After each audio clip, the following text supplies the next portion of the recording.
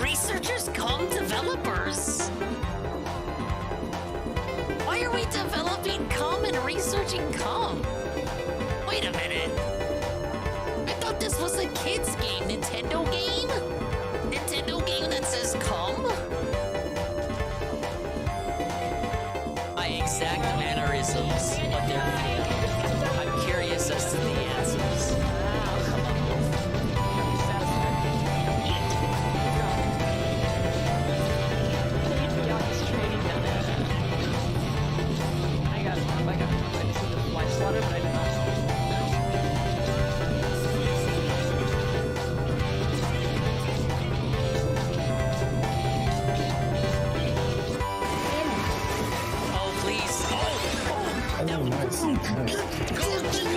Go!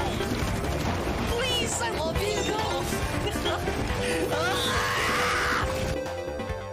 That's right, idiots. If you didn't hear the good news... Sometimes you gotta wonder if people are trolling. Shut up! Like, I literally just said 3 times, all I need to know is where the amulet is. And he goes, well, the quest is supposed to have waypoints. I don't care about that. I need to know, where is the amulet? And he just keeps saying, well, the quest is... You read where the amulet is! You read where it was! Okay, what's the name of the quest? I'm just gonna look it up myself. What's the name of the quest? It's called Lifting the Veil. Okay, I'll look it up. You read where it was! Yeah, it is. Austin Technicolor. What is this place? It's gonna be the rest of your life. The best stream ever. After like 10 other people. I don't know why. Banana, tasty banana, squeeze and peel, it comes in denim. Put banana in my mouth, squeeze banana. Whoa, it's Aunt Lee. Put banana in my mouth. Great timing considering the shout out we got. Banana. Put banana in my mouth. Should I? No, no. I didn't see one. The fuck, Frank? I don't know if Corey got the pictures, but I never got one. That's why you got banned. But I don't think I'm going to like him when he comes, but... Imagine if Derek sent that to DSP. I would be making fun of a comment like that. So Jen came back around mid-May 2015, and she... Oh, I'm the Juggernaut! I'm the Juggernaut! Dingus picking up all the ladies. Yeah, we're gonna take a fucking bingo night. I mean, as far as I know, it's going to be 19. Oh, you remind me of my grandson, kiddo. Yeah, whatever, Grim. Are you gonna put out or what? Hey, Ann, what's up, big sexy? Like, dude, you would be so weirded out. Like, what is Dingus doing?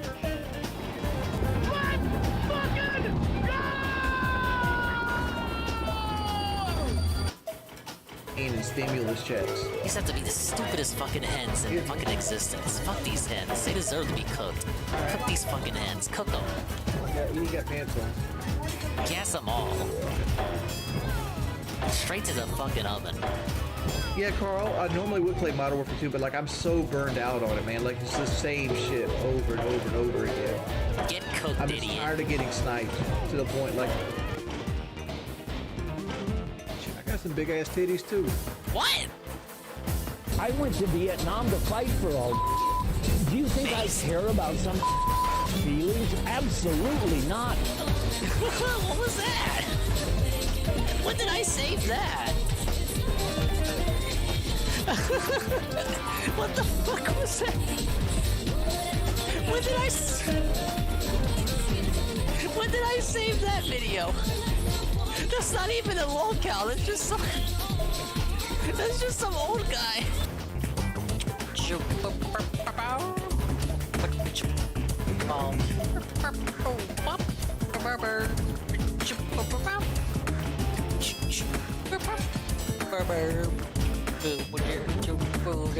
Oh, oh yeah.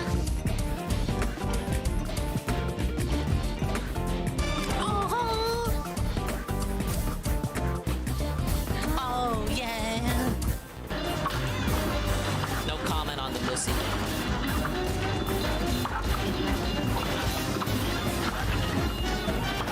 Where's the puppy? Nope. Puppy fell.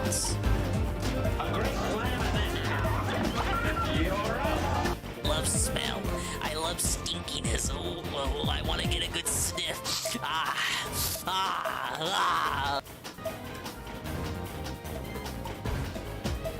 What? Did he say come? Researchers come developers. Why are we developing cum and researching cum? Wait a minute. I thought this was a kid's game. Nintendo game? Nintendo game that says cum? Alright. I'm And gonna whip this.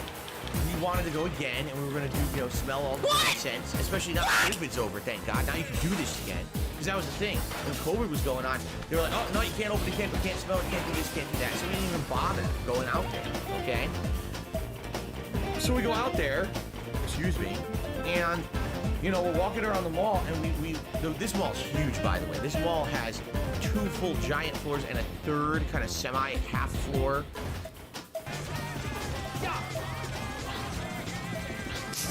He shot my. That's literally what happened, though. He shot my car up. The monkey shot my car up. When has that ever happened? In any? When have you ever been able to say that monkey shot my car up? Like monkeys shouldn't even be carrying guns in the first place. He comes and shoots my car up. I literally just paid that car off. Thank God I have the ability to respawn them.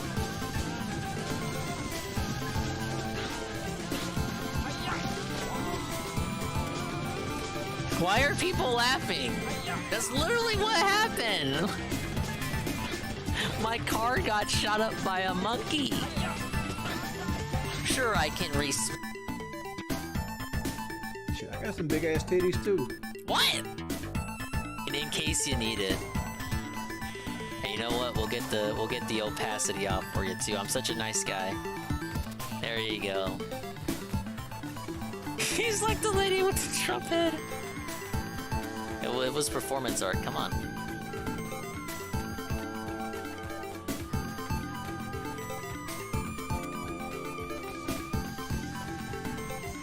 Alright, well guess what, pimp? I gotta make even more eggs. Today, a high-ranking researcher asked me to take care of a new monster. It looks like a gorilla without any skin. And that, I guess, the opposite of expand dog? It'll be like... recede dog.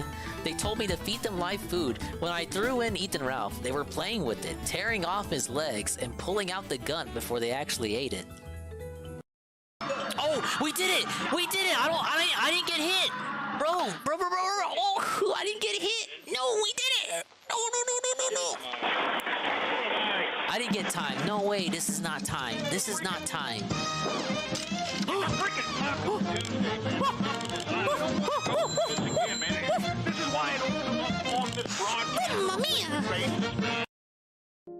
Pharaoh's Anonymous. Pinky is so hot.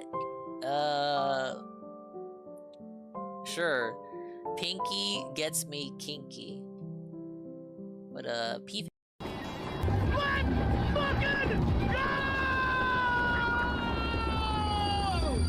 I went to Vietnam to fight for all. Do you think I care about some feelings? Absolutely not. What was that? When did I save that? What the fuck was that? When did I save that video? That's not even a lolcow. That's just some old guy. Going to check. Remember when Tevin said he would never go on Trovo? He has an account there just to have an account, but he's never gonna use it. But then he was like, oh, what if I did use it? That's my Tevin voice. Now he's going on Trovo, and all it took was me disabling shoutouts because he wanted to do shoutouts in my stream. Because I did one shoutout on his YouTube stream for a guy nobody likes. Share it to your internet, man. I'll send some good vibes, bro. Good vibes won't get me through the day. Jackson asked the following. What is up, Phil? You experiencing a heat wave in Seattle, Washington, and upstate New York where I live. It is hot, but not to the extent as it is in other parts of the country. Full-on heat wave starts, I believe, Tuesday, unless they changed it. I'm about to quit out. These weathermen He's doing the weather segment. I'm basically done with it. I'm literally done with it. It was in the 80s. The weather Then it segment. cooled down a bit. Okay, so it never really truly hit super, super hot today. Tomorrow it's only going to be in the 70s, then in the 80s again on. 巨人を止めよう。ここを通してはならん。突破させない。守りきるよ。やだ。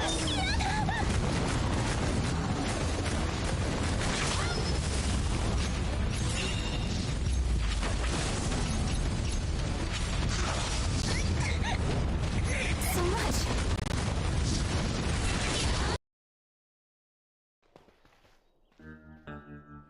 All right, look at my little buddy coming through like a champ. These Titan poke.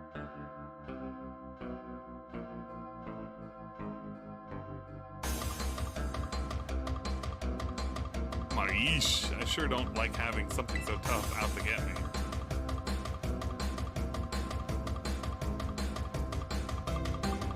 That was... You guys saw that on the left, right? What the fuck was that? Quick, let's have a look around before it comes back.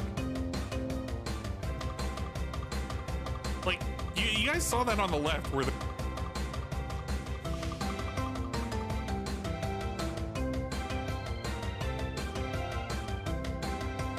It was like a little line? It was like a little yellow line. Just happens. Hi, hello, thank you. This thing. I don't know what happened. Internet? It should be fine. I'm plugged in directly to the thing. I am here. I've been here. I never left. And what's up, Big Sexy? Like, dude, you would be so weirded out. Like, what is Dingus doing? Fuck! No! Fuck! The problem is, down is up, and up is down. Down is up, and up is down. It had nothing to do with the fucking game. Down is up. I did it. Literally, I won. Wait, what? No, I thought I lost. I won? I won. Wait, I won. I won.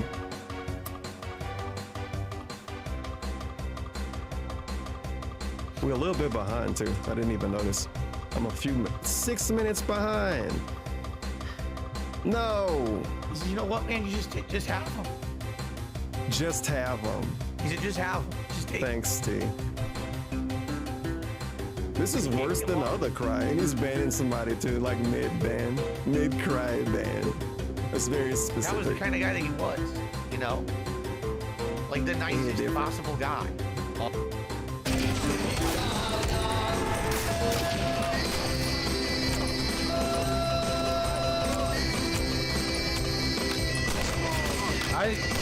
There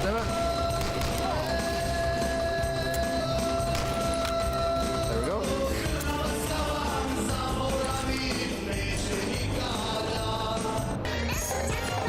Ladies and gentlemen, Garfield and friends. We're ready to party. We're ready. I hope you bring lots of spaghetti. I'm scared. Come on in, come to the place where fun never ends. Come on in, it's time to party with Garfield and friends. Dancing, fiesta, romancing, siesta, samba, la bamba.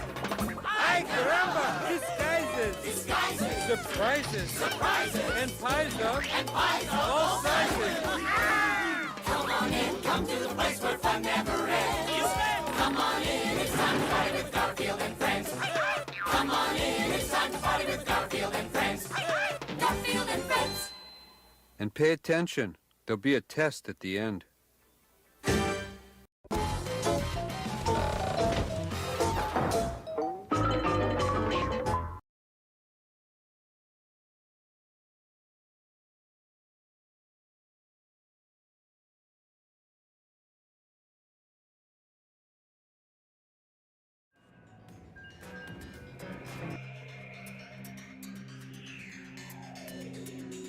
I have to unmute if I want to start talking. Well, hello everybody. Hello, hello, hello, and welcome.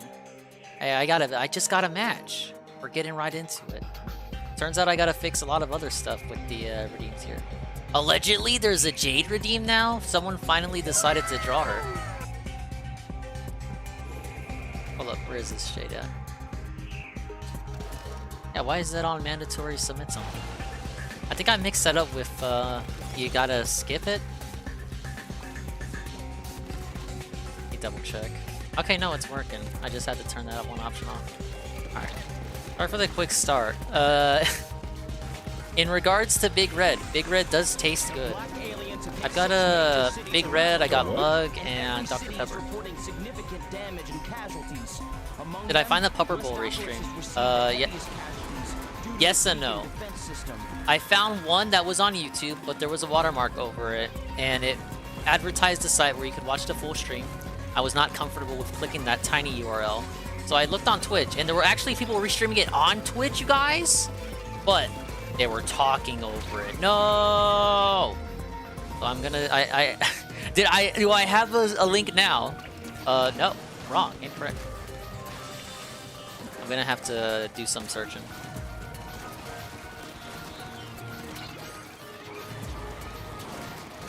Don't worry, we'll watch it. I need puppers. Like, I want to watch the puppers as much as you guys do. Like, the show's over. It's been done. But we can catch the VOD. If you guys want to find the link for me while I play the game, that's cool too.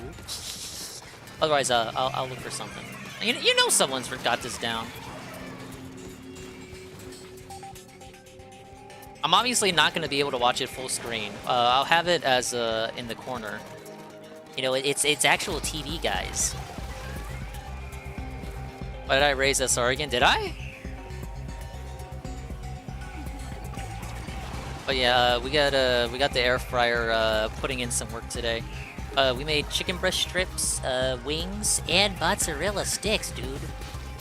I never want to use the air fryer again. Just kidding, I do. It's amazing. And cleanup isn't even as bad as DSP claims it is. But maybe my air fryer is just smaller than his. Who knows? Couldn't be me. Cooking with the dinger. Now see, yeah, that's the first part. The bad part is eating with the dinger. It's right in front of me. I got the mozzarella sticks and the chicken breast strips, and I got the wings, but I'm not gonna be able to eat them because I'm playing a high-intense action game. I can't just pause the squid action. That's not how it works. Appreciate the puppy bowl love, Iggle Wiggle. If you want to know who Team Ruff and Team Fluff are, Team Fluff and Ruff, they are the competing teams on this year's Puppy Bowl. So show your Fluff or Ruff love using the Puppy Bowl redeem. Yes! Limited time. Also, too, I have a video from Bashe. Behind the scenes, Bashe wants me to look at this. Bashe wants me to look at this. It's a video of Kelly. Kelly is now a pastor or something. Well, she's been a pastor. We finally have footage of her, one of her sermons. Pretty interesting. How delightful to be somewhere so lively. Pick up UNFW. Ray with a party of one. I gotta get so much stuff fixed. Hold up. The ladies gotta be fixed. I really jumped into it because I just got back with the food. So I was like, oh shit. The 10 minutes, my 10-minute buffer is up. I gotta start talking. Please understand, you guys. Alright, we'll give it another match, and then we'll put up the Kelly video.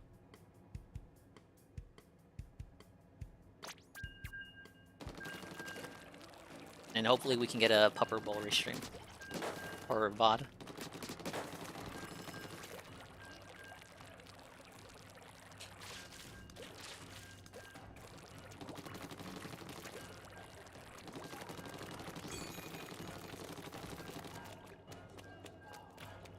How underwhelmed was I during DSP's big announcement? Very underwhelmed. I had to. I didn't want to endure it in full, but I got suckered in by Almighty _Tevin.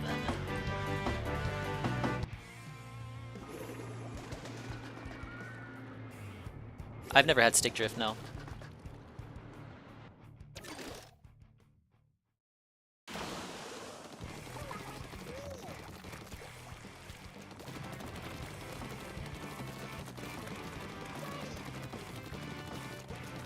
Everyone knew it was a React channel. Yeah, who the fuck could have?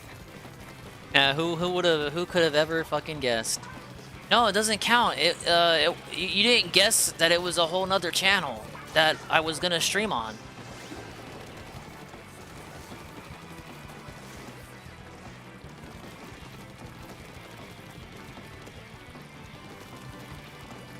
Yes, Luigi won. Oh, shit. Another raid. Big ups, Ludwig World Order. The raid with a party at 21. I actually have to call out everyone's name. I haven't done that yet. I jumped straight into the gameplay for once. There was no pre-stream preamble. Thanks to all the food I had just made. Thank you for the raid, Ludwig. Welcome to the Splatoon Chill. I understand a lot of you may want to watch the Super Bowl. We're not gonna watch that here, but I can show you the Pupperb Bowl, which is already concluded, but hopefully we can pick up a lot of it. And I need to see Kelly. If you guys don't know, I don't know if this was seen on the lewd stream, but Kelly, a video leaked of Kelly at the Conway Church, and I was requested to look at it by Bashe the Game. She apparently she's a very energetic pastor. Or whatever the fucking role. The deacon? The lady deacon? I'm not a Christian, you guys.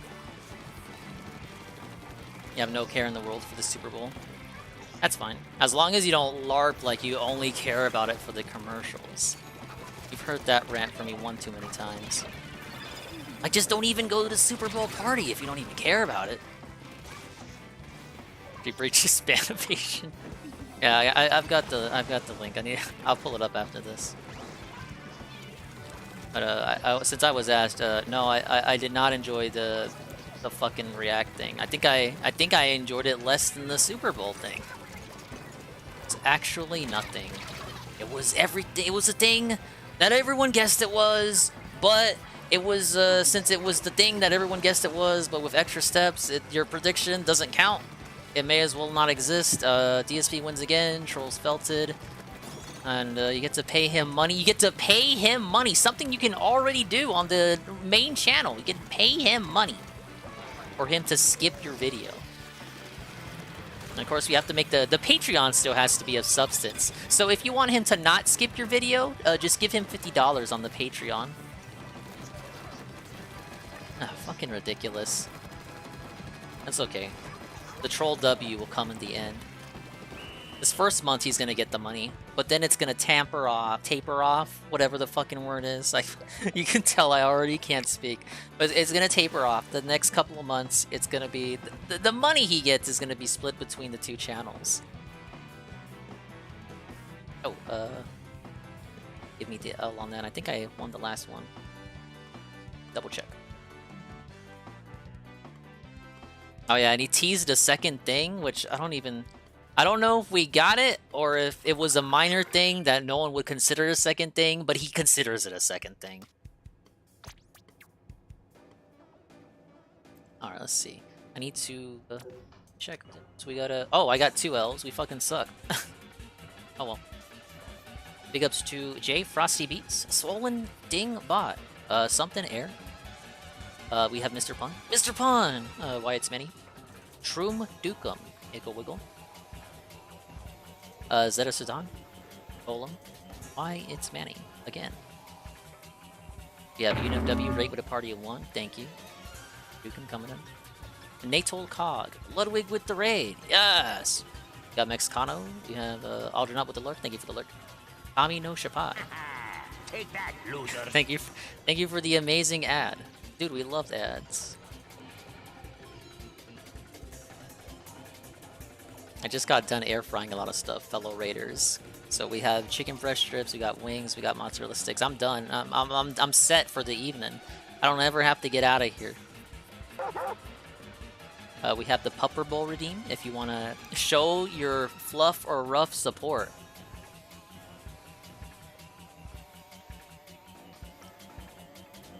Haven't watched DSP after the last 2 days, so don't. It was a complete fucking waste. You're a degenerate gambler and preoccupied. Oh, we'll do a Super Bowl thing. Yeah, we can do a Super Bowl bet.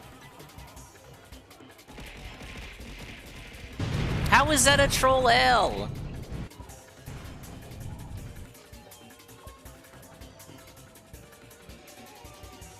Gaslighting like it's not. Yeah. Complete gaslight. Thank you for the lurk, Mexicano. Okay, sorry, I'm catching up. Alright, thank you guys. Let's do a prediction, fuck it. Who's gonna win, you guys?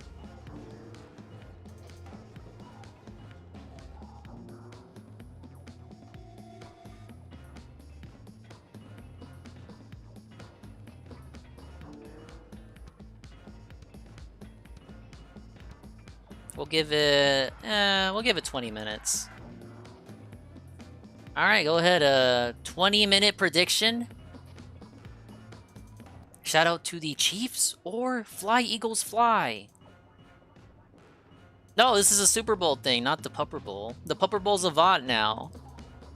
People would actually cheat that one.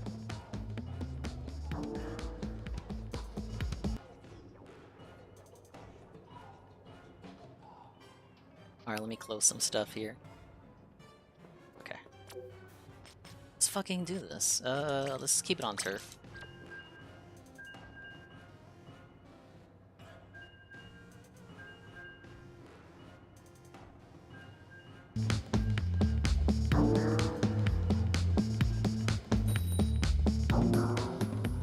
I think the MSI is already crying, so I gotta be on my best behavior.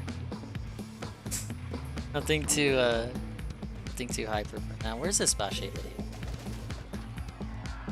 Kelly at the church. Here it is. Alright, it's a YouTube video. Great. Thought it was an MP.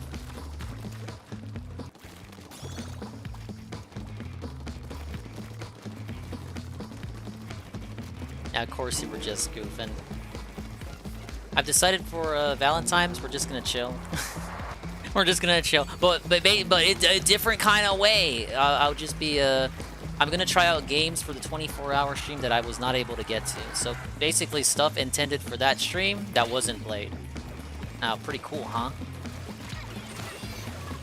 You can come here and chill if you have nothing to do. No hot dates or sweet dates with the misses of your designation. Trying to catch some Netflix and chill.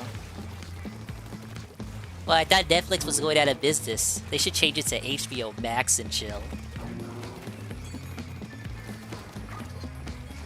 What? You're not gonna chill with Mrs. Shroom? There's gotta be a Duchess, right? Shroom Duchess? You got work, so you're doing nothing.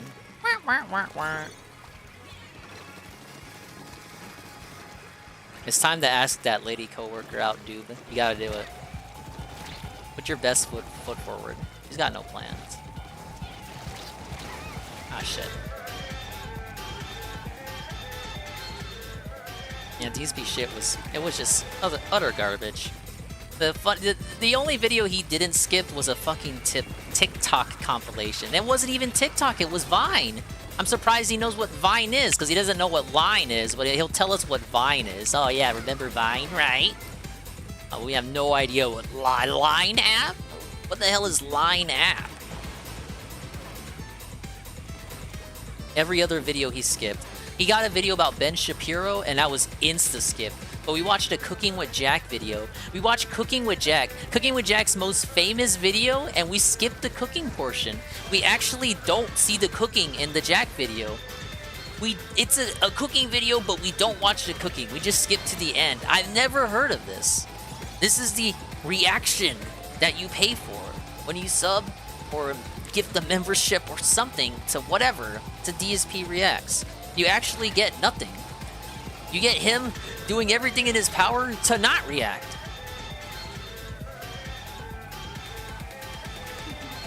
Why would you not watch a Ben Shapiro? I don't even know.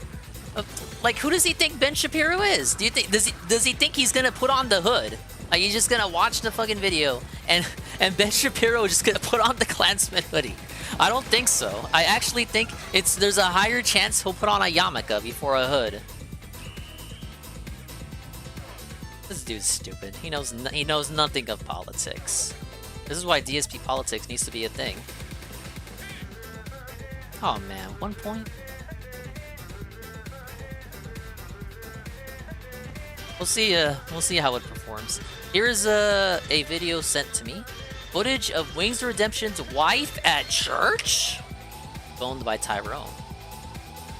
So Smelly Kelly is showing her stuff at the church.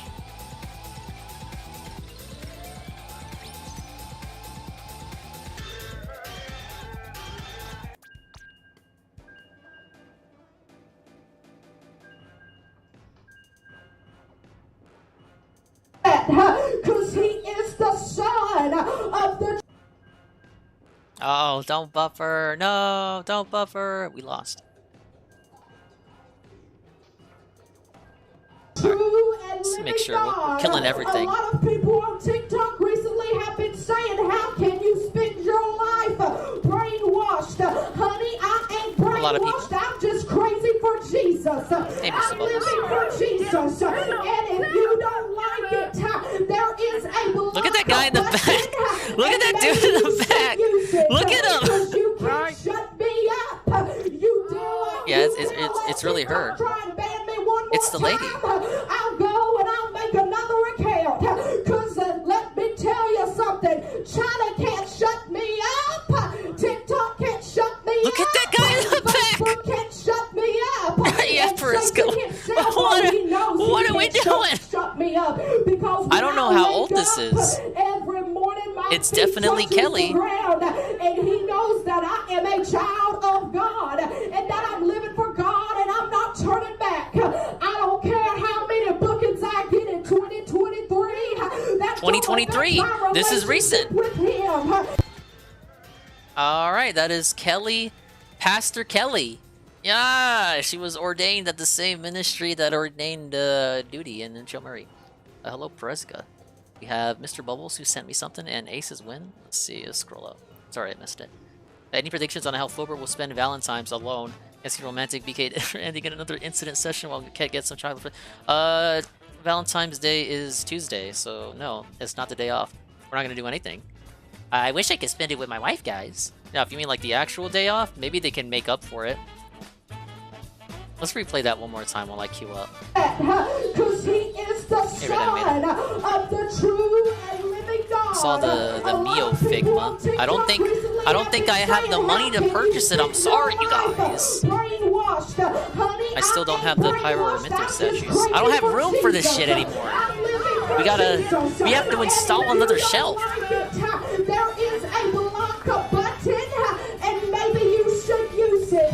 Cause you can shut me up. You dare let TikTok try and ban me one more Just buy Nendoroids? I do. I have a Marf and female corn.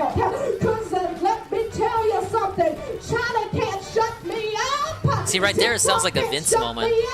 Straight out of a script Vince would have wrote. Let me tell you something. Yes.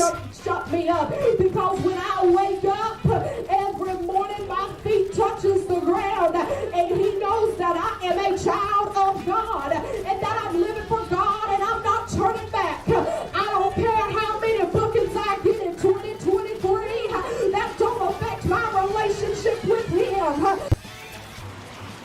And yeah, that's Kelly. Why does she act like a zombie on the stream? Maybe because she's out of energy. Like, listen to her. She's wheezing. Like, at least I have a reason to wheeze. And at least I mute when I need to wheeze, you guys. But listen to her. She's out of breath. She can't speak. No, we lost. We have a prediction going. Who has it in the bag? The Chiefs or Fly Eagles Fly? You missed it. Oh my god. We'll play it one more. Just for NATO COD. What the fuck? It'll be small. Cause he is the son of the true and living God. A lot of people on TikTok recently have been saying, how can you spend your life brainwashed? Honey, I ain't brainwashed. I'm just crazy for Jesus. I'm living for That's Jesus. a kind of brainwashing, Kelly. And if you don't like it, there is a block button, and maybe you should use it. Cause you can shut me up. Pastor Derek should take notes. You dare let TikTok try to ban me one more time, I'll go and I'll make another account. Cause let me tell you something. She sounds like me. Get out of here. Shut me up. TikTok can't shut me up. Facebook can't shut me up. Let me tell you something, brother. Oh, he knows he can't shut me up. Because when I wake up every morning, my feet touches the ground. And he knows that I am a child of God. And that I'm living for God. And I'm not turning back. I don't care how many bookings I get in 2023. That don't affect my relationship with him. I don't get what the sermon was. China? Why are we putting on sermons about China? I don't even understand. Because the Chinese aren't Christians? What does that have to do with TikTok? What? What the fuck is going on in Conway? What happens when you don't have Raising Cane's in Conway?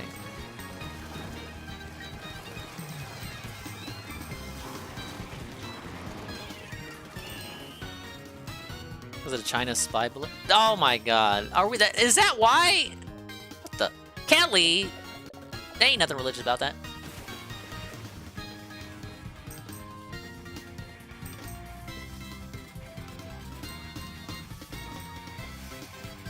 Alright, victory. Bringing it back.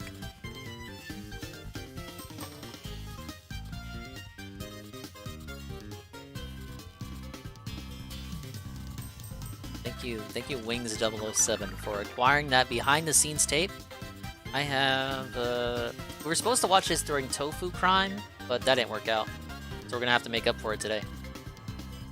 And maybe I can finally eat some of these fucking chicken strips. We're not playing it again! On March 24th, 2022, Clark County Then I'll do my Public best to find Commissioner the Robert Tallis would upload this video to his newly created YouTube channel in response to a series of allegations that were made against him. Hello, I'm Rob Tallis, and I'm your Clark County Public Administrator. A few years ago, when I started my first term, I found a disturbing situation at the office. I know. Unfortunately, I found that there were cases that weren't being closed and hadn't been closed for years. I also found that checks to families were waiting to go out so long that the checks went stale before the families could get them. Tragically, there were even situations where the family members died before they could receive their own checks. But I'm very happy to say that we've turned that all around under my leadership. My staff and I have increased our customer service levels. We are now closing cases, and we are also making sure that checks get in the hands of families even faster. And we do it for you. I'd like to ask you for your help now. I'd like to ask you to please be sure to vote for me in this year's election. Please be sure to tell your friends and family about it. This is an important race, and I need your help. I'm Rob Tallis, and I'm running for Clark County Public Administrator. Thank you. What a position. No, it's not I am Dino Rob Tallis, Nuggies. and I approve this message. Only to, 6 months later, be sitting in prison for murder. Welcome back to another episode of Dreading. Or, if this is your first time seeing I thought my that guy channel, was going to be welcome. the victim. Today we are going to be shit. covering the currently developing case of Jeff Gehrman and how his reporting on political corruption resulted in his death. This topic was sent to me from one of my longest running subscribers, who said she lived near Tallis and wanted to see this entire situation covered. They had a personal experience with the man who is being charged with the crime, and if what they say is true, this trial will be incredibly interesting to watch. This case has mostly been reported on by one paper, the Las Vegas Journal-Review, but hasn't been covered as in-depth by outside sources, which made this video a bit more difficult to produce. As this case is still currently developing, I plan on making Even though part 2 local to this elections video are more when more important, information but becomes whatever. available. This Paper's video soon. was being made Yeah, we're prior on to the the Splatoon trial grind. of Robert Tallis. I'm sorry, guys, I And was while gonna we will do be going over Splatfest the last evidence few hours against of him, Splatfest, which points but to him being guilty the of DSP murder, thing he came is up. innocent until proven guilty in the eyes of the I thought it law. was gonna be a If nothing there's a case burger. you would like to see on this Instead, channel, I let me know by leaving a comment down below or emailing me at got too lost in the sauce. dreading.official@gmail.com. With all of that out of the way, let us begin.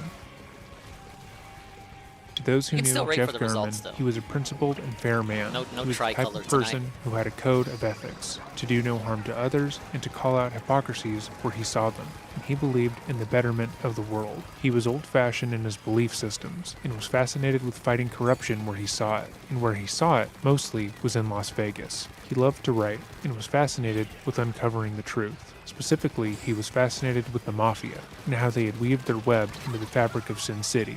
In 2001, Jeff would publish his novel, Murder in Sin City, The Death of a Casino Boss, which was highly praised. He had a deft way of drawing his readers in, getting them invested in the story he was telling, and taking them exactly where he wanted to go. In 2020, Jeff would go on to write and host the podcast Mobbed Up, The Fight for Las Vegas, which was a collaboration between the Las Vegas Review-Journal, where he worked, and the Mob Museum. In the podcast, he would discuss the mob's sordid history with the city.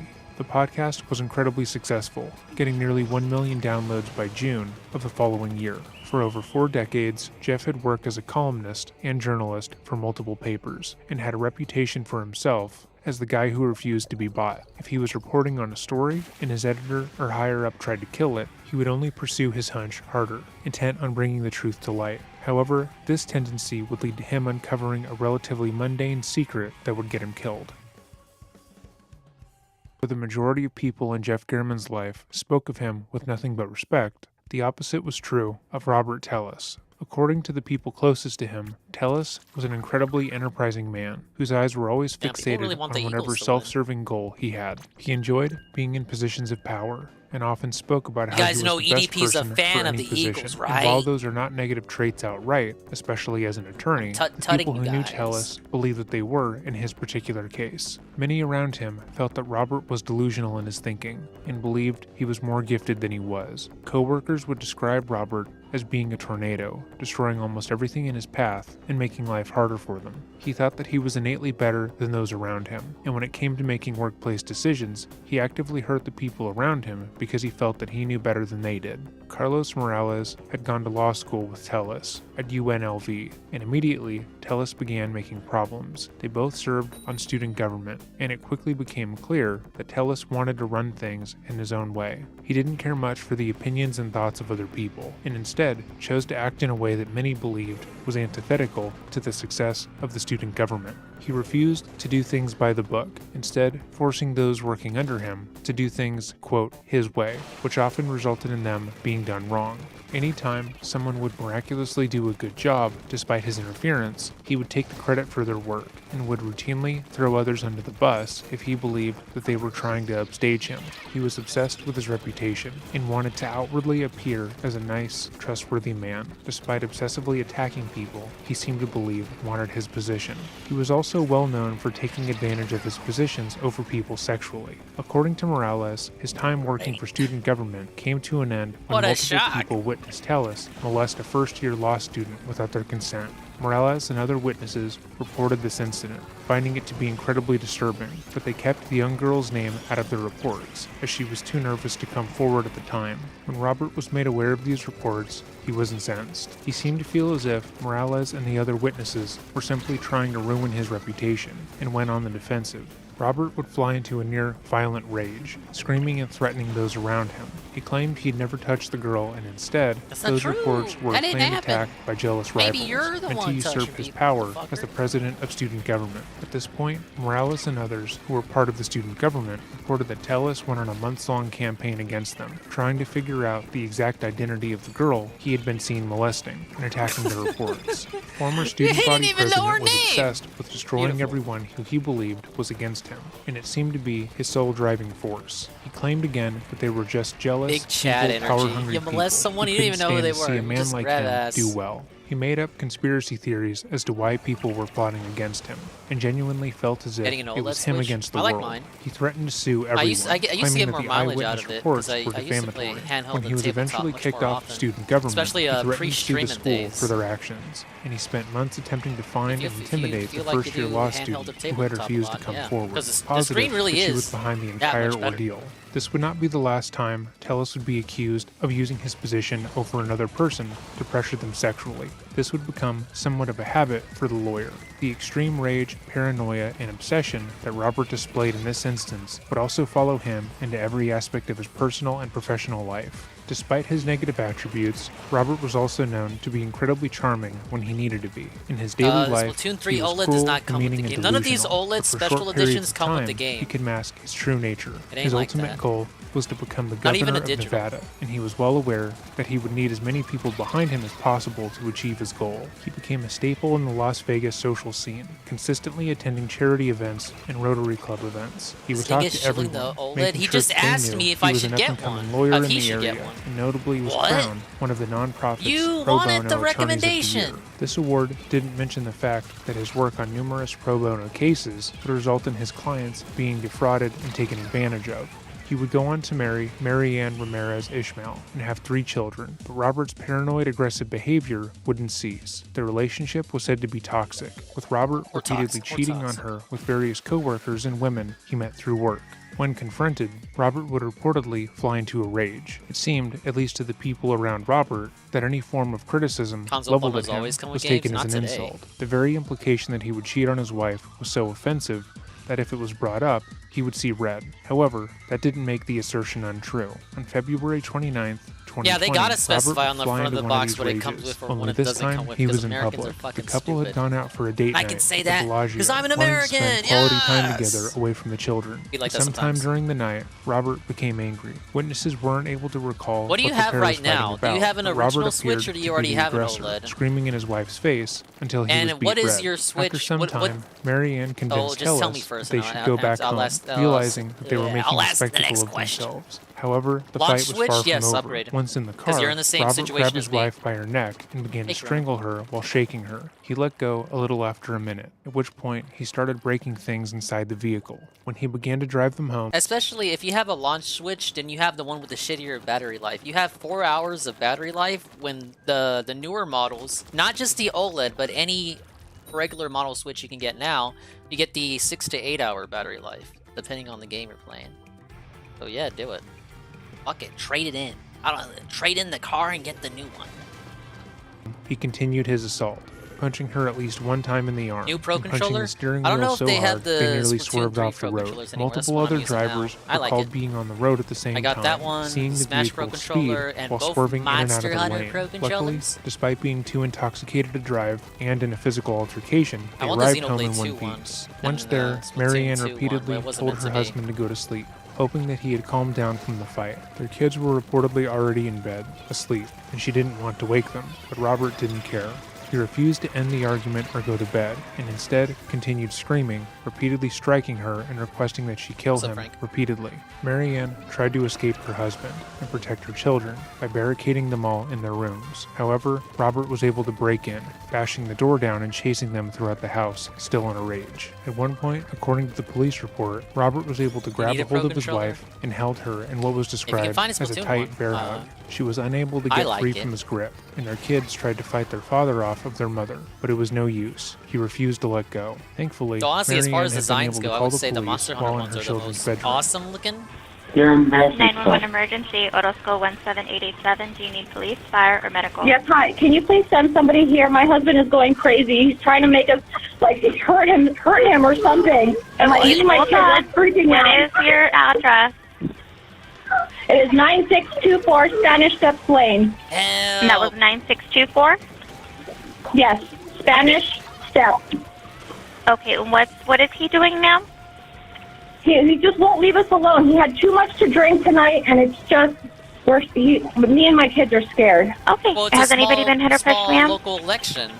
Well, he tried to hurt You me, could but probably win if you go in. that no was, one it's fucking fine. He hasn't votes. touched me since. No, I didn't pick nobody needs an ambulance? No ambulance. Just somebody to come. Okay, I'm going to calm go him ahead down and or take somebody something. out there. I already have the call set Great. up, okay? Now, what's your Thank husband's you so much. name? Rob. Rob?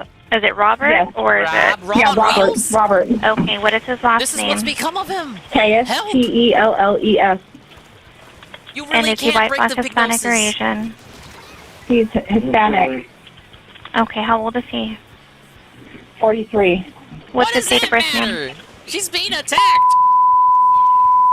76. Ow. All right, now he's calmed Right in down my now that he knows I'm ears. talking to you. How tall is he approximately? 5'7". Thin, medium, heavy build? Medium. What color clothing does he have on today? He's just wearing a burgundy dress shirt and boxers. Okay, and besides the drinking, has he been doing any drugs or does he have any weapons on him? Part of me thinks the questions are just to waste time to kind of get him to calm down. Because the police aren't instantly going to be there. May. Just asking M-A-E. meaningless details. And your last name, Well, you know, could be relevant later on during the investigation. Ismael. I'm sorry, spell They it probably for me just wanted to again? calm down. Ismael. Thank you. And a good phone number? This number. Thank you. Okay. And you said he's calmed down right now? Yeah, now he's calmed down. He's putting his pants on. I think he might good leave. excuse to eat. Okay. If he does leave, what color, make, and model is the vehicle he would be leaving in? A brown BMW X3. Wait, BMW? Is it a 2-door, 4-door? This could really be Rob Is it older or newer? Newer. Okay. Do you know the plate number by any chance? I don't. No worries. It's fine. Okay. I do have a call set up. If he does happen to leave, just give us a call back to let us know. And, you know, if you know where he's going or what direction he's leaving in, just give us that information as well, okay? But I do have a call set up for officers to respond. Okay, thank you. Thank you, ma'am. Bye-bye. Bye. The following is the police body cam footage from his arrest. Shit, we get body cam footage? Hey, Ivan. Did I like the React channel? No, I did not like the reveal. I had to... I didn't even want to watch it. I had the Tevin thing on, and then... I don't know, it got to a point where he was just... He started watching the videos. So I hopped on a call with Rydrake and Piece of Peace and Kinda Sad, and some others, Trash Man and Guy with Two Names, so we kind of just endured it together. I would not have been able to do that alone. But big ups to them and anyone else who was in that call. Was able to suffer through the chicanery. Because I didn't hit anybody. Who did I hit? Who did I hit? Man, he is wasted. I didn't hit anybody. This is like... But no, I did not have fun watching him skip videos. Take me down because I'm a public official. No, we don't. I didn't hit anybody. I'm an elected official, you guys. Take me down because I am a public official. Hey, Billy. You just want to take me down because I'm a public official. I did not touch anybody. It's collusion. I am just being approached and... But you guys want to take me down because I'm a public official. That's it. I'm a public official. I'm sure your supervisors will love to see this bloody damage when they see it. I'm a public official, and that's all you want to do is take me down for being a public official. Oh, you bought it? Cool. Why did you take me down? I haven't touched anybody. I haven't hurt anybody. It looks like it's You can boot up with Ann for the next Splatfest. You guys want to take me down. I haven't touched anybody. This is my home. I haven't hurt anybody. I haven't touched anybody. I love my family. I love my wife. I love my wife. Take me down. That's all it is. Why are you taking me away from my friggin' house? Why do you have any suspicious... Sit back. I'm... Why do you have any cost to take me home? Why do you have any cost to take me? You are home. The car hasn't started yet. Do you have any yet. cost to take me? Brian, do you have any cost to You learn how to play first? That's alright. Yeah, that makes sense. Play the single player if you want to get honed in. You can't just jump into multiplayer. I'm telling you, you're gonna be like DSP, you're gonna flop around and flounder. These kids don't fuck around on this game. Just start single player, and you'll understand really quick how to play. Hey, you know, thank you for the vid redeem. I'm just telling you too. I haven't touched anyone. I have not touched anyone.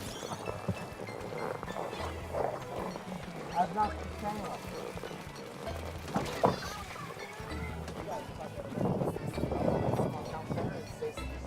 Hold on. Palate cleanser? Alright. Take a look at it. This event should have been the end of his career. A public servant had assaulted his wife and terrorized his children, but instead, this instance was swept under the rug. He was able to get the domestic violence charge down, and the issue was never publicized. That is, until 2022. Tell us. Let's go ahead and call the case. Robert, tell us C1226980A and B. I'm an elected official. Thank you, resolved. Okay. We're going to submit on the B count. B as in boy? Yes, Judge. Okay. There will be a 90-day suspended sentence with a 6-month fraud stay out of trouble order. The defendant will do the corrective thinking course, pay a bail forfeiture in the amount of $418, and if successful, the charge will be dismissed. Count A is dismissed today pursuant to negotiations based on... I want to try to do 10 levels every segment, Mr. because I Goodman, have is to that get a to level correct statement of the 99 before the end resolution? of the month. And as you guys know, I lose a couple of days on this particular tell month, us, so are you I have agreeable even less with this time to do that. You do have the right to have a trial where the prosecution has the burden of proving the case beyond a reasonable doubt. goal By tonight accepting is the level resolution, 80. Obviously, you're giving up that right. Do you understand that? Yeah. Do you have any questions before I make it official? All right. As such, sir, this will be what we call a submittal on the record for the original charge of resisting a public officer, requiring you to Hey, the do, same thing Ralph got clocked for. basically 3 things over the next 6 months. First thing you'll need to do is stay out of trouble, and we call that a broad stay. At least this guy didn't try to punch the No cop. arrests, no citations. You'll have to attend, pay for, and complete the. I'm sorry if the corrective audio for the thinking court is in class, the which right in your given right online. ear. It's It not costs me, I $60. tell you. You also need to post $418. We call this a bail forfeiture amount, but basically it's a fine to you in that amount, $418. And if you do all these things, you'll get the best result that you can get out of the criminal matter, and that is the dismissal. If you fail, you will have the conviction of resisting a public officer without the benefit of trial, as well as 90 days of jail. 90 days. Just make sure that's what you've agreed to again, correct? Yes, sir. It's a good deal. Keep it in your hands, out of mine. Agreed? Agreed. All right. We'll go ahead and get you that 6-month return date. The A charge, as discussed, will be dismissed. I guess he didn't kill anyone yet. March 30th, 2021 at 8:30. We'll go ahead and get you the return slip. Do we get the referrals?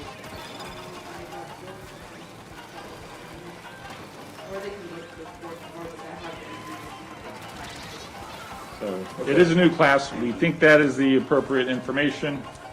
And good luck.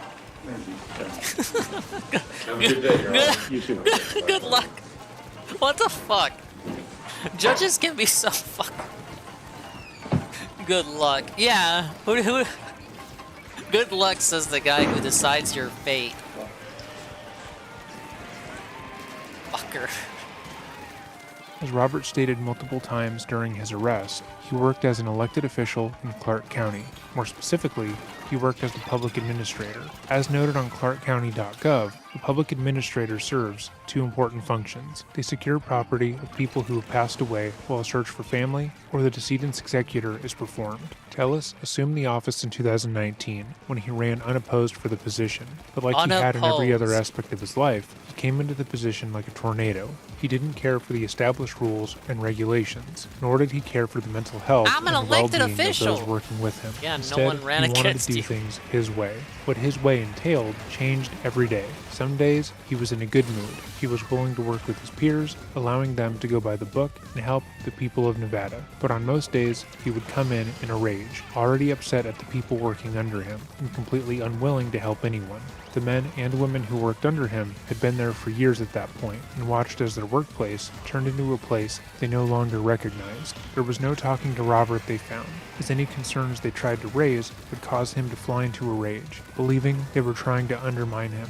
The environment Talk got about so king of bad the that at numerous anthill. points, his employees tried to go over his head and complain to the higher-ups about what Robert was doing. probably They common, wanted someone honestly, to come in and guide Robert when it comes and to inform locally him elected that the way he officials. was behaving wasn't Give them a little bit of appropriate, power and and teach they him feel how to like, create a you cohesive know, they're work a fed. environment. But even then, nothing was done. The only way that they could improve their workplace, they were told, was to either run against him in the upcoming election or to get him removed from office. Feeling as if they had nowhere else to go, multiple of Robert's employees would resolve to talk to a man that they felt was able to showcase Robert's negative behavior for what it was, and that man was Jeff Gehrman. On May 16, 2022, Jeff published his article, County Office in Turmoil with Secret Video and Claims of Bullying.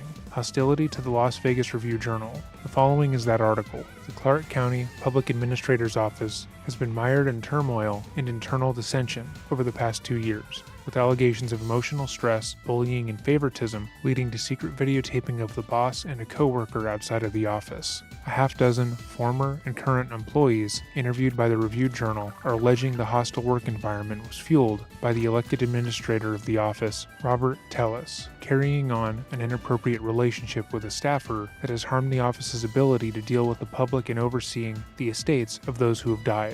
The staffer, Roberta Lee Cometh, 45, has acted in some cases as an office supervisor beyond her assigned duties as one of the several estate coordinators because of her favored status with Tellis, the employee said. Because of the brewing animosity, the top supervisor under Tellis, Rita Reed, decided to run against him in this year's Democratic primary, and several employees took the bold step of secretly videotaping Tellis and Lee Cometh meeting in the back seat of her car at a parking garage Democratic, to show proof of the relationship. Nah.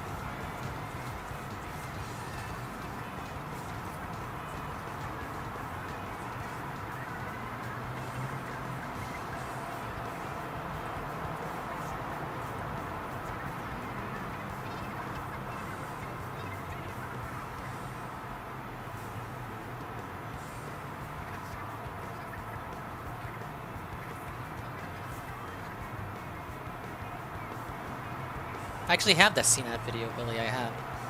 Oh, there he is. Look, there he is. Exposed. Exposed. Exposed.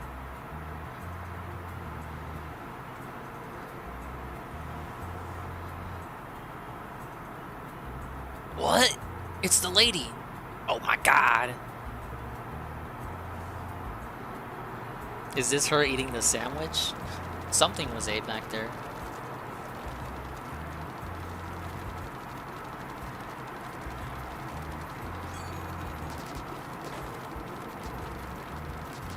The video is kind of weird without the context, I gotta say.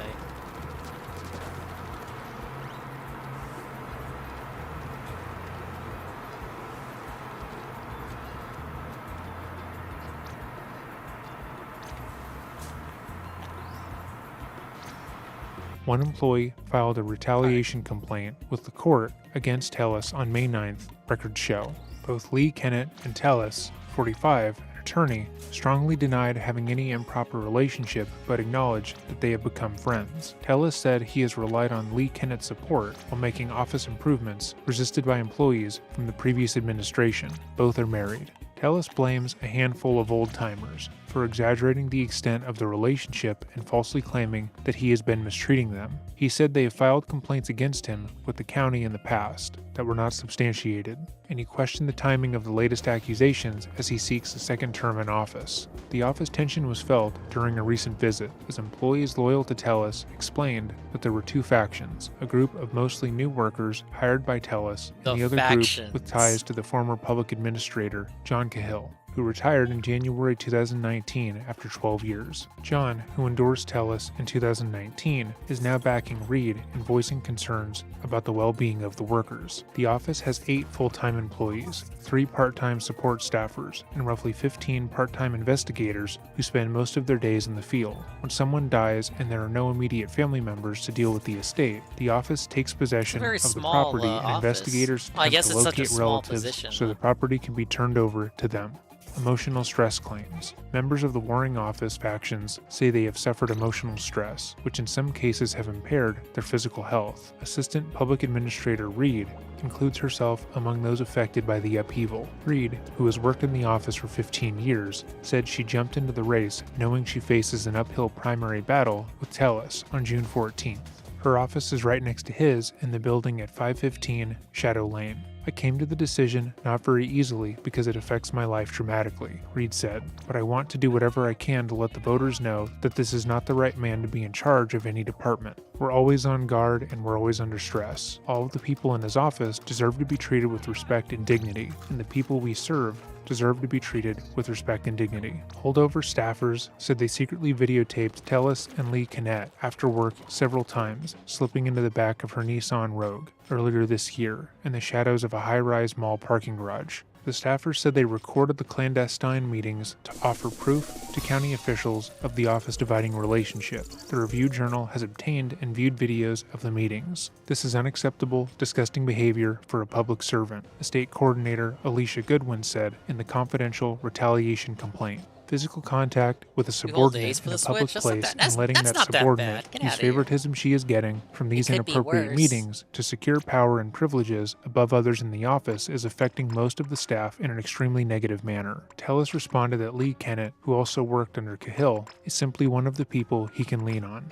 while he has tried to change the office atmosphere. He said he caught Reed spying on him in the past, an allegation she denied. Both Tellis and Lee Cometh acknowledged driving separately to the parking structure at the Las Vegas North Premium Outlets Mall several times earlier this year and entering the backseat of her car. They said they only talked about the problems in the office and only hugged each other. Inappropriate relationship denied. I think it's horrible that they recorded this, and they're trying to destroy my life and my marriage when I'm actually infinitely in love with my wife, Tellis said. I was trying to get things off my chest with someone who understands, and now it's being framed as though I'm cheating on my wife. Lee Cometh added, I have not had an inappropriate relationship with him. I would not be friends with a man who thinks he's going to have an inappropriate relationship with me. When asked why the duo didn't go to lunch or somewhere else, less secretive, to privately discuss work, Lee Cometh said they can't do that without someone in the office making assumptions about them. She said she suggested going to the backseat of the car because she wanted to make sure Tellis would listen to her concerns face to face. Tellis said the meeting location, which is across the street from the Clark County Government Center on South Grand Central Parkway, probably was chosen out of paranoia because of the discord in the office.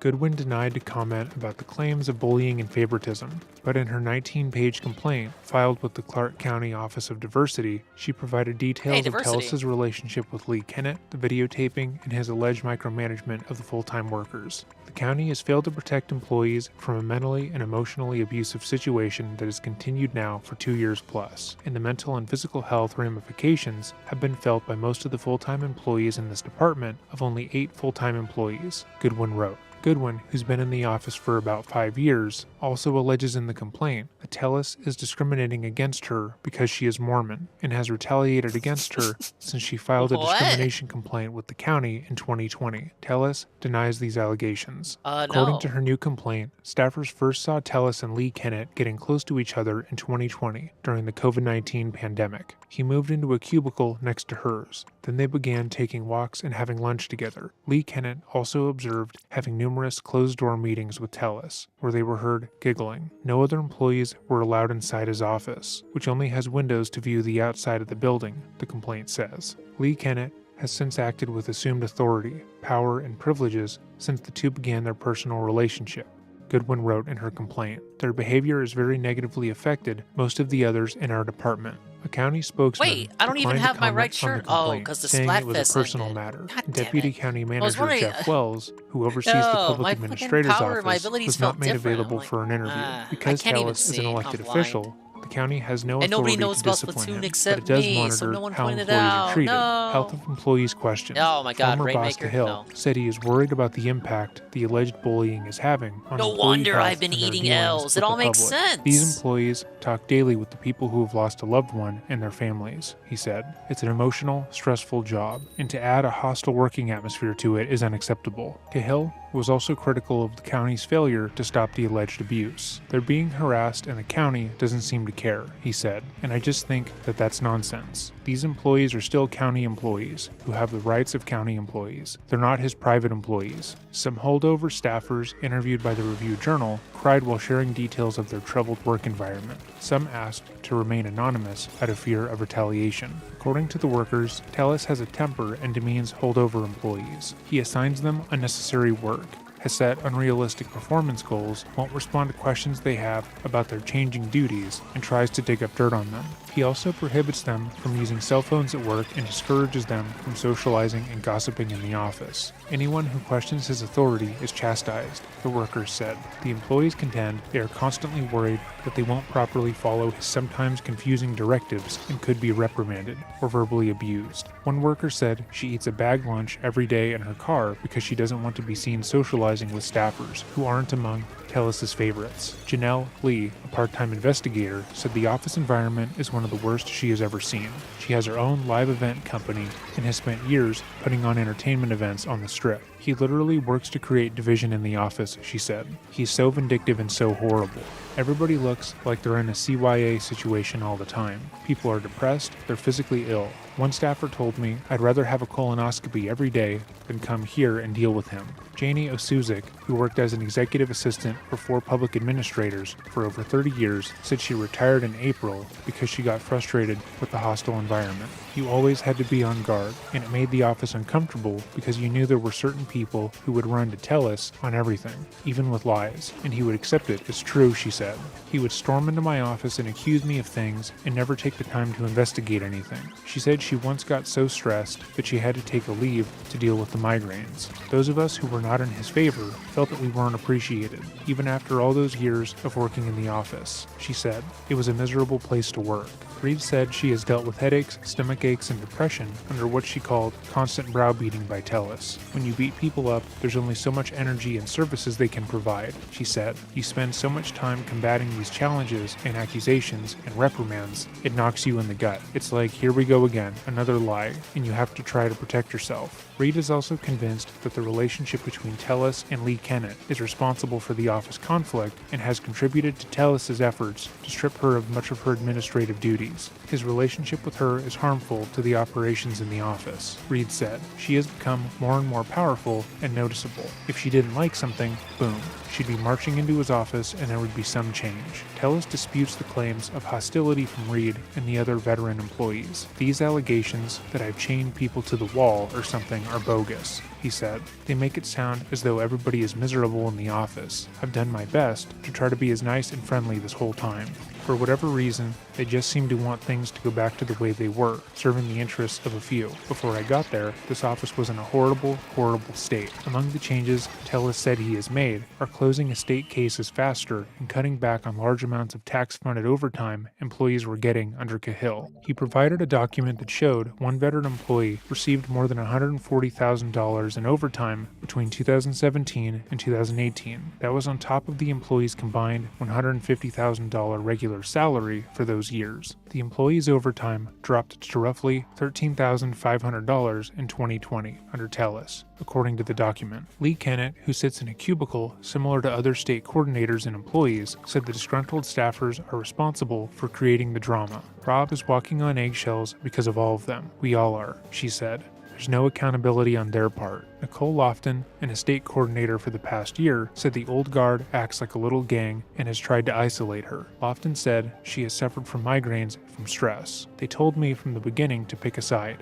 she said, adding that Tellus does everything he can to help her succeed while the other group wants her to fail. Ariana Payne, another Tellus loyalist who works as a full-time office assistant, said that she has seen the increased production of The Office. The Office is running a lot smoother, she said. We're closing a lot of cases. But she said there's also been a definite divide. There's talk of them versus us, and it shouldn't be that way. We have a duty to do. Alicia Goodwin provides details on her retaliation complaint of what employees claimed they saw when they observed Tellus and Lee Kennett at the Premium Outlets parking structure between February and March. We were then able to take photos and video from afar, Goodwin writes. We also were able to secure several instances where they met up in a parking garage, driving separately in their individual vehicles and staying from 1.5 to 2.5 hours on each visit. In one video, the footage shows Tellus and Lee Kennett in the back seat of her Nissan Rogue. The video appears to show abilities two are heads tied through to the the black clothes window you buy. joining together before the couple leaves the back seat. Tellus leaves first, You might have walking lost. away without looking back.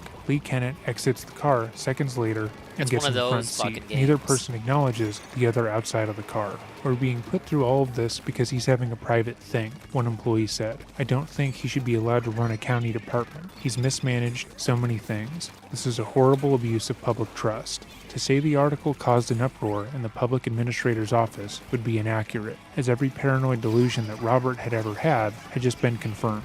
Despite the video Hello, showing him and partnered his streamer subordinate in a and compromising Lee. position, the testimony of his staff, and the proof of his unprofessional behavior, Robert felt Welcome as to the if Splat he Show. was being unjustly penalized. He was being attacked and criticized, You get set not abilities because he did to anything close wrong, only but with because he the was surrounded by items you get from opportunistic the snakes Splatfest event. who all wanted what he had. He seemed entirely And in order to unable do that, process you he had need done anything wrong you in need this items situation of and responded to the claims with items. They're anger. called The ability article chunks. You had need served enough its of these purpose, items though, as it to brought get the Robert's ability unprofessional to do behavior that to the service public's for that attention, ability. sparking an investigation done by Tellus's superiors. In order to verify that the claims made in the article were true, they placed Mike Murphy in the office. That way, he could observe what the working conditions were like.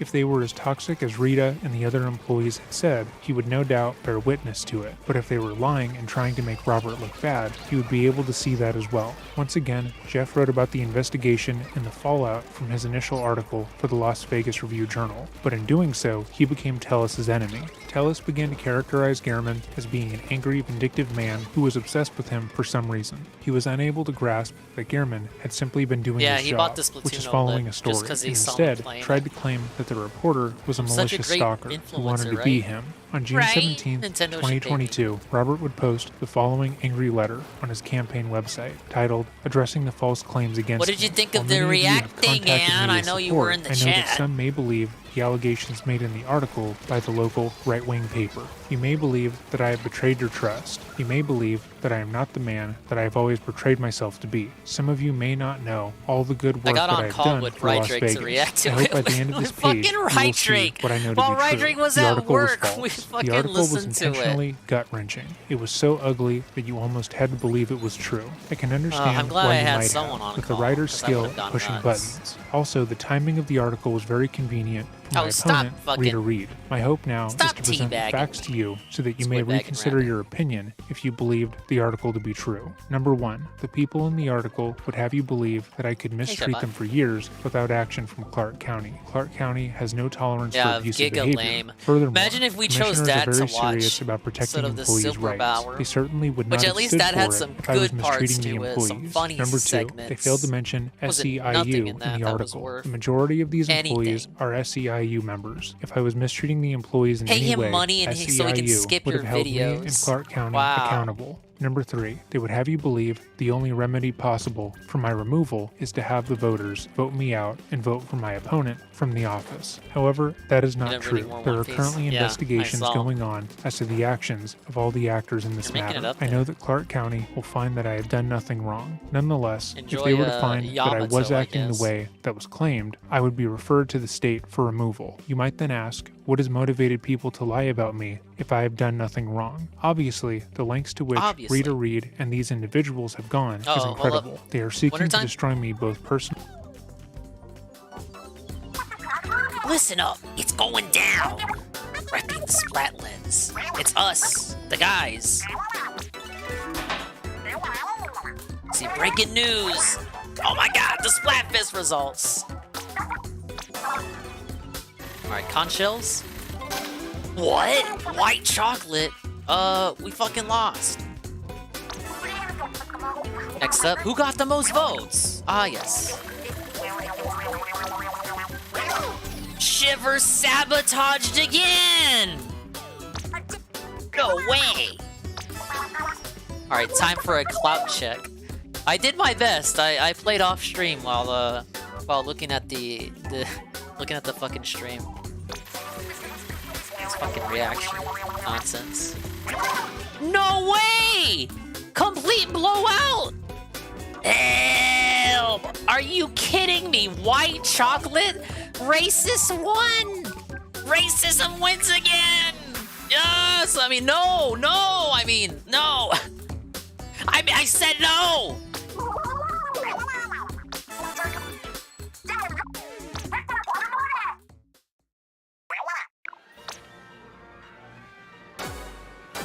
Are you kidding? And they won the sneak peek too. A complete blowout. Big man wins again. No. What? Run those numbers again. Look at her. No, she's devastated. We fucking lost. They sabotaged her. They keep giving her the shitty categories. They gave her grass types. They gave her dark chocolate. What else? What was the last one? They gave her spicy. They do it on purpose. They hate her. Her first 2 W's fucking destroyed fucking the devs and the fans. No one even eats white chocolate in reality. Have you ever seen anyone eat white chocolate? No. It's always milk chocolate. Fuck this fucking Pride Monther. I was so sure we'd win. I could taste it, right? Sorry, Dinger Bros. White chocolate is superior. No one fucking eats this shit. Thanks, fellow white chocolate fans. You float as smooth as cocoa butter. Team Dark Chocolate proved their worth well enough. I can't say I'm bitter. I am! I'm really bitter! Fuck this fucking shit. I hope the Chiefs destroy the Fly Eagles flies. Team Milk Chocolate was looking pretty sweet out there too.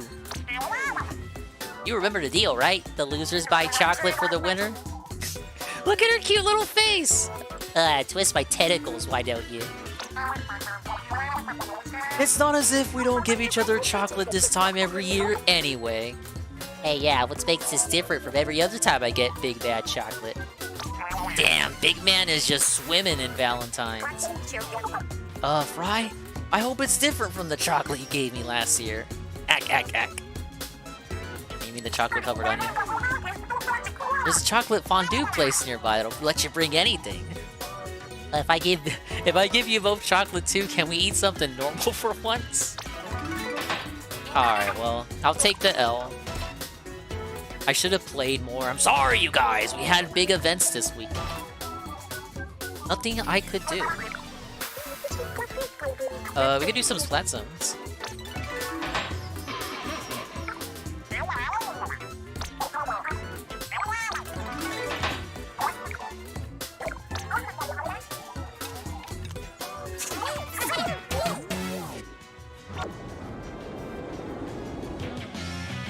Whoa, 21 Super C Stales.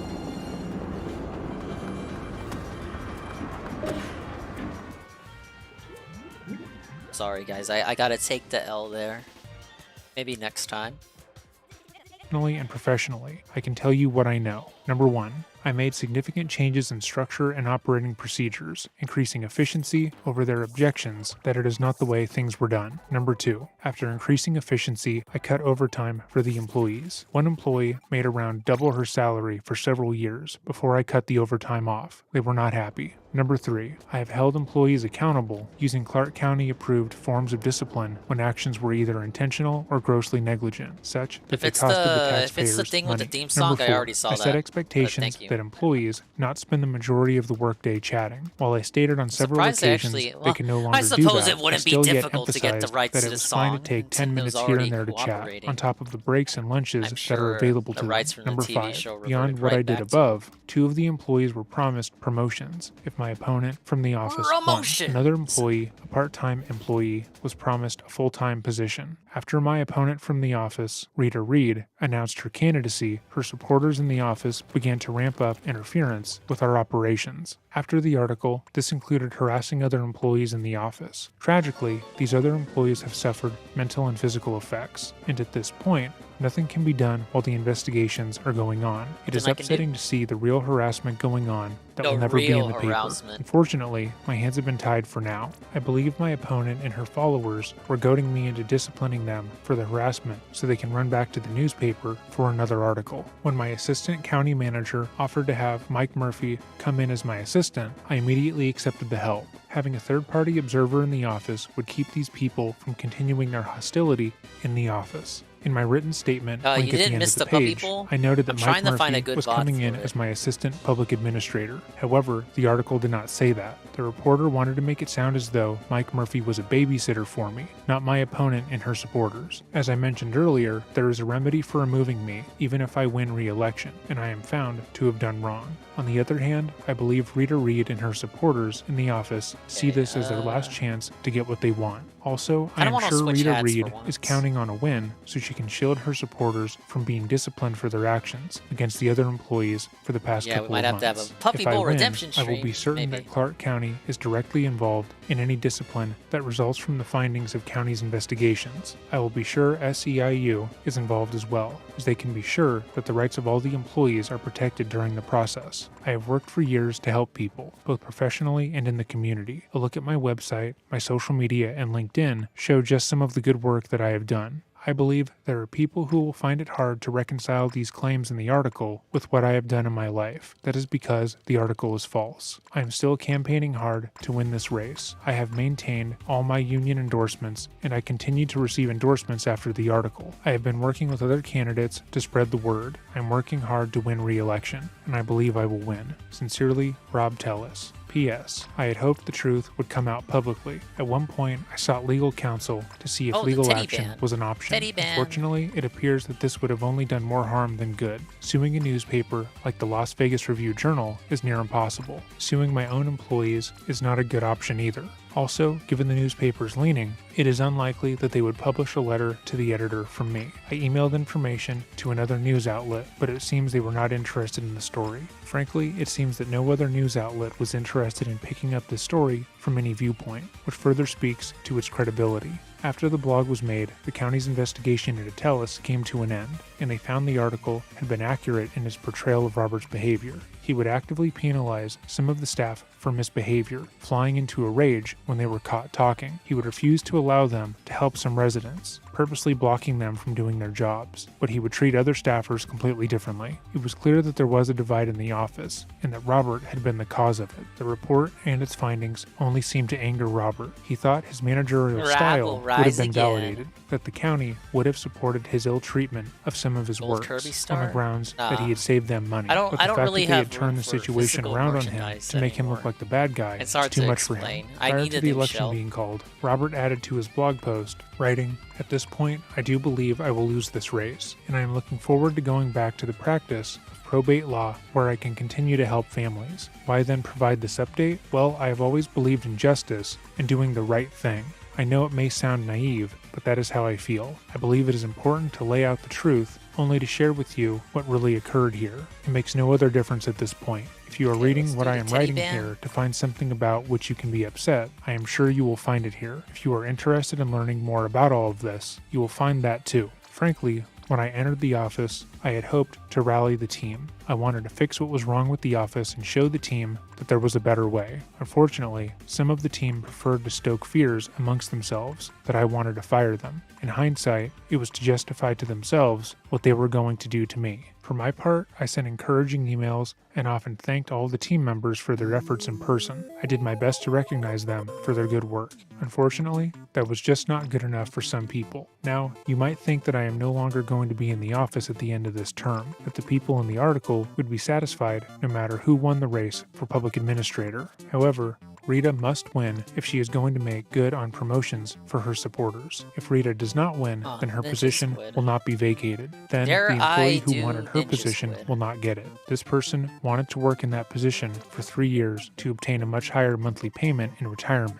For that reason, Jeff Gehrman and John Cahill may not be done trying to drag me through the mud. To ensure that Democrats rally around Rita, they would have to turn most Democratic voters against me, even now when I should be irrelevant. Don't be surprised if the articles keep coming. Through all of these articles, I have found the support of my family and friends. Despite what Jeff Gehrman and John Cahill have tried to do to me personally, I have been backed up by love and support that helped me to keep fighting for re-election. While I have lost, I still yet have that love and support. I am grateful for those who know me and believe in me, for the voters and organizations who maintained their support, and the people who tried to help me win the race. Continued public office was clearly not on the cards for me. There are so many other ways that people are involved in the community without holding public office. I look forward to continuing my work for the community in these other capacities. However, despite his angry letter and fierce campaigning, Robert would end up losing his re-election bid, coming in third out of the 3 individuals running, one of which did absolutely no campaigning. As he was already covering the election, Jeff wrote about the results, as well as Tellis's blog post, which only seemed to anger the former elected official more. He went on Twitter to vent his frustration, accusing Jeff of being two-faced. He wrote, "Does the @LVRJ know that @JGarminRJ may be doing double duty on their dime? Did they know he basically made a veiled threat to make me take down my site with the truth after I had already lost the election? #Las Vegas. However, the screenshot he posted showed no such threat or malice. Instead, it just showed the journalist asking him for a comment for his article. After he had lost the election, Robert seemed to feel as if he had nothing else to lose, and began to directly antagonize the reporter on Twitter. When it became clear that Jeff was going to be writing a 4th article on Tellis, going over the entire scandal, his loss, and his continued downward spiral, Tellis tweeted, "Wife hears rustling in her trash. Her. Honey, is there a wild animal in the trash? Me. No, dear, it looks like it's Jeff Garmin going through our trash for his 4th story on me. Oh, Jeff. Crying emoji, #Las Vegas. Looking forward to Lying Smear Piece number 4 by Jeff Garmin. #OneTrickPony. I think he's mad that I haven't crawled into a hole and died. It sounds like some Crying, Pastor laughing Derek emoji. here trolling. #Las Vegas. Oh shoot, I left my Las pizza box Vegas. and sushi containers in the trash. In the next article, I'm going to have mob and Yakuza ties. Crying, laughing emoji. Ha ha ha ha ha. Sick burn, Robert. Typical bully. Can't take a pound of criticism after slinging 100 pounds of BS. Up to article number 4 now. You'd think he'd have better things to do. Winky licky emoji, or whatever that is. He updated his blog, this time with accusations against Rita, the woman who had successfully been elected to his position. But it seemed, at least from an outside point of view, that the situation had died down. Garmin would go on to write other stories, report the news, as he always had. However, he didn't realize that the man he had reported on had committed to ending his life. What? Robert Tellis's response to losing re-election had been interesting to watch. He had actively attacked the character of his staff, texted multiple staff members vague threats, and had utilized his blog, that took a Twitter, and turn. Facebook to attack the character of people who had, at one time, supported him, even men he had networked with the hope that they would be assets for his eventual campaign to become governor, were attacked, as well as called duplicitous and mocked mercilessly. Garmin had worked as a reporter for 4 decades let's just and work knew on- from past let's work on experience that Ninja the Split story for would now. tell us was far from over. This was a man who had worked tirelessly to get where he was, and he wanted to uncover all of the friends he had lost and the people he had left dead and bloodied along the way, so to speak. With that in mind, Garmin made additional public record requests relating to any information on Tellis. These requests included emails between Tellis and his Communication employees, error. records of misconduct in the Oh. office, and would prove that Tellis We just was not only keep abusive taking to his Ls. workers, but carried out inappropriate sexual relationships while working.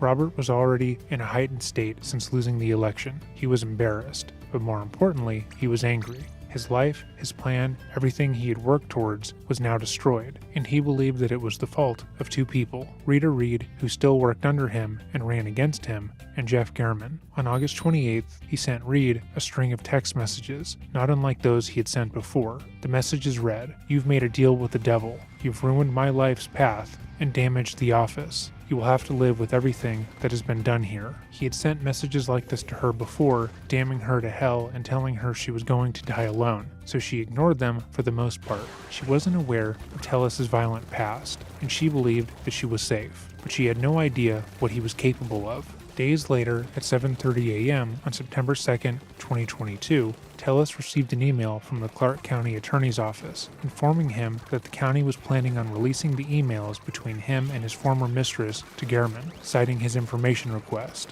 Less than 4 hours later, Jeff Garmin would be murdered in cold blood.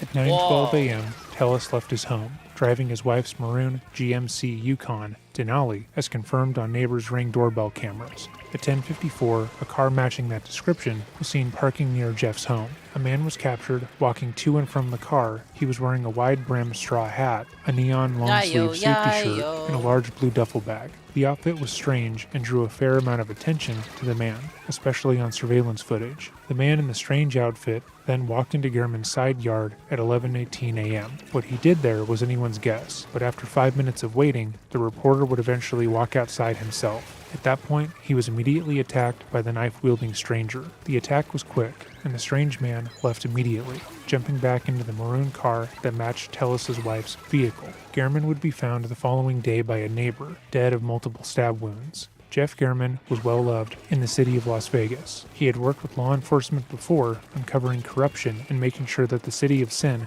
wasn't quite as sinful. His murder was immediately labeled major designation status, and the investigation into what happened became high priority, and within days, they had already had their first and only suspect. The investigation into Jeff Gehrman's murder was somewhat simple. When his peers were asked if Jeff had any enemies, they were all quick to inform police of his escalating issues with Tellis, and how the former elected official had accused him of threatening him. Now he had been the target of his ire since losing the election.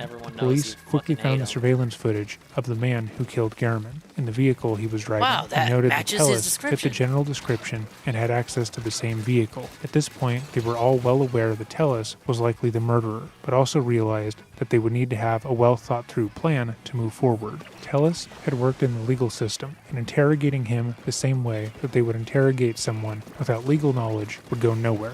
Instead, they opted to put some of the information they had gained out to the public, with the hopes that the knowledge that he and his wife's car had been seen on camera multiple times would scare him. They wanted him afraid and nervous. That way, if they were to bring him in, he would be more likely to make a mistake. On September 6th, just 4 days after Gehrman's murder, police held a press conference where they showed a maroon GMC Yukon Denali and released a video clip of the suspect walking. They urged the public for tips, asking viewers to take notice of how strangely the person was walking. At once, like the police had predicted, people immediately began to publicly accuse Tellis. The fact that he fit the general description and his wife had the same car was too coincidental, and all of his threatening texts, tweets, and messages pointed directly his way. Later on that same day, the Review Journal sent reporters to Tellis' home, where they confronted him about matching the description, but Tellis stayed silent. The very next day, any reservation that Tellis hadn't been the man in the neon shirt would go out the window, as Gehrman had struck Tellis during the murder and had managed to get a fair bit of his DNA stuck under his fingernails. Coworkers and friends would go on to state that his years of crime reporting had taught him to fight back, and in the end, it was his actions that caught the killer. That same day, police arrived at Tellis' home at 6:30 a.m. with a search warrant. They towed both of his vehicles and brought him into the station for an interview. As of today, that interview has not been made public. Following that interview, Tellis was arrested and charged with Jeff Gehrman's murder. As of today, Robert Tellis remains in custody pending trial, which is set to begin April 2023. The investigation into him has also uncovered the fact that he had misappropriated his client's funds in the past, and that he might have participated in a kickback scheme tied to house flipping. However, details about that have yet to be confirmed. Hopefully, in April, we see justice done in this case. Jeff Gehrman was a powerful writer and an honest man. He spent his life working to fix corrupt systems and bring light into dark situations. He got involved with Tellis after being made aware of the strife he had brought into his workplace, and sought to defend the men and women who worked under him. He deserves justice. If you have made it to this part of the video, thank you for watching. Again, this is part 1. And a second part will be out following the trial. If you like this video and want to see the next portion, like and subscribe. If there's a video you would like to see made, leave a comment down below or email me at dreading.official@gmail.com. With all of that said, have a great day and stay safe. That was actually an interesting one. I'm kind of upset we had to wait to see it. It's been out for a week. I haven't had time to take a look at it. We were supposed to watch it during Tofu Crime, but again, it wasn't meant to be. Alright, I have the video redeems, and then I'll look for the puppy bowl. Damn it! I saw the line too. I didn't think he was gonna reach.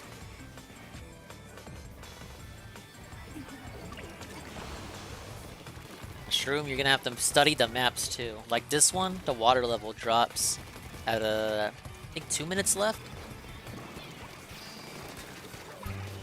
Oh, 1 minute left.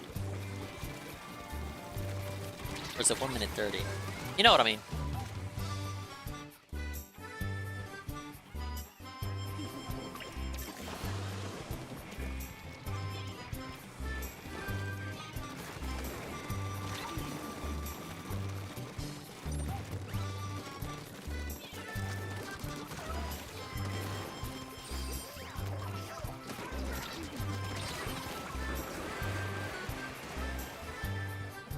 Hey, we did it.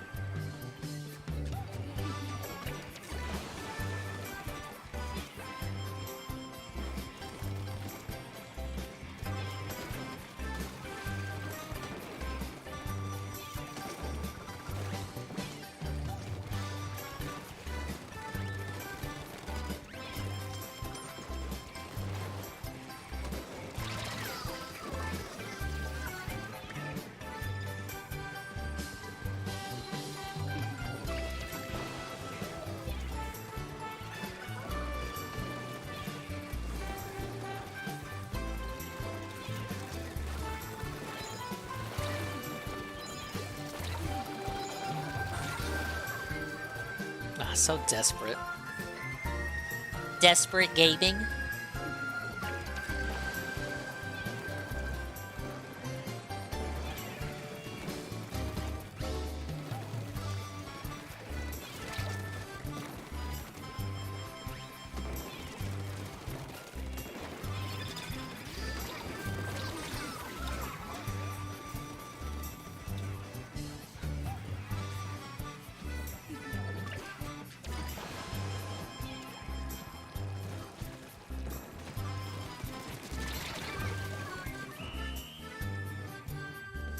Yeah, I think that's an L.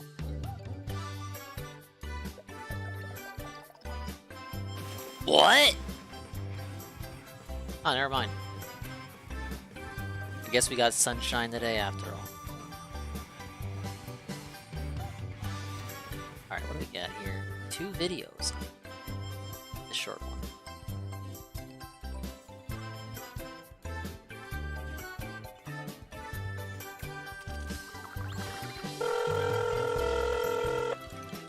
Following is a real telephone conversation. I need a ambulance. This is the ambulance emergency line. Do you have an emergency? I need a ambulance. Who is this? Joe. Okay, so where do you need us? I'm in my phone booth. Okay, what's the address there?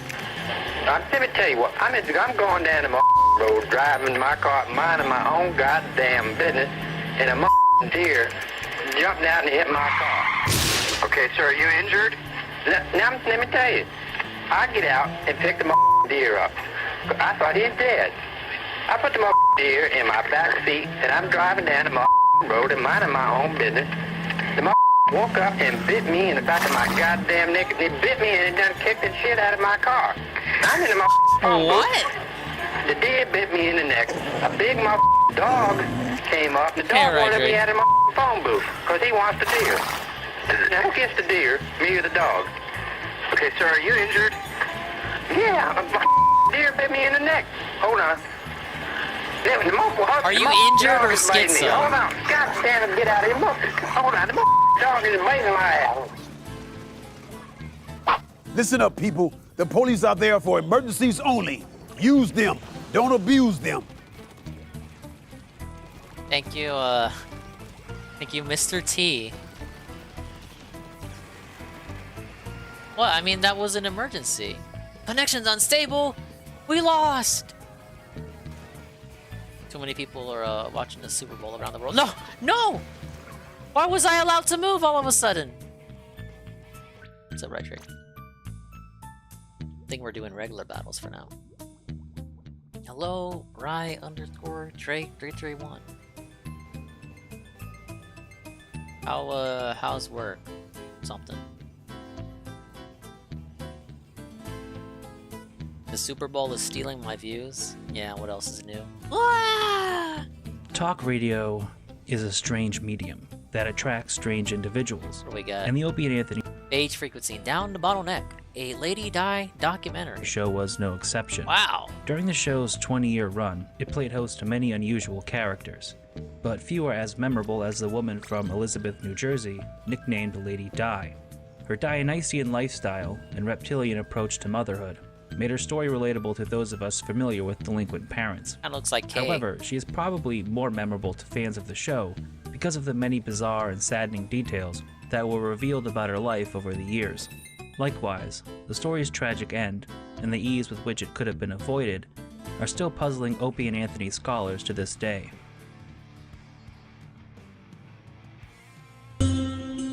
It's unclear exactly how, why, or when Diana or Banny came to the attention of the Opie and Anthony show. Posts from the Opie and Anthony message board, whackback.com, indicate that Lady Di was a fan of the show in a similar vein as another show regular named Stalker Patty, and that one day she simply showed up at the radio station. The Opie and Anthony show had a very dedicated fan community, especially on the various message boards where Anthony himself was an active participant. It's entirely possible that at one point documentation of Di's earliest encounters with O&A exist. Unfortunately, many of the early fan sites are long defunct, so these moments may be lost to time and the bowels of the internet. Former O&A producer Eric Nagel believes Di and her friend Marion may have been introduced to the show in late 1999. Even Greg Opie Hughes has stated that he cannot remember how he and Anthony were introduced to Di and her friend Marion, collectively dubbed the retarded Laverne and Shirley. What is known is that Diana was calling into the show as early as January of 2001, although Opie and Anthony already appeared to be familiar with Di, Marion, and several tropes associated with them. All right, 212-757-1027 if you want in today. Lady Di. Yes, hi, how you doing? Happy New Year, welcome back. How's everything? Oh, just dandy. Oh, my God. You know, let me tell you something, guys. The commute home without you guys would be terrible. You know? Uh-huh. I mean, I was hearing the radio and I was fired. Huh? That's horrible. Lady Di, of course, really, really likes Anthony. A lot of listeners have my screen name. Mm-hmm. And we're keeping in touch with me. Okay. And I got privy to some information that I would like to share with Anthony. I haven't even told Anthony. Uh-oh. What information is that? Does this have to do with Lady Di, Opie? Me. It has something to do with Lady Di. I'm doing all right, Shabba. Right? And Okay. All right, hold up. Lady Di, if this is true, Getting you better, inundated with videos. You better not deny it. Go ahead, tell me. What? What? I have been informed that Lady Di, one half of the retarded Laverne and Shirley, You better stop that. yeah, thinks. Hello. I just wanted to tell you that. I'm Adolf Hitler, command of the Third Reich. Little known fact, also dope on the mic. What? Alright. Thank you, A_Shybot, for the video redeem. Is that from Epic Rap Battles of History? How the fuck did they get away with that? Alright, my bad. Okay, it saved my It has place. something to do with Lady Di. All right. And Okay. and Really Lady makes Di, you if think this about is true, you Shybot, better, doesn't it? You better not deny it. Go ahead, tell me. What? What? I have been informed that Lady Di, one half of the retarded Laverne and Shirley, You better stop that. You better stop thinks that. Did you? that Yes. she has a shot at Anthony. Wait a minute. What happened?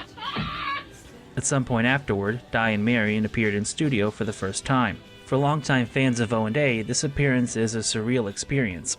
Despite being nearly 20 years old, it bears the hallmarks of every Di and Marion segment that would follow it. Chiefly asinine and irrelevant babble that added nothing to the show. Diane got him. What? Did you guys really throw out the cologne? Yeah, I hated your Why? cologne present. That was Pierre Cardin. That was her right there. Opie? Yes, Anthony. A lot of people wanted to get you guys like gift certificates or something. All right, listen, if you don't shut up, I will throw this. What? When Opie and Anthony ended the segment by leaving Di and Marion to host the show, we would witness the second of their defining characteristics, fighting with callers and delivering vicious comebacks. Mario, you're on the line. Yeah, how you doing? Okay. How you doing? Yeah, how much would it cost to F you two scrags in a dumper? How much would it cost to F you in a dumper, buddy? I don't know. How much you got? None of your business. I don't think you'd be worth a penny. Oh, come on. I'm worth more than I'm that. serious. I don't think you'd be worth a penny because I don't like your attitude. You got I a don't bad like attitude. Damn. What are you going to do Hang with up on him. Really, you got a bad attitude. Get him out of here. I don't like people No with bad coats. attitudes. Serious calls, please. Because of their buffoonish stupidity and tendency to get into arguments with the audience, Di and Marion became frequent guests of the show. But it wasn't until September of that year that they had their first truly memorable moment, when they acted as Opie and Anthony's replacements at the MTV Video Music Awards. Although this event is remembered by 50-year-old fetus Jim Norton as the time Di and Marion prevented him from getting a photo with Mick Jagger, there were actually many hilarious moments to come out of their red carpet antics, such as Marion's questions for Suge Knight. Excuse me, are you Suge Knight? What do you sing? I have no idea. Suge Day? Okay. Do we have a video camera for half this? Suge Knight's brother. All right, you two No. All right, leave the guy alone. Well, we're still waiting. They're special. They're special, sir. They're special. Special. Little. We're very special. You guys mugged Imagine if Phil anybody did this with lately? Derek Robbed or anybody? Jake. Pickpocketed Like a anybody? frequent caller, as it were. But he puts, they call in so often, he just puts him on the big stage.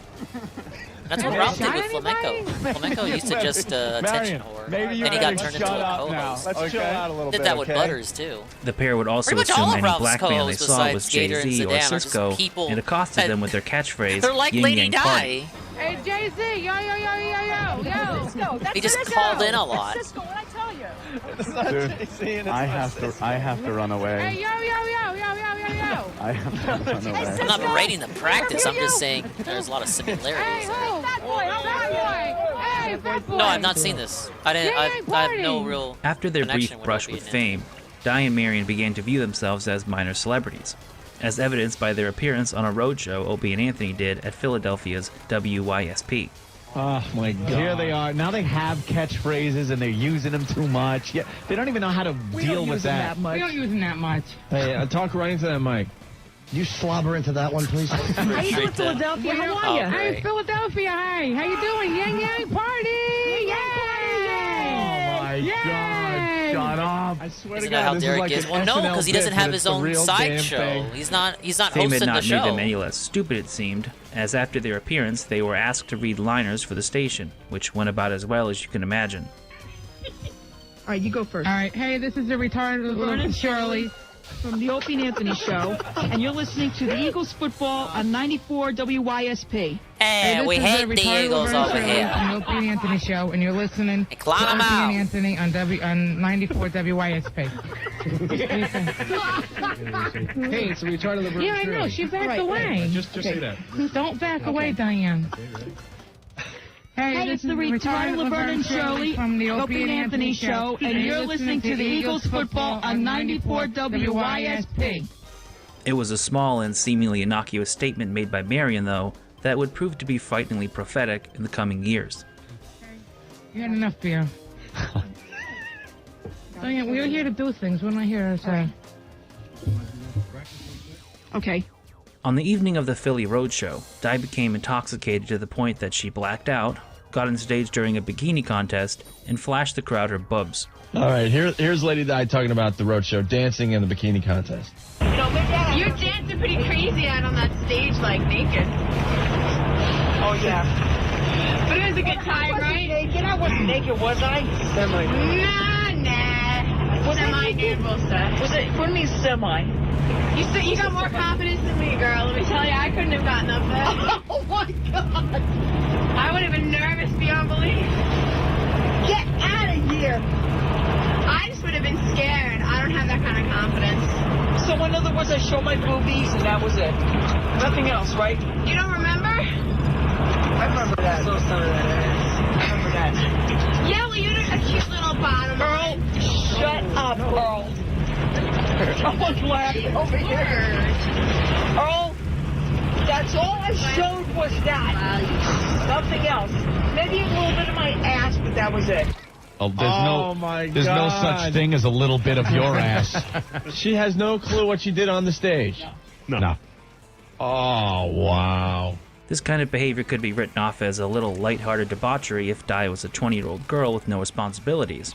But it's important to remember that at this point in her life, she was a woman in her late 30s with an 11-year-old son. Still, her actions could have been forgiven if this was a lone incident. But it was not. 2 months later, Lady Di took part in the O&A message board Christmas party, Ah, shit. which was also attended by Anthony. According to Anthony, she was incredibly drunk and performed an indecent act on a man in a snowman costume. Anthony, there's a picture up of Lady Di filleting a dog. It looks like you were telling the story earlier. You went to the opieanthony.com message board Christmas party. Yeah, and there was a Bar 9 here in Manhattan, and she was there, drunk off her ass with the other retarded Laverne and Shirley member, Marion. And Lady Di was so drunk, disgusting drunk, that at one point a snowman, guy in a big fuzzy snowman suit, and she went up to the carrot-like nose on this snowman, Lady Di, all drunk and disgusting, and starts sucking on the nose. She's giving a hummer to the nose of the snowman. And there's a close-up picture here where all you see is a reddish-orange thing in her hand and her big fat face wrapping her lips around it with fur on the other end. It looks like bestiality pictures that I have seen on the internet. Before they dump out, it's just a carrot. That's what all about these days. days. It's a carrot. As 2001 turned into 2002, Di would call in several times, and each time she called in, she was berated by Anthony for her drinking problem and transgressions at Bar 9. One of these phone calls in early January was especially disturbing because of Di's obvious intoxication and the hysterical way in which she responded to the hosts. Hello? How are ya? Oh, no. Who gave her this line? How are ya? Lady Di. How are ya? Oh, shut up. She can't even do it right. How are ya? Hey, you drunk? How you doing? Thank you. Anthony, please. You sound hammered right now. Anthony! You're drunk right now. Oh, What? you disgust me. Listen to her. You're drunk. Rick says she's close to No, I am not drunk. Lady Di, you're drunk. I'm No, not I am drunk, not. you guys. And you're annoying. We had a gig down at Bar 9. You know Bar 9? Down on 9. All right, let me run and get a drink. And we're sure there. My she- brother's there, so we're no getting way up on she kills stage. We're someone by playing the some time I music get and back. stuff. God, And Lady Di gets up on the stage and becomes the most annoying twat. She's drunk and she's I'm not drunk, singing. you guys. I'm happy. She wouldn't shut up. Anthony, See this? One This is second, what I I'll heard leave all it, night. right now. And We'll switch over. because she's drunk again. Anthony, please stop it right now. You're hammered. She's crying. I am not hammered. Stop your whining. The midget's Private Pile! Shut up! You disgust me! Aunt, this is not right. She's crying. Oh, shut up. The midget's Anthony, more Opie, together. save me, please. When Di and Marion made their return to the studio in January of 2002, Di would try to preempt a discussion of her alcoholism by announcing without provocation that she was drinking water. Marion would come to her friend's defense by saying that Di was turning over a new leaf and joining a health club, but also added that she didn't speak to Di for 2 weeks because of her behavior at the Christmas party. Perhaps the most interesting bit of information to come from this appearance was the revelation that at one point Di had been in the Navy. What did you do in the Navy? That was a while ago. I got on an honor roll, and that was it. What did you do in the Navy? What was your MOS? I was a cook in the Navy. You were a cook. Did the sailors get any of the food? Yeah, really? Is that Yeah, why they you got did. discharged? I was a good cook, too. You were a just didn't work cook out for in me. the Navy. On a ship? This was years ago. Was it on a ship?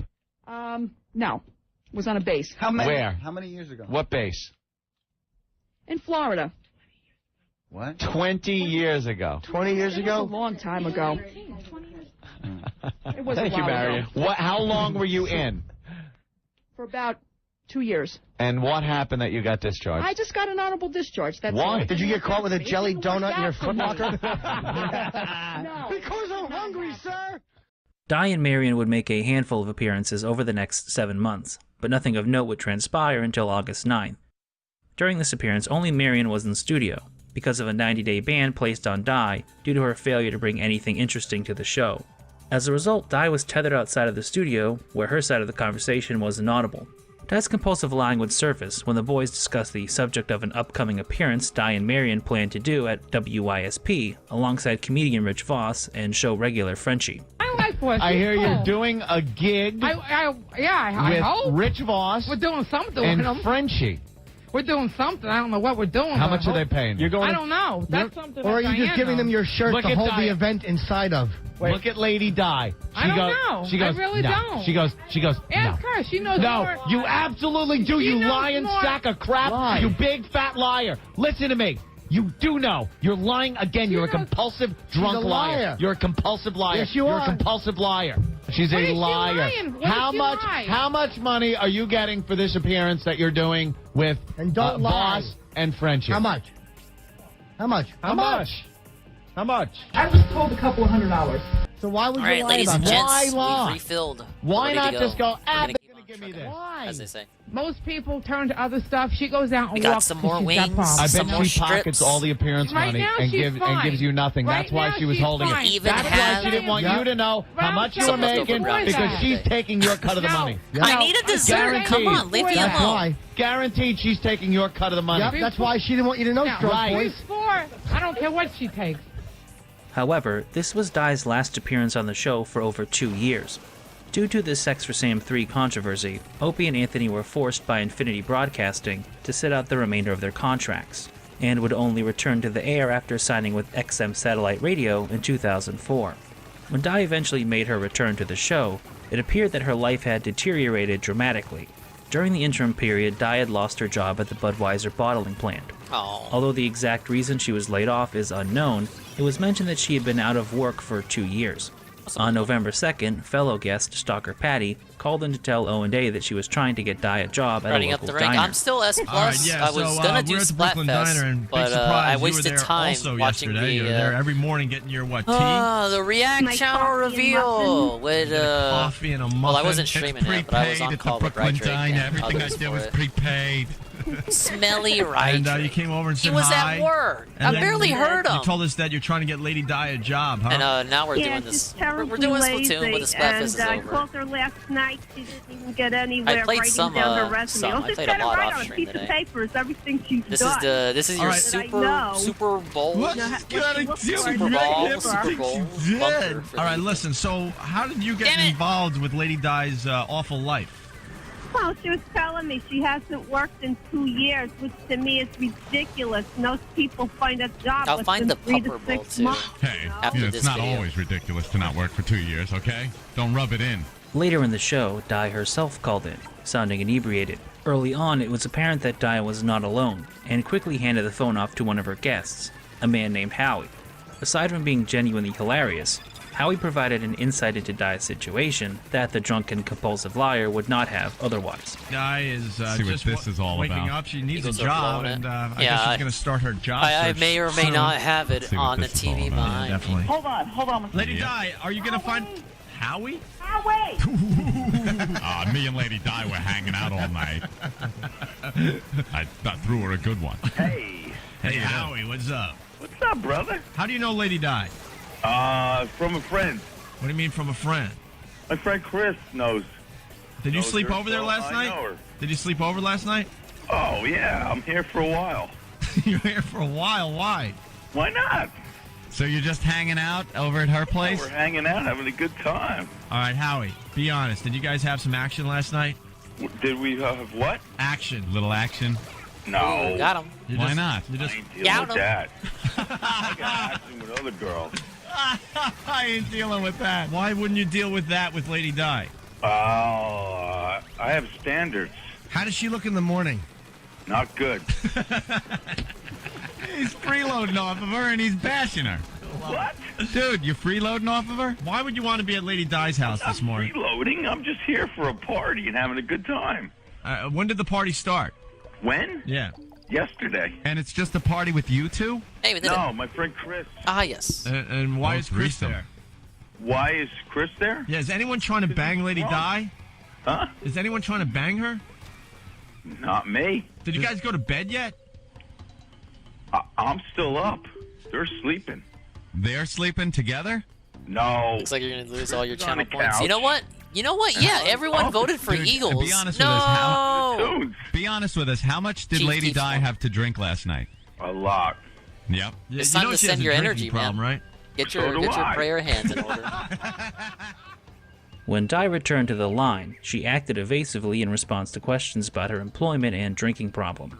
Stalker Patty would then call into the show and grill Di over her resume, which Di then drunkenly stumbled through for several minutes. All right, so what do you want me to do? All right, we got Stalker Patty on the line. Stalker Patty, go ahead. Talk to your friend, Lady Di. Okay, go ahead, Patty. Go ahead. Yes. When are you going to send me your copy of your resume or experience that you've had? All you have to do is just write it on a piece of paper and just mail it to me. I gave you my address. Well, I have it right here. Do you want me to type it out for you? Is the video on? I guess a frequent caller to the Opie and Anthony show. I just want to know what you've done in your life. Wow. Lady Di, why don't I've got you no read off your perspective, resume dude. I didn't for watch everybody? Opie and Anthony. All right. All right, summary. Production specialist with 17 years of experience, diverse experience in food production factory. Demonstrated ability to operate and run packers, uncased machinery. The guy's still going. He's throwing the same line in. I can't talk. Oh, here. Why? No, because my friend is eating something right now, and he's laughing at me. What's he eating? Your twat? Chinese food. Chinese food, okay. In the morning. Chinese food. Cold Chinese food in her all place. Drunk. All right. Demonstrated ability to operate and run packers, uncasers, labelers, fillers, and other type of state-of-the-art food production, robotic machinery. Look. A similar situation unfolded on November 10th when Stalker Patty called into the show and the topic of Di's resume was brought up again. Patty stated that she would go as far as to type the resume out, if only Di could write it down and send it to her. I'm learning it myself. But 8 days had passed since their previous on-air conversation, and Di had still failed to send the resume to Patty. When Di called in to defend herself, Patty would reveal the reason Di had potentially been so hesitant to commit to finding a job. The office will be finished before she gets that resume. You know Fat, what lazy she told slug. me? What? You know what she told me that really bothers me? She says that if she has a job, she'll lose her public assistance. Oh, you're one of those people. Oh, you'd rather stay on the welfare. And that might be a hesitancy that you get so dependent on something, you know? Yeah, that's right, Patty. I'm not saying anything. Oh, she doesn't want to lose her public assistance. So you'd rather stay on the welfare than get a job? It was Shroom Dukem? Well, there you go. Yeah, well, Shroom let me tell you something right now. I'm looking out there. Big ups, Shroom Even if you're Dukem. not familiar with the Lady Di story, you have probably already connected the dots and come to an alarming conclusion. How does a woman with a teenage son refuse to find a job for 2 years while having men over at her apartment, smoking and drinking at all hours of the night? Just answer questions as smoothly as My that. kids won't be back over here. You're There's not no doubt about fine. that. You can't smile and go, I'm fine. Things aren't fine. Wait, I just Until heard you. accept that. You did lose your kid, right? No, I did not. But he's not living with you right now? Well, actually, he's with my father, but I did not lose him. All right. Why is he with your dad? Because he's with my dad. I guess, I don't know. We're financially stable right now over there. Well, then why don't you stop drinking and you can work that out? You got it. I think I should. Stop drinking and having these guys over your house. Oh, well, the guys are my friends. Oh, well, yeah, great friends. They stay up drinking and smoking all night. No, they don't. What's truly disturbing about this clip is that Di doesn't even try to come up with a lie as she normally would. It's as if she can't comprehend what's wrong with a 40-year-old woman letting her father raise her son because she doesn't want to stop drinking and partying long enough to get a job and take care of her kid.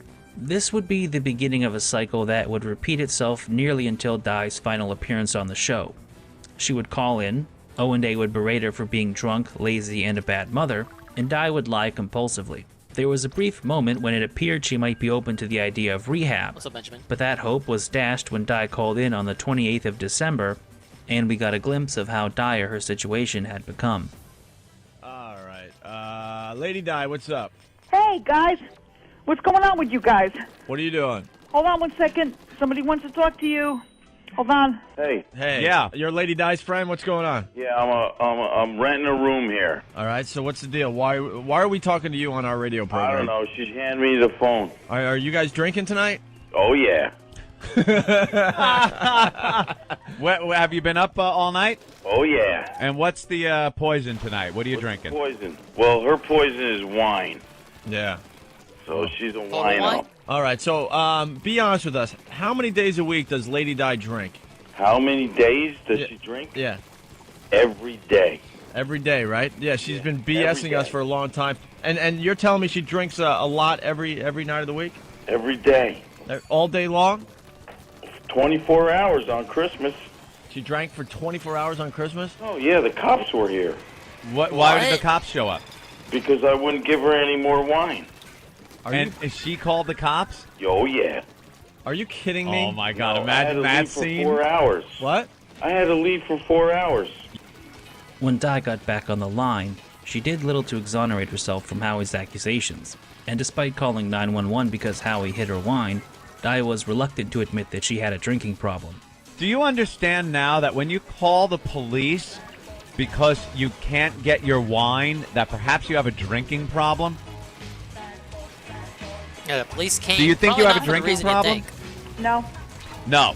But drink- you're drunk calling the police because your wine was hidden. And you don't see that as a drinking problem. God, are you a mess. The conversation took an even more bizarre turn when Jim, the man who had been attempting to get Di to go to rehab, called into the show too. Hold on, Jim? Yeah, hold on, I gotta do it. Uh-oh. I don't want to talk to him. Oh, why? Why don't you I want don't want to talk to him. Why? I don't want to talk to him. Because you feel all stupid, don't you? Why don't you want... I don't like him. I don't like him. Oh, I don't want to hear from you. Wow. What a shame, Di. Yeah, why don't you want to hear I from don't Jim? care. I don't want to hear from him. Why?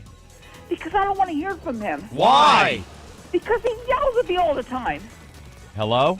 I'm right here. He would yell at you? Is that what you didn't like? I don't like that. Do you understand that? Why don't you like it? What do you mean? I don't like people yelling at me. Oh, here we go. No, what are you talking about? Like that. Well, maybe you need to be yelled at to get it through your thick head.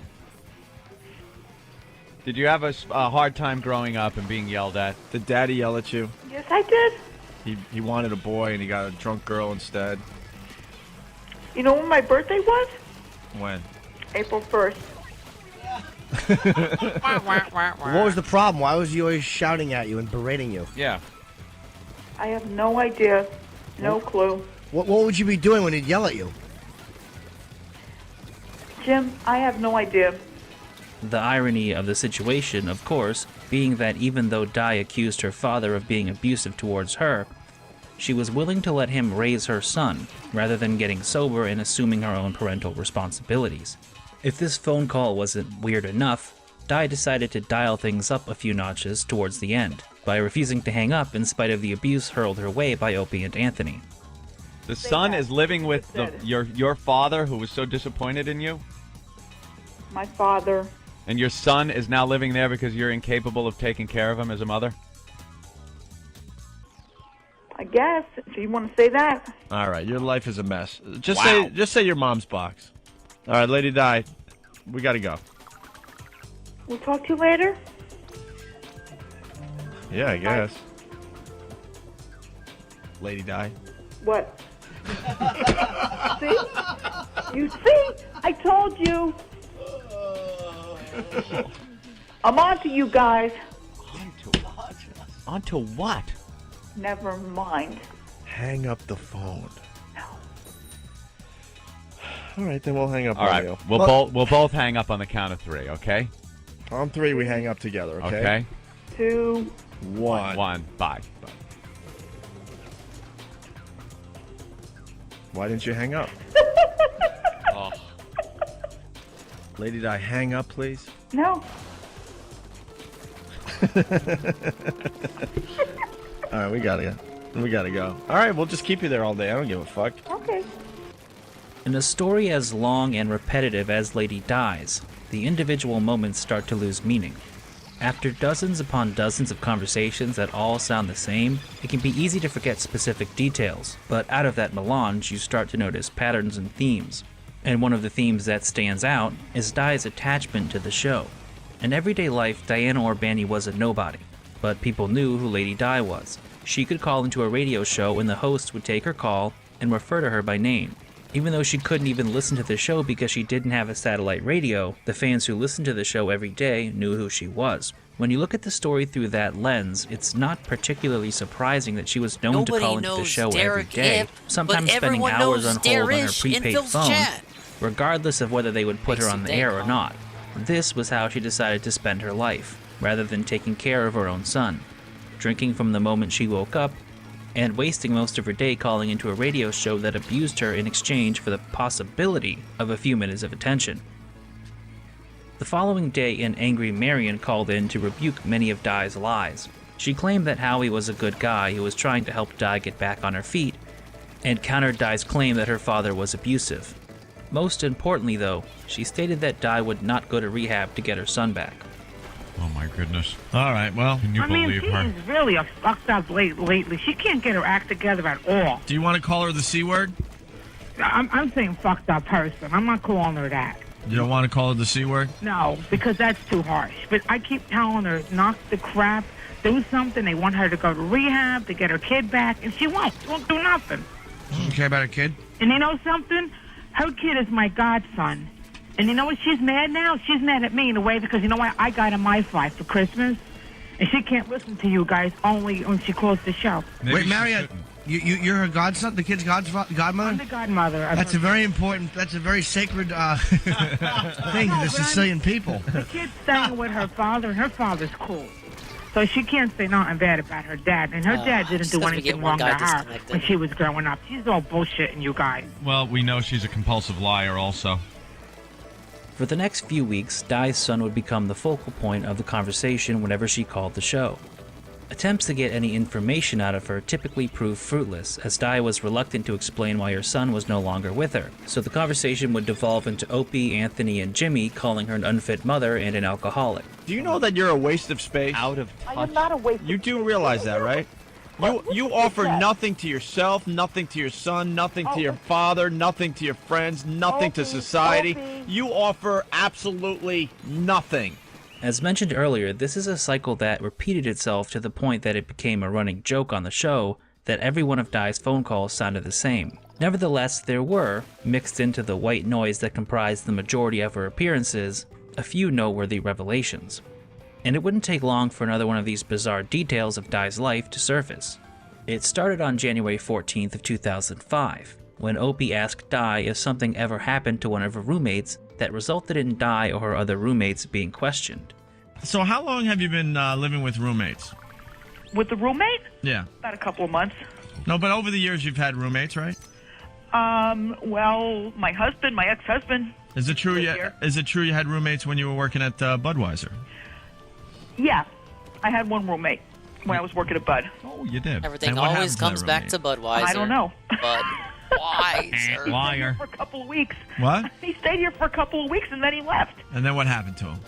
I don't know what happened to him. He left, Opie. You never had a roommate that might have had something happen to him? No. Like what? What would happen to him over here?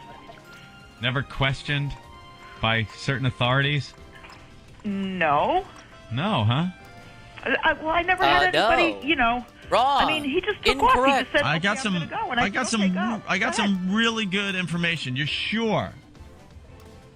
Yeah. That you were never in a situation where one of your roommates had something happen to them. No. Incorrect. And that you and maybe another roommate were questioned by the authorities. No. Di averred that she did not, but a little later in the conversation, Opie asked the same question again. This time, Di admitted her roommate had been questioned by the authorities at some point, but when pressed for more details, Di seemed confused and unable to provide a straight answer. It's supposed to be. Did you ever have a roommate where something happened to him and you guys were questioned? Yeah. Now it's yeah. No, it's yeah. I got really. Tell you? Listen, I got really good info. So we're gonna gamble. Go ahead. You either tell the story, or if you lie about it and we find out that it was true, then you're dead to us. We're sick of your lies. I'm not lying to you. So instead of me giving the info to the entire country, Why don't you tell everyone what happened to one of your old roommates? She says I'm not lying, yet she said no. It You know didn't what this happen, is? It didn't This happen, is the nothing, Rambo. nothing. This And is the now, Rambo section. Wait, hold on. What the really old happened roommate that I with used John to have Howard? over here Right. left. Okay. No Dude, there's cops so were many called, parallels. nothing. What happened to him? He just left. He got a job and he left. That's it. How do you get a job if you died? No one died over here.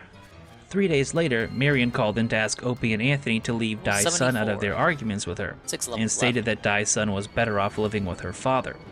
However, This is the the conversation debunk took a bit of a turn when Opie asked Marion the same Feels like every question time he she had comes asked on, it's a Di debunk about stream. something happening to one I of her guess you roommates could say or that's the same boyfriends. for every pre-stream. Marion. He really is. He's doing good. Marion, really fast, because I think Lady Di was lying to us.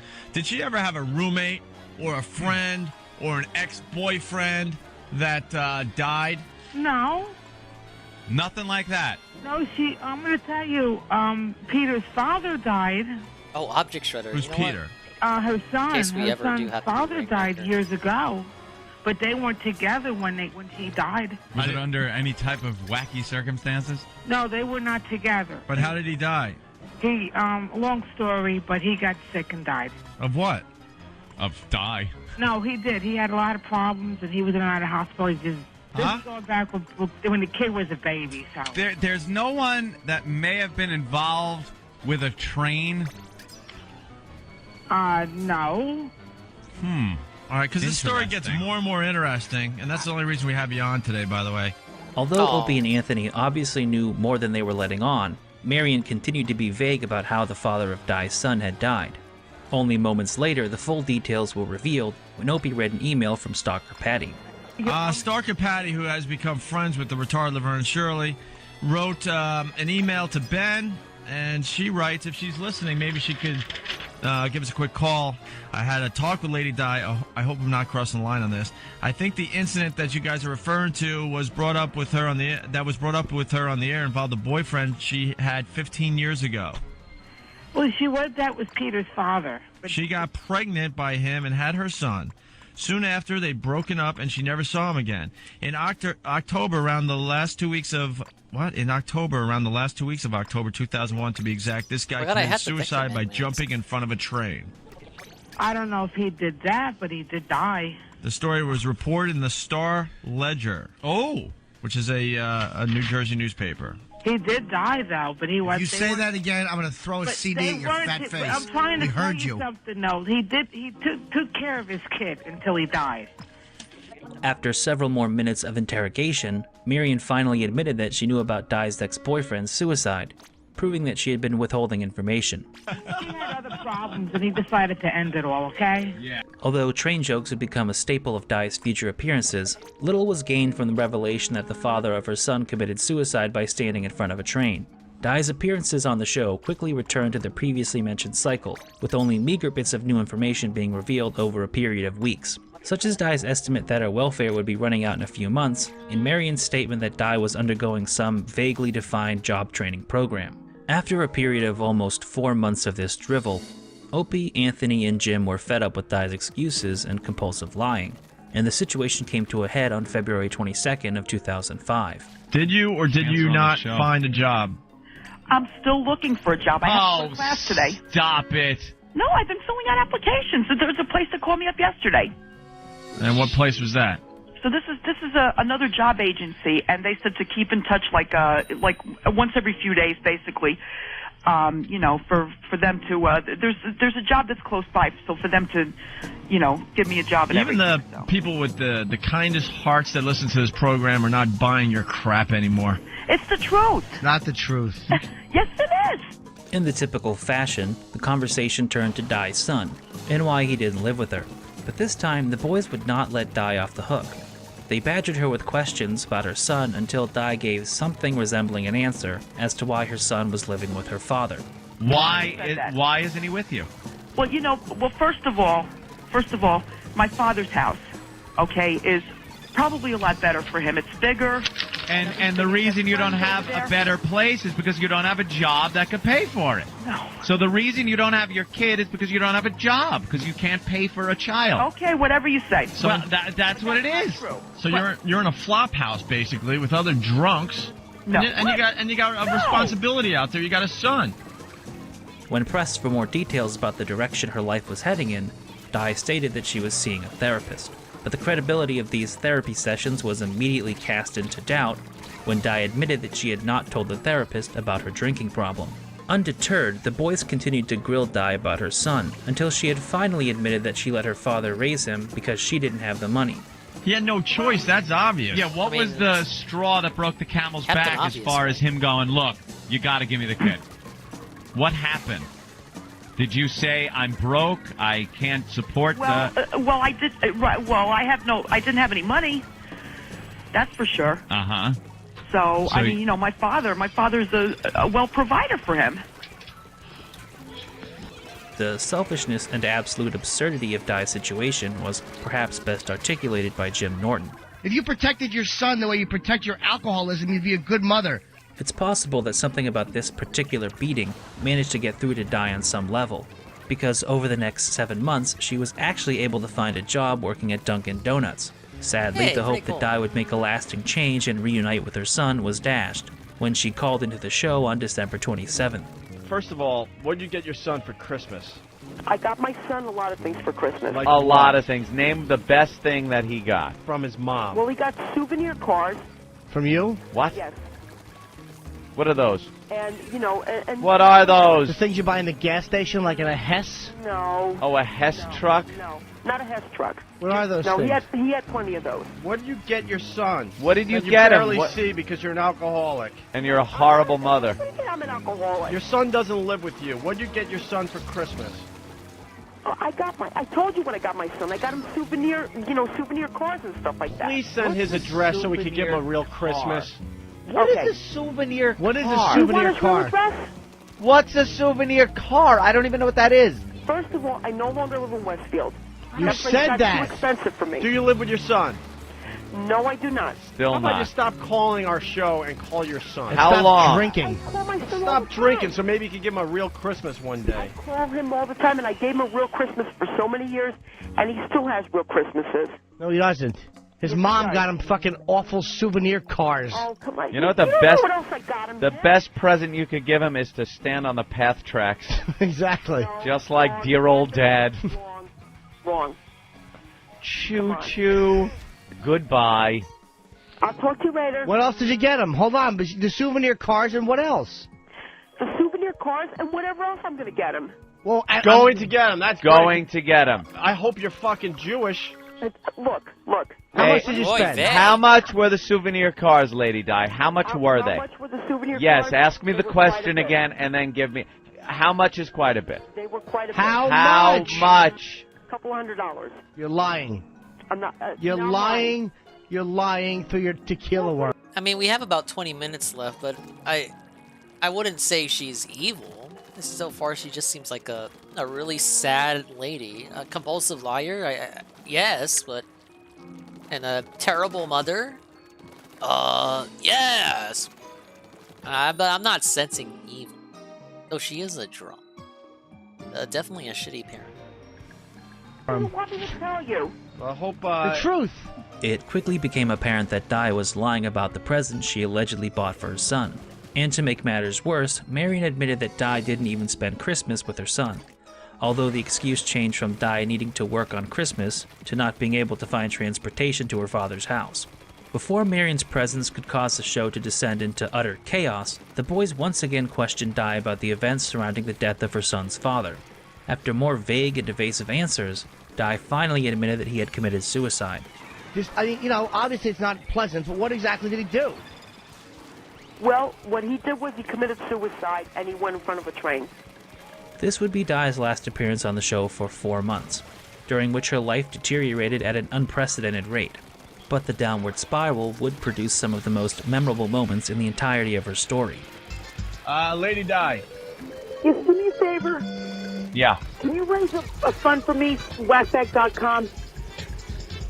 please. No one requests the funds. They usually come up because people have sympathy for somebody. No one really has much sympathy for you because we've tried to help you in the past, and you've been so stupid and arrogant and lying to yourself. I'm not lying to anybody. You're a drunkard. You're a drunk. We told you you are. We told you we're going to lose your fucking house and everything in your life. And look, ta-da! As everyone associated with Di had predicted, she was homeless and living on the streets by April of 2006. The same day that Di called the show and begged O&A to start a fund for her on whackbag.com, Marion called in to set the record straight. Back in January, she went into rehab. They gave her medication to take, to get off the alcohol. She couldn't handle it, and she just wanted out. She went a little nutsy at the end of the 28-day program that she was supposed to go through. At the end, I figured beginning of February, she started to tell me about this medication that they give you to wean you off the alcohol. I know all about it, right? I said, we'll take it. She was taking something else, too, for her anxiety. I says, this is to help you. I says, take it. I says, stop being nervous. Stop worrying about this, how you feel. If it's too strong, ask for something else, right? So 2 weeks later, I get a phone call, right? Yeah. She says to me, Marion, I couldn't handle it anymore. I'm out. I said, what do you mean you're out? She says, they found something. They give you blood tests, I guess, every week or whatever. Yeah. And I said, what do you mean? Boring. Yeah. I said to her, what do you mean they found something? They found benzoids in her blood, which wasn't connected with the medication. I said, what the fuck are you doing? In addition to saying that Di had been kicked out of rehab, Marion disclosed that Di had been fired from Dunkin' Donuts for showing up to work drunk, had been mugged while panhandling, and was currently in a relationship with the man she met at the Salvation Army.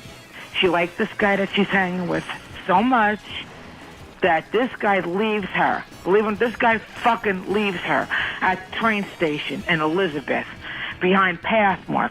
She's sleeping with all of these fucking homeless people. Yes. Later in the day, Di herself called the show, and in spite of her attempts to lie, she ended up confirming most of Marion's claims. When the boys asked the obvious question about how Di was getting alcohol when she had no income, Di put her friend Frank on the phone. However, Frank, who appeared to be suffering from some kind of mental illness, was more interested in talking about his friend's baseball team than whether or not Lady Di was prostituting herself. He already said he's not banging her. Oh, he's not banging? You're not banging it? No. Is anybody banging Lady Di on the tracks? Yeah. I don't know about all that, but yeah, obviously, yeah. So she has sex on the tracks with the people up there? Yeah. Isn't that poetic? A train on a train track. And that's to get money? Yeah, she's right. She tries to get money so she can, So she gives blowjobs or I don't know all that now. Like I said, I'm only new with her, and I ain't trying to go that way. But how do you know that? Has she told you that she has had sex for money on the tracks? No, he used to be on my baseball team. He was the cleanup batter. Wait a minute. This guy, he's almost schizophrenic. Di would again beg Opie and Anthony to start a fund for her on Whackbag, but when urged to tell the truth about having sex with hobos in exchange for alcohol, she hung up. The scope of Lady Di's homeless life was put on full display when a pair of amateur videographers ventured into the homeless camp behind the Pathmark to document her living situation. The men, who called themselves General Bam and Sergeant Magoo and hailed from fullblownaids.com, arrived before Lady Di, and thus interviewed several of her homeless compatriots. And how long has Lady Di been here for? Approximately a month and a half. Her living conditions, as you can see, are horrible. It's very sad and very horrible. She's been doing him too. Have you had sex with Lady Di? Yes, he has. Honestly. Yeah. You've had sex with Lady Di? Yeah. She woke up one day with her pants down to her ankles and a ponytail. No, she didn't even remember though. She was the only one. You weren't the only one? Yeah. How many others would you say? One, two, three, that you know of. I mean, Six. Just 6 total. About 6. 3. About 6. Lady Di is going to kill us. 3 I know of for sure. 3 you know of for sure? Yeah. When Lady Di eventually made her presence known, she was visibly dirty. Opie and Anthony, please, you gotta help me out. You have to help me out. because I don't know how much longer I could live like this. After once again begging Opie and Anthony for assistance, Di would admit to having an intimate connection with a man known as the Romeo of the Railroad. Are you two, intimately involved with each other on an adult basis? Not anything nasty or anything. There goes Romeo of the Railroad. Upon their return to the Pathmark adjacent shantytown, Di confirmed the claims about her relations with other vagrants. Is there a reason why that bed is broken? Yeah, they've been fucking too much. They've been fucking too much? For her. He broke it. Thank you, baby. I'm the one that brought it up here. Yeah, but I rebroke it. I made $6. Hey. Once settled in and properly libated, Di opened up to questions about her current condition, although as usual her answers were evasive and she took no responsibility for her own predicament. Was drinking an issue also that took up a lot of your money? Nah, I don't know. How much are you spending a week on alcohol? I don't know. Should I be honest about this? Absolutely, be honest. Yeah. Okay, $10 a day. On alcohol? $10 a day. Jugs of wine every day. $10 a day. Rip channel points, Is that why is it you lost over? your job because of drinking? No. No, I just Guess I just decided I should not to go turn back. my head. That's all. How did you lose your job with Budweiser? Oh on, be man, I honest. guess the Eagles aren't flying tonight. Alright, give me a second. Tell us the truth. That's a really soft issue right there. I No, had I- the job 17 Eagle years. Bros, no! I know, and it hurts that they fired you. Hell. Why? Let your story be known. Did you mess up? Because I had a back pain. I went to I went to see the nurse, and when I went to see the nurse, they decided, instead of me seeing the nurse, they decided, okay, she's going to sue the place, and to just say bye-bye. That's it. That's the reason they fired you think? The documentary ends by following Lady Di on one of her panhandling excursions. After a brief encounter with the police, we get an unexpected insight into how manipulative Di can be, as she begs strangers for money outside of a fast food joint. I make more when you hit them on the way out than you do on the way in. Hi, hon, can you spare any change, please? I'm homeless. Any change? What are you trying to get? Something to eat or something to drink? Change. What are you trying to get? Something to eat or something to drink? They're from Opie and Anthony. Oh. You know who Opie and Anthony are? I heard you guys on the radio. Yeah, she's Lady Di. She's the one. Lady Di, go get whatever you need. Thank you, baby doll. Have a good one. You too, hon. He thought they were Another 4 months went Opie by and before Anthony. Di was able to get herself off the streets. When she called into the show in August of 2006, she had found a place to live and a temp job working in a warehouse, but she was still at home drinking beer with a homeless crack whore at 8:30 on a Monday morning. For most people, being homeless for several months would probably be a pretty eye-opening moment, I tried to a look reason for the Pupperb to examine Rolls. their life It didn't and work figure out the changes they need to We might make have to to never end up in reschedule the it. same position again. Not Lady Di, though. She was insistent that she needed to take baby steps, none of which involved getting sober. She said you drink every day. She says you drink every day, and you're not. You're living in like a rooming house with a bunch of drunks and drug addicts. No. Everybody over here is really cool. Everybody over here is Really? nice. What do you know about cool? You're an absentee mother. What do you mean really cool? Stop talking like it's 1967. Yeah, that sounds 16. fun. All right, Lady Di. Jim, listen to me. Listen to me. I'm listening. I've been listening. All you do is lie. Just keep drinking. Before you take adult steps again. Shut up with the baby steps. You either drink or you don't. All Just right, let's stop. get this prediction Stop out of the way. needing to be Eagle Bros coddled. lost. You have your fat chin What? tickled. Speaking of baby steps, miss Bros, a few they're more called of the your holy sons. shit, 10% on the Chiefs? Yeah, how do you know what baby steps 10% look on like? the You were in a Chiefs. blackout while he took them. Someone got a big payout just now. In another sad display of her attention-craving obsession with the UNFW? show, Di called back into the program sounding yes. even more intoxicated than before. However, her attempt to pick on Jim Norton was a giant flop that added nothing to the show. Points to So something they ended there, up playing the silent game with her and until she one hung up. other. Yes! Hello.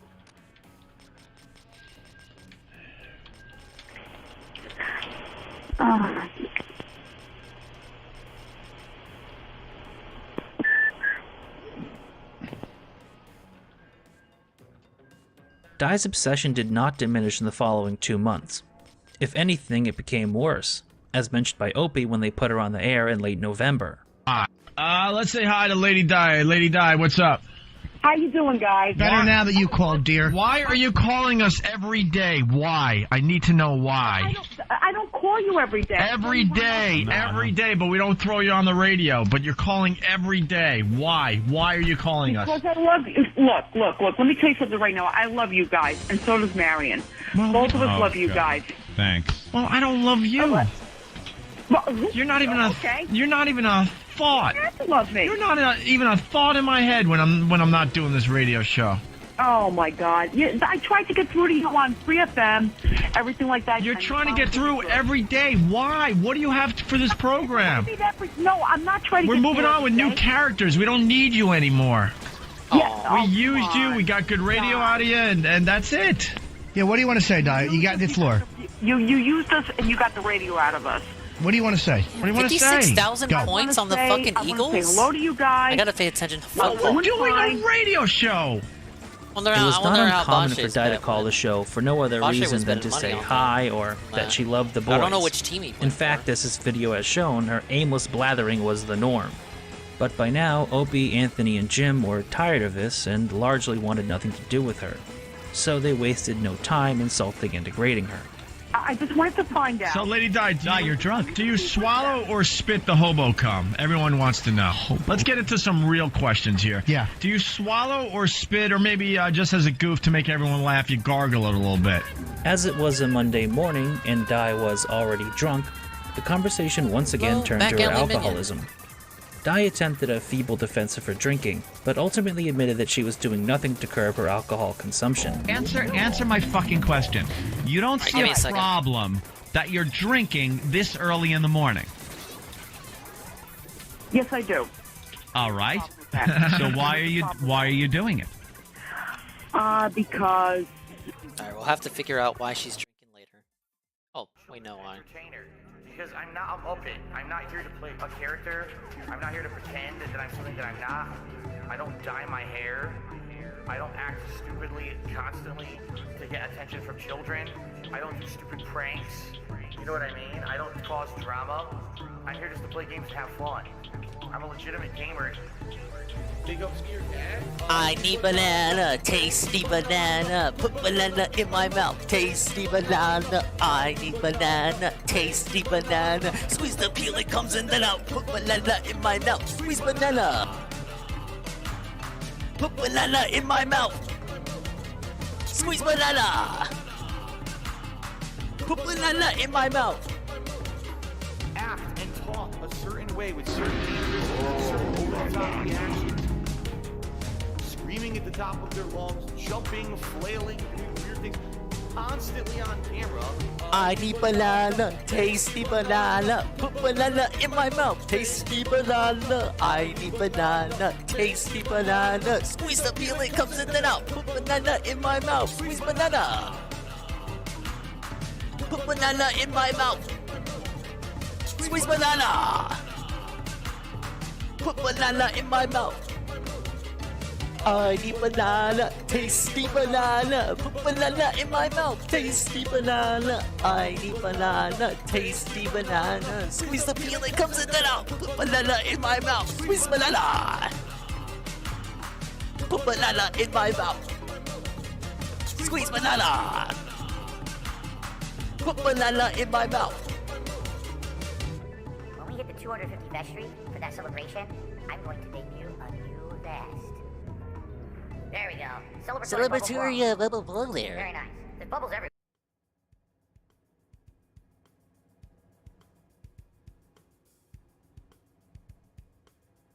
Oh, thank you. Thank you for the We Need Banana Redeem. And hello, Pray for Rock and Moitus. The chill.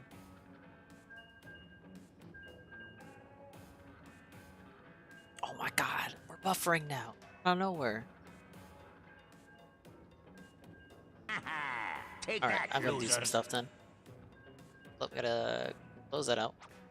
Close that. And that and the other.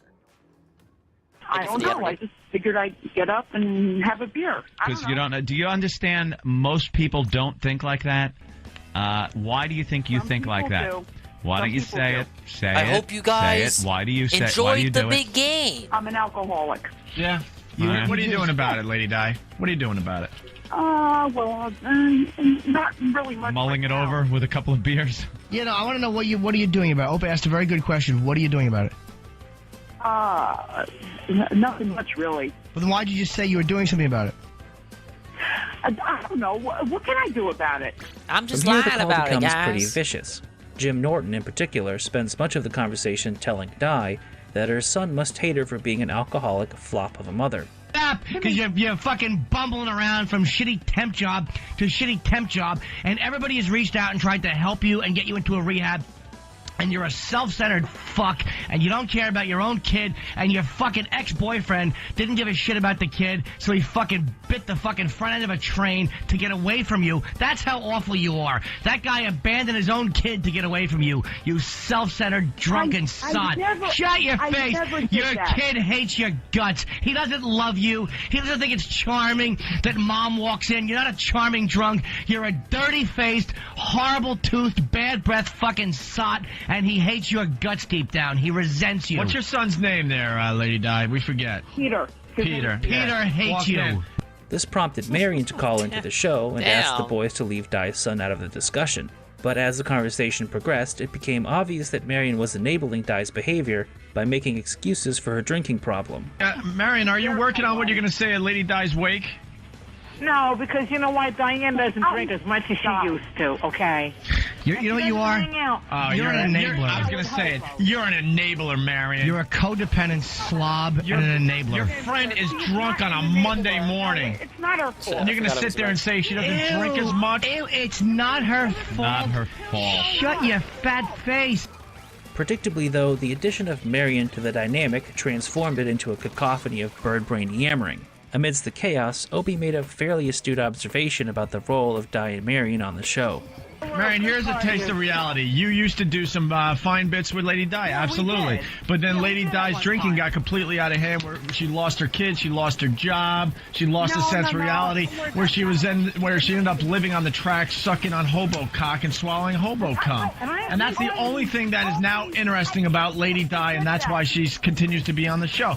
But as far as doing bits for this fine show called the Opie and Anthony Show, it's long over. Yeah. When Marion finally hung up, O&A decided to pretend that Di was no longer on the line. As the boys ignored her presence, Di was left to helplessly plead for attention in what was a surprisingly poignant reflection of her years-long obsession with the show. All right, so we're going to take a break, and then we're going to continue with the Opie and Anthony Show with this Kramer thing. Opie, the Michael Richards Opie. Kramer thing with the Opie. N-word tirade on stage at the Laugh Factory in L.A. And by the way, a special surprise. Yeah? We have some delicious cupcakes. Drink was better than the bowl. How many games have you won she in a did row? not. I would have to look. I think at least she 2 had in a a row. I'm problem not that last week. good, mind you. Look at the Which is ratio. why she was on her way over with cupcakes. I'm trying my and best, then, guys. See, this is why we don't need Lady Di anymore. We got new characters to exploit. Yep. No, Cake, no, cake you- lady no, or you girl, need me. cake girl. You need me. Cake girl rules. Yeah. Cake She made an girl awful, rules. awful cake. Yeah. It was Exactly. It was just a horrible. Di did make one final call into the show in late 2006. But after stating that she was going to buy her son a $50 gift certificate for Christmas, she was quickly hung up on. This marked Di's last appearance on the show for nearly 7 years.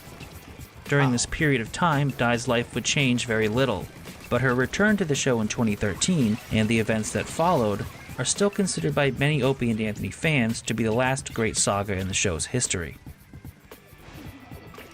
As always, I want to thank you for watching the video, as well as liking, commenting, and subscribing.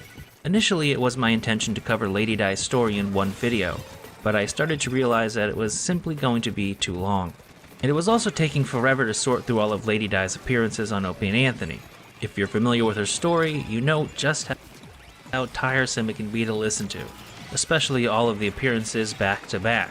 It is mentally exhausting, but we still have more to go. Part 2 is going to catch up with Di in 2013 when she returns to the show. We'll cover the super shows, the internship, and probably everything that came after it. There are only a few issues that I'm debating on covering and where to put them and what to do with them, but I hope you guys enjoy what I have in store for you either way. If you want to support the channel, check out the links in the description. And also, I'd like to give a special thanks to my supporters on Patreon Does who Lady help make Di? these videos Probably. possible. So thank you. Why do you think they Bone call her CK, Lady Di? Dan Thomas, Oh, that's rude. Terpatronus, Mike Roballs, James Taylor, CP, The Son of Man, Neem, Origami Fleshlight, Kevin Howard, Medication Doesn't Work, and Jackie.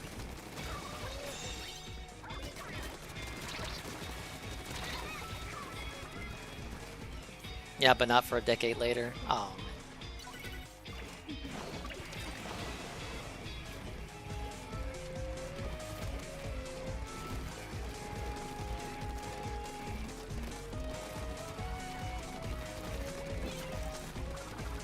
That's really depressing how it ends. I'm supposed to be watching Puppers. You're tempting me. You're tempting the hand of fate over here.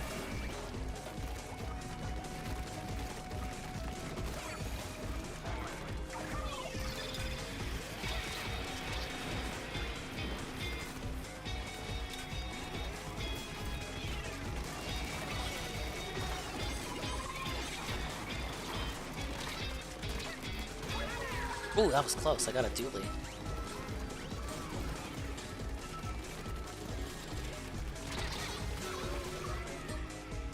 You missed the puppy bowl? You didn't. You actually didn't.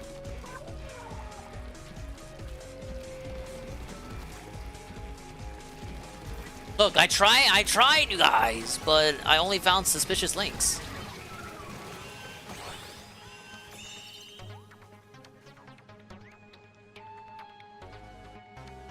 Alright, I'll put in an honest effort. Let me see if I can find it. Let's see, I believe it's, yeah, that's the year here.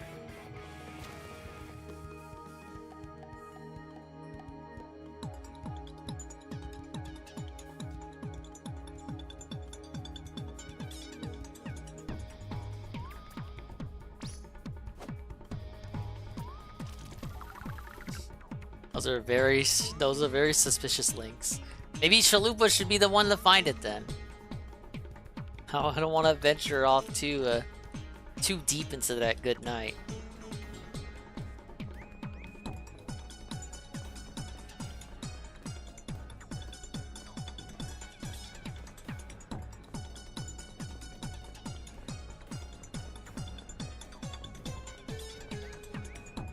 What's the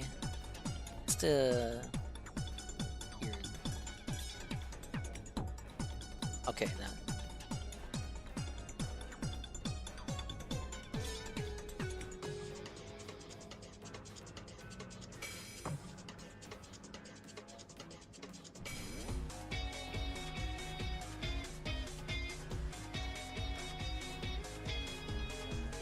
It's still happening? Yeah, don't get too excited.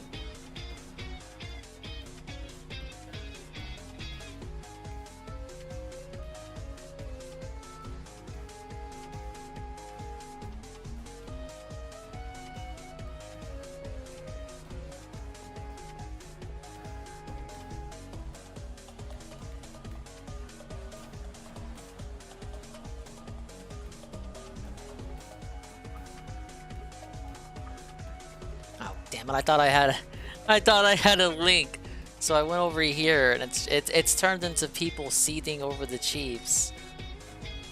I've never seen so many Pepes collectively in one place. We have a smug referee Pepe, automatic first down. What? There's so many smug Pepes. Someone posted a crying EDP.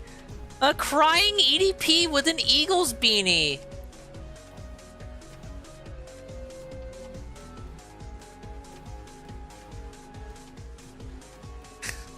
The white man marches on? What? What does that even mean? I don't understand. Loser Delphia?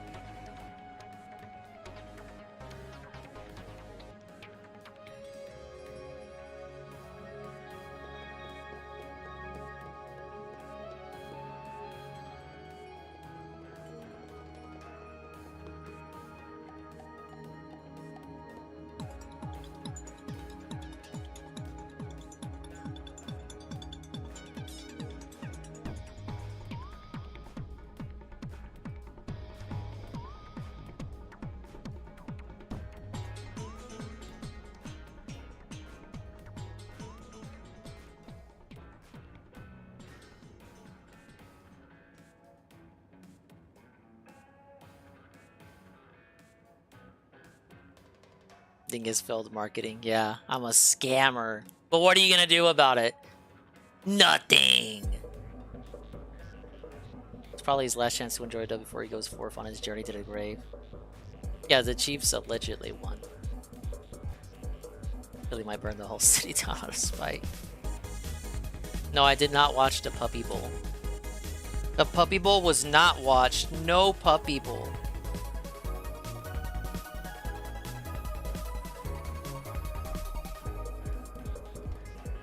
I guess we get no shoutouts to Fly Eagles Fly then. He fucking clipped his wings.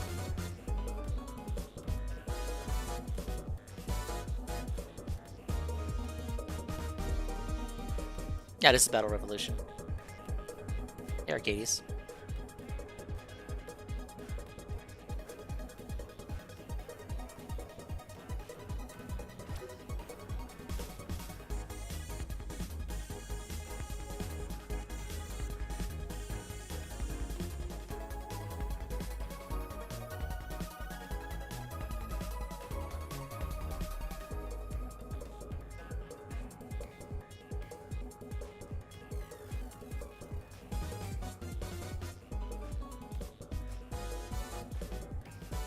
Yeah, I can't find it. My usual sites aren't helping me out. I will have to beg for Chalupa for the link.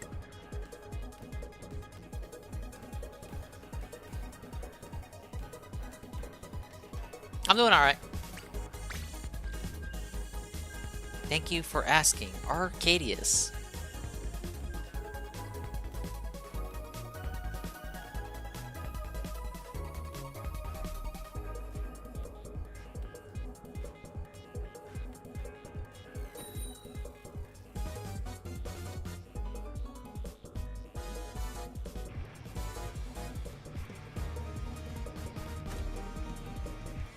I fucking bonked my desk.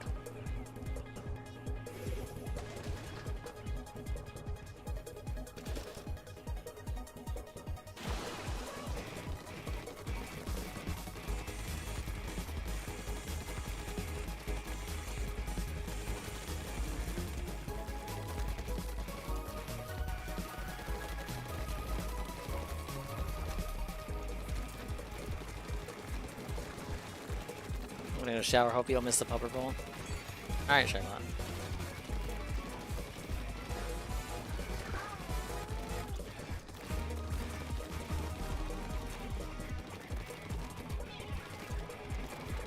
Peaches, give me your HBO Max login, and then we'll play it.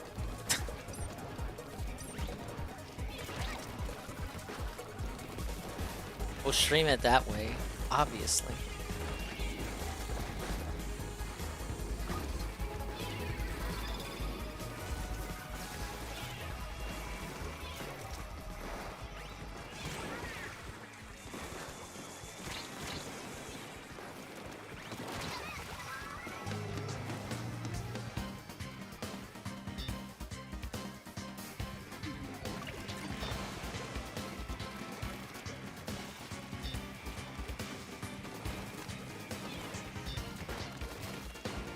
Want it, Monka? I was just joking. I didn't think you actually have it. I don't have any of those sussy streaming services. Why would I? What the fuck would I watch? What?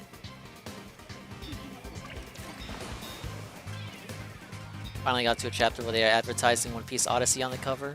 We're finally in the modern now.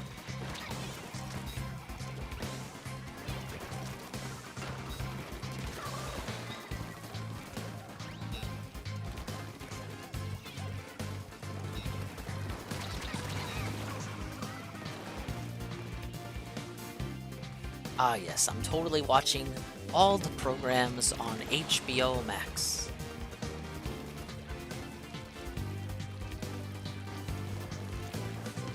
You get it for free through your phone service. I don't even know how it works on browser. If I have to download something, no. Actually, no, I don't want to do it through that way. I'm not downloading a thing. You know me. You guys know me. I'm not downloading things. You gotta download the HBO player. I don't have to download. Okay.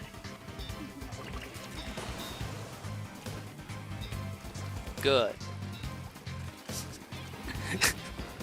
Good, period. I don't have HBO Max! I don't! Why is he saying I do? I have suspicious voices in my ear. They say I have services I don't have. Oh, yes, because I'm just spending all my money on HBO Max and Netflix. And, what's the other one? Disney Plus.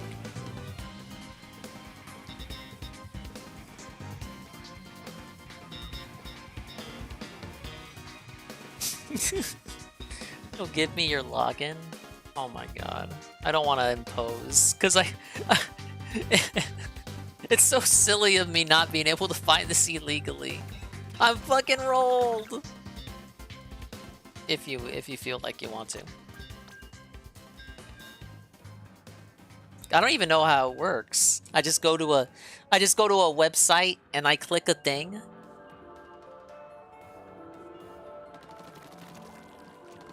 Sacrifices must be made for the puppy bowl. Suppose so.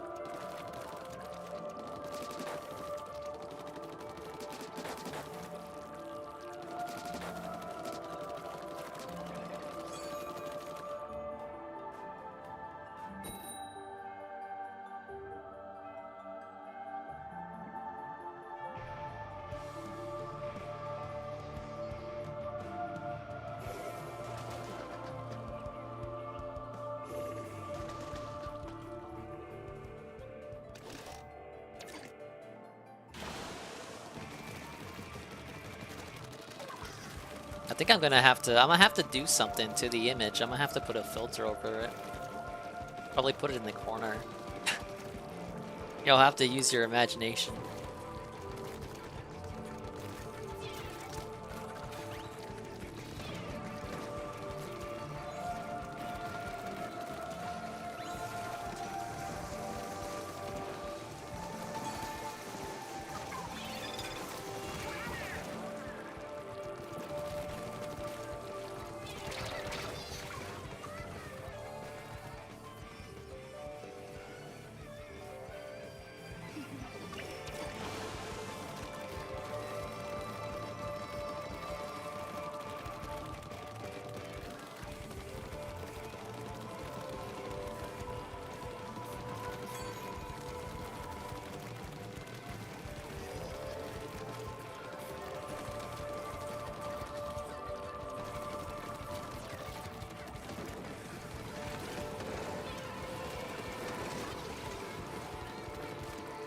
It only doxes your whole name? Oh, then don't do it. Don't do it. I'll, you know what? Let me see. Let me text Brother Dingus. I think Brother Dingus has HBO Max. Don't dox your name. That's too much. After this match, I'll text Brother Dingus. See what he can do.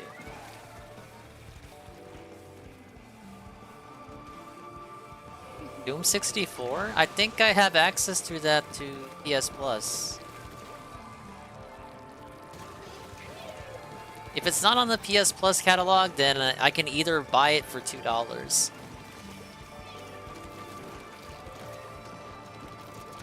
Damn it.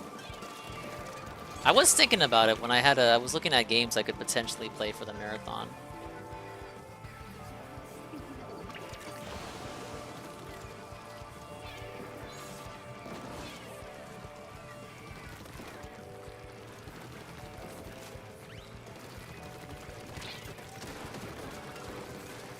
A lot of people say people only wanted Doom 64 to get ported because it never got ported. But the reality is that the actual game isn't really good. But this is only what I've heard, guys. They only want the mystery of Doom 64. They don't actually want Doom 64.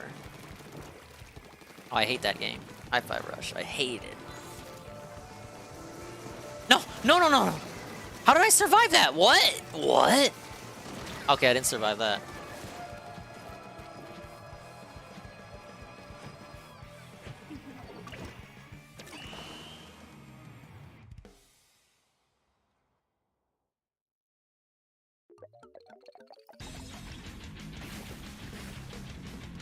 big L. Okay. See if I can get... Type in HBO Max. Ah, yes. And I'll see if I can acquire a totally and extremely legal copy of a game. A game? No. Of a TV program. I'm not sure if that's better or worse. That's not what it sounds like. Hey, XQC is the thumbnail for DSP's thing. Alright, as I acquire the Puppy Bowl, by putting forth actual effort on my end to acquire the program, we can watch this video. Bad boys, what you gonna do when I come for you? Nobody must be no brigade. Policeman, they get no break. Up, soldier man again, no break. Bad boys, what you gonna do? What you gonna do when they come for you? Alright, so guys, here's the deal. I think it's time to end the show. As I told you before my announcement, I need to use the bathroom. And I hate doing that, but I have to. Like nature calls. It's been calling me for about 20 minutes here. You know? So, let's end the show. I'll take like a 5-minute break, and then we'll come back, and we'll get ready. It'll be the big announcement you guys have been waiting for. So now is the time. Get ready. Don't miss it. All right? Thank you all for watching the show. And by the way, it's time to get romantic.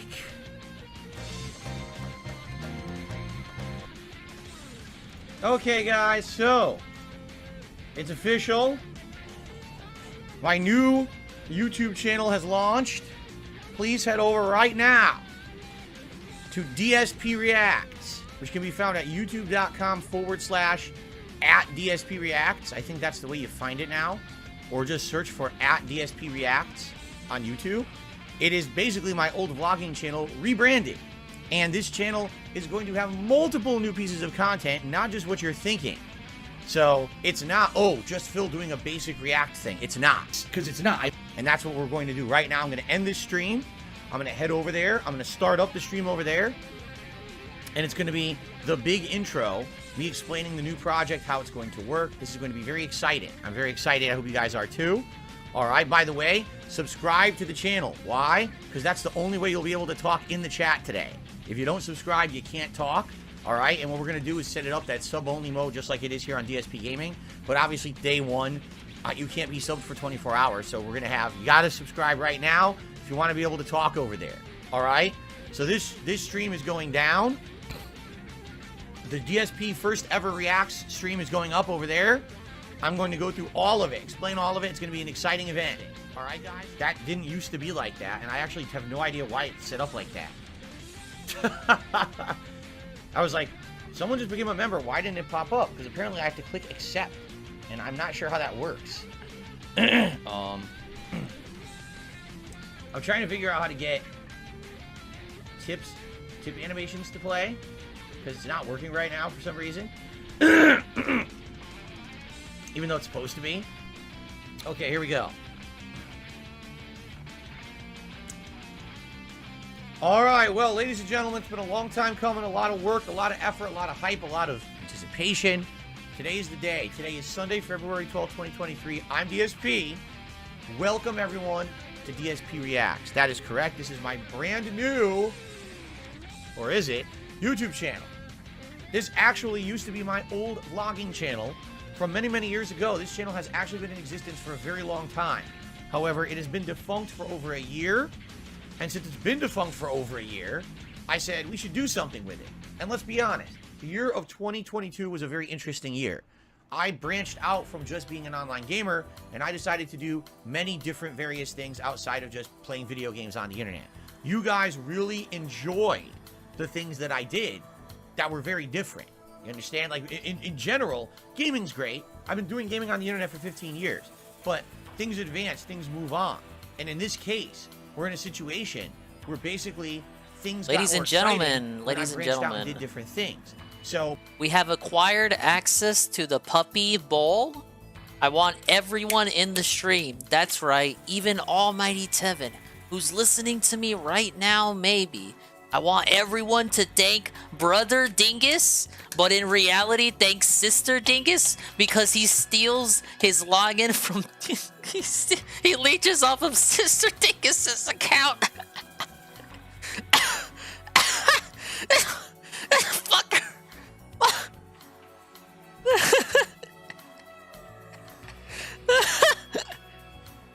You fucking.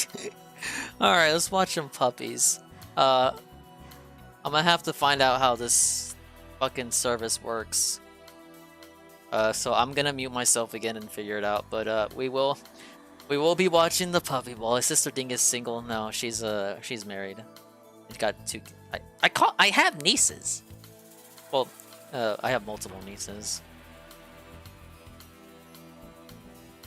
I don't have any nephews. It's weird. Girls plague my fucking family, guys. All right, back to we'll play this and then we'll see if we can get if I can get the puppy bowl. What do you guys want me to do? Because I'm gonna have to do something to it. Do we want it transparent? Do we want it flipped? Do you want me to hue shift it? I'm gonna have to do something. Well, based on your feedback, you guys kept telling Maybe me, guys, myself. we want throw your suggestions to do different stuff. All right, we want you to do all these different various things. Okay, I will branch out. I will do the different things that you guys want. All right, so that's what we're doing. We're doing completely different things. And so that's what DSP Reacts is all about here. Okay, so thank you for coming for the premiere. We got some bugs to work out, some things to do. For example, Nightbot is in the chat right now. Okay, and I don't think it's doing anything. It's tracking chat right now, from what I can see, but I don't know if it's actually doing any of the moderation it's supposed to be doing. Okay, I don't know why. I'm taking a look right now. I got all these spam protections on. Seriously, I got all these things on, and I don't think Nightbot is working. I don't know why. Maybe Nightbot has to be in the chat for a set amount of time. I'm not sure. Of course, being that this is a relatively new channel, you're gonna have trolls coming in and doing trollish things. There's nothing we can do. We'll take care of those on a troll by troll basis, and to the point where eventually it's gonna get cleaner, much like DSP Gaming did in time. Okay, what is that now? I clicked on that. And I don't even know what that did. Did that just shut down the chat? Oh God, I don't know what happened. What is going on? I clicked. Yeah, I think I just crapped my chat out. Oh my God, like. I'm just so tired of this stupid shit. I really am. Nightbot is working. Nightbot just started working. Nightbot is hard at work. Nightbot is kicking ass. This is exactly what I wanted.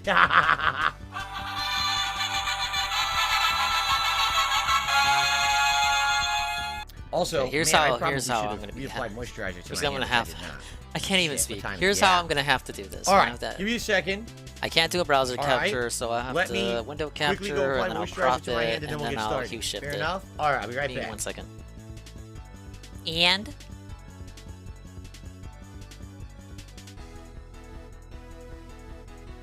let's get started. Now we actually begin for real. Here we go. Hello, everyone, and welcome to DSP Reacts. This is my very first video here on the channel since rebranding the channel here in February of 2023. So for those who don't know, all right, DSP Reacts is my new project for 2023. It's something that I got an idea for last year.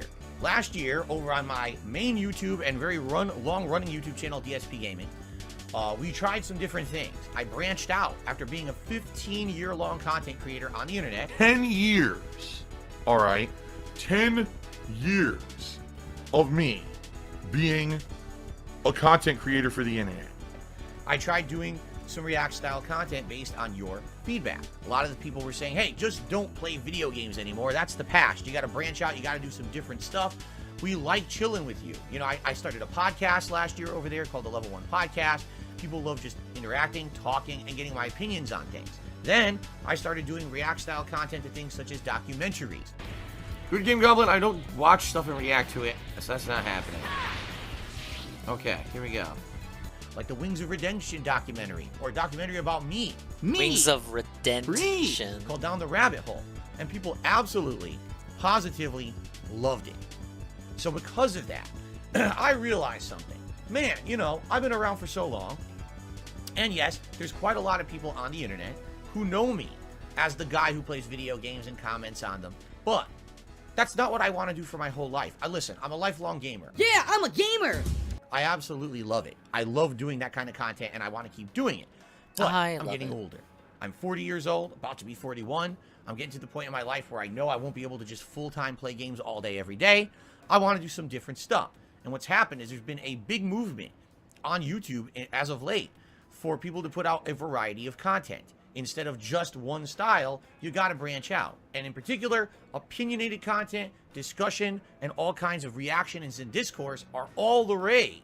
Unbelievable. As people still to this day say stupid shit like that. Why didn't you just completely change everything you ever did? Stupid. Someone like me, if I disappeared from YouTube, how many other people are there like me on YouTube right now that are genuine gamers who are doing it the way I still do it? They're not doing these highly fucking polished, edited, scripted bullshit. They're doing genuine gameplay and stuff like me. No, everyone's abandoned my formula on YouTube right now. So, after having done some successful React style content last year, I said, you know what? I would like to branch out and do some different things. And we talked about it actually over the course of last year about what you would like to see.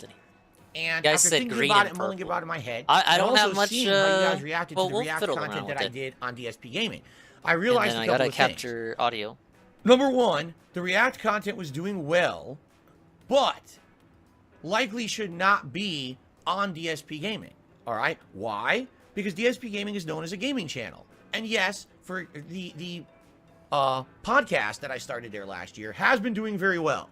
All right, and that podcast, the Level 1 podcast, will remain on DSP Gaming as a daily morning staple. That's not going anywhere. Now, there's 3 different shows that will be housed here on DSP Reacts. Allow me to explain all 3 shows and see what you think. Show number 1 is more long-term, something that I want to do. I don't understand the show's idea. But it's not happening immediately. The first show will is this be called, Killstream.live or whatever DSP the fuck Asks Ralph It. wanted to do? The This will be an Killstream interview network? series where I will interview people across the internet. And this is another thing. He said he's going to interview people. Just for the gameplay, he's going to take your suggestions. Obviously, but there's nothing that says the people he asked for interviews. They can say no. Who's going to want to go on call with Phil? I didn't know how it was going to come out. I was like, oh, if it's something that comes out really well, I'll promote it. I'll let everyone know about it. So I didn't want anyone to really know, and I guess the word got out. And next thing you know, now there's confusion about the time and shit. So it all fucking fell apart while I was trying to stream tonight, and I apologize for that. I was just trying to do stuff nicely and keep it under wraps so that would be a nice, pleasant, positive thing. And instead, of course, as usual, the fucking internet has to blow it up and make it dramatic and fucking stupid. So it is what it is, right? And who will I interview? Well, that's going to be a lot of the times determined by you guys. You guys are going to be the ones who are going to be submitting your suggestions of people who I should try to reach out to and interview here on the show. And it's going to be a one-to-one conversation. A lot of the time it's going to be covering what this person is up to on the internet. And there could be people from all over the place. It doesn't necessarily have to be someone who I've had any kind of involvement with.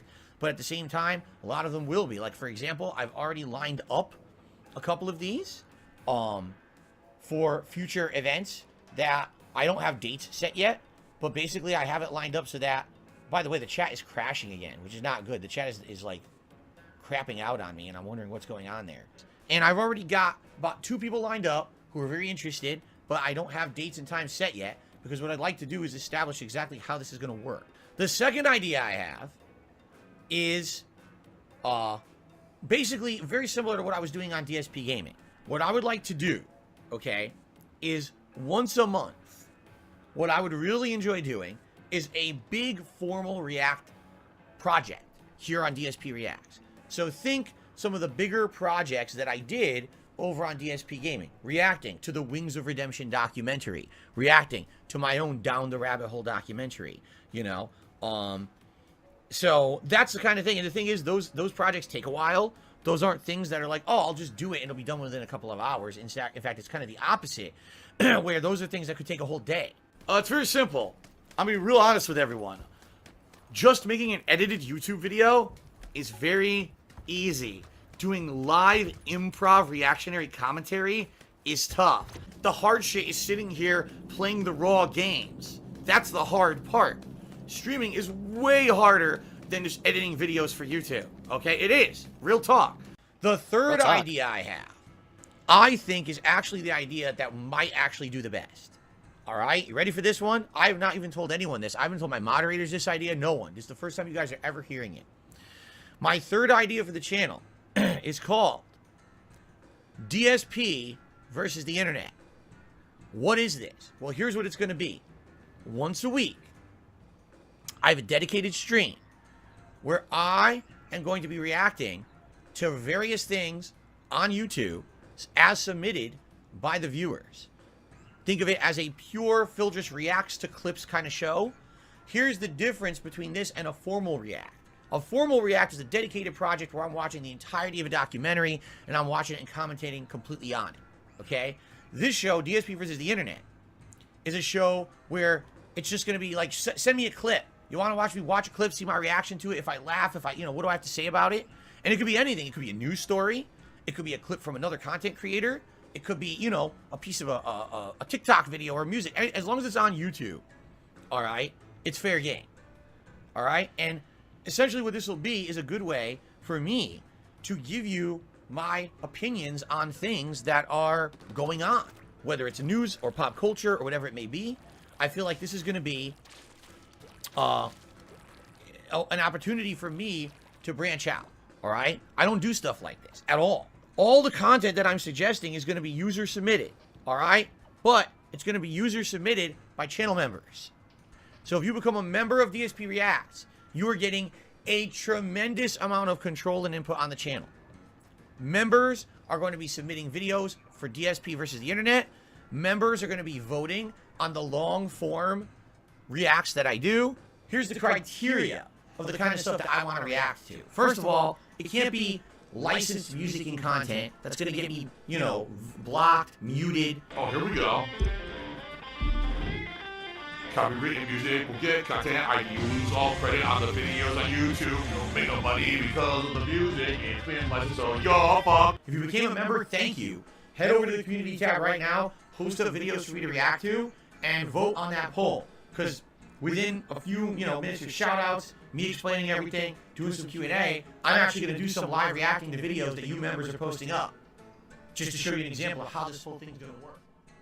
I'm sorry if you love watching, oh my god, live reaction to trailers, live reaction to fucking E3. I'm totally not of that at all. I want to watch, when I watch content on the internet, alright, I want to watch someone who has formulated an intelligent opinion, who is not just making a video for the hype and for the money. I want to watch someone who's actually adding some kind of critical commentary, some kind of contribution based on their own personal experience or their knowledge of the industry. That's what I want, an intelligent video, intelligent content. Not, oh, E3 hype, oh yeah, oh, look at my face, look at my overreaction, give me monies.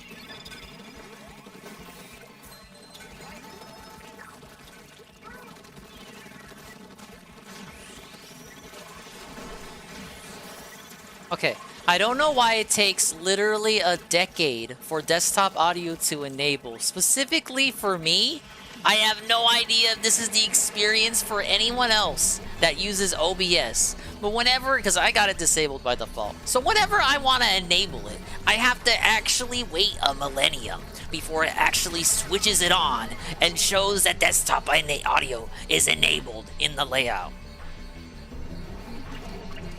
Now, you might be hearing an echo. I'm aware we dealt with this echo in the the echo saga last year. I know how to fix it. Give me a second. I booted up because I didn't want you guys to be bored. Yes, I was thinking of your welfare. Hey, I got him. Use Streamlabs. Now, counterpoint, and in Marked One stopped using Streamlabs because it sucked. Yes. So, and might still use it for YouTube, I think. I may have gotten my platforms mixed up. But yes, for some reason, yes. Whenever I need to enable desktop audio for something, it takes a millennium. It hates me.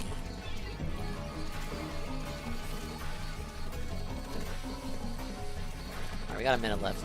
I have everything set up. I got. You'll have to hear. I tried to do the fucking application audio capture. It didn't work. So we're gonna do it through desktop audio capture, which I don't want because I hate desktop audio.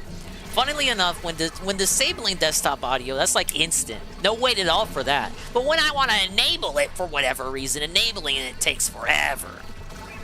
I don't have to do that anymore thanks to the plugin Jezzy sent me. But for this specific circumstance, I do have to do it. Because Chrome is not appearing in the list of applications that application audio output capture can take audio from. Why? Because I don't know. I'm a bad streamer. Help! Just be like that sometimes. It's dope music. It's from Legend of Dragoon, Ant's favorite game. We love Legend of Dragoon. And you know what? Shybot's here too. So perfect opportunity to actually start the program. Let's see, I had it. Where is it?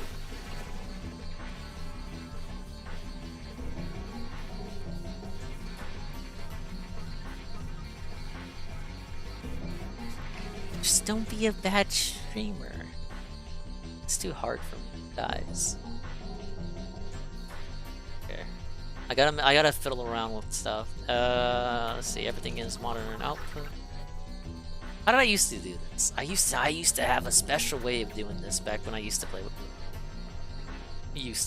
Looper. No. Okay, I'm gonna switch everything.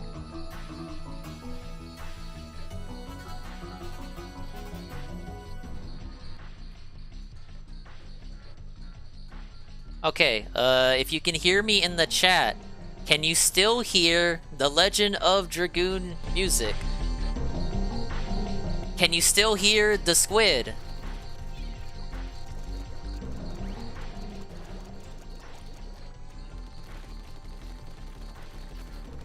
Okay, then I did it right.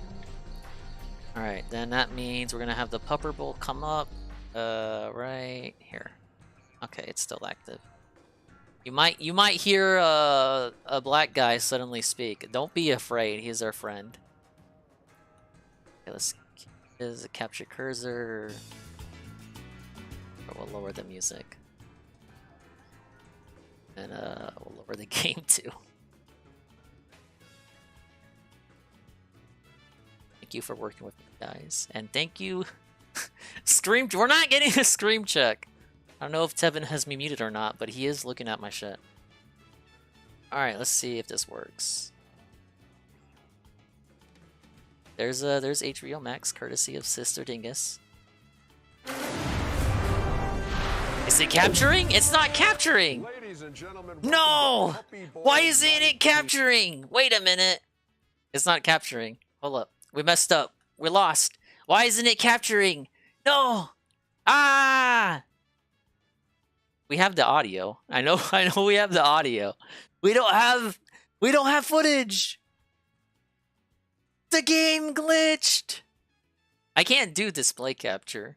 No, because I only have one monitor. We've only got one monitor.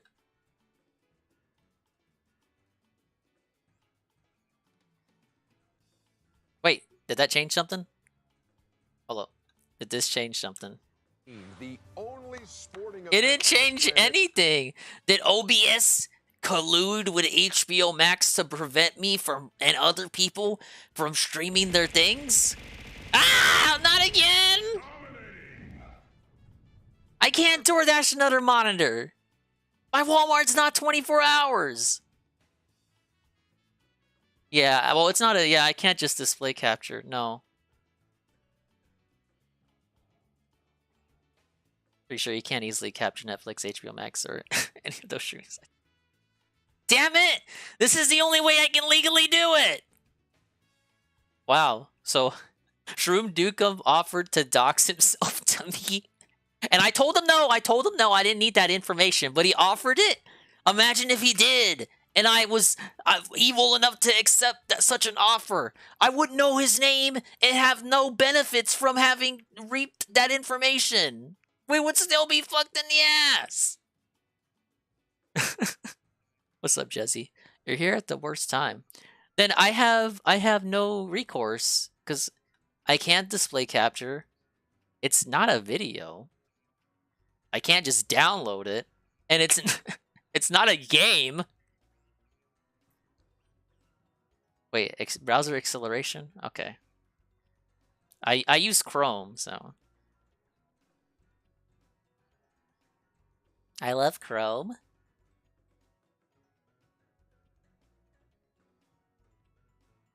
I have your IP and I have your address. Oh, that's right. You're on my payroll now, pimp. Google can't find what I'm searching for.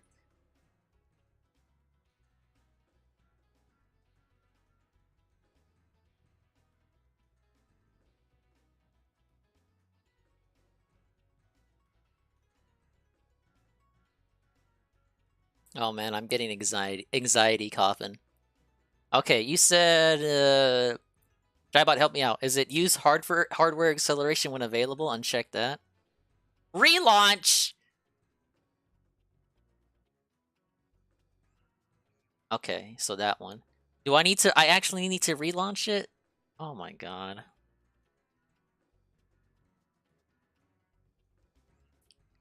Okay, do I still have access? Don't make me sign in again. I don't want to sign in again. I better still be signed in. Okay, I'm still signed in. This shit sucks. Sorry, guys. Okay, I got it. I got it. You may hear puppies. All right. Increase quality. Okay, there it is. Now, do I have puppies?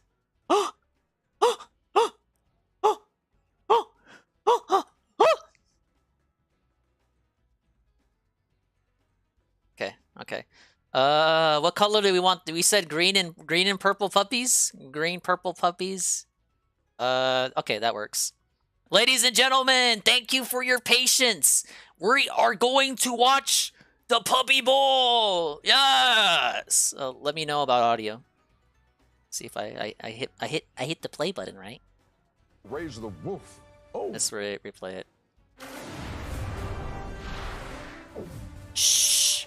Don't tell Twitch. Welcome to Puppy Bowl 19, the only sporting event on the planet guaranteed. Thank you for your patience, you guys. Oh, I got that. Yeah.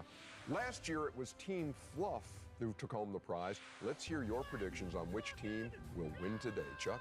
Ernie, I gotta say the reigning champs team Fluff. They got the biggest player in the game, Velma the Great Dane. And no pup is getting past defense that size. Velma's good. No, though. I'm going with Team Rough. The secret weapon is Moo Cow. Nobody expects a tiny little pup, 3-pound pup, to come in and sneak into the end zone for that undercover TD. That's what's gonna happen. Ernie, I gotta say I'm with Charles on this one.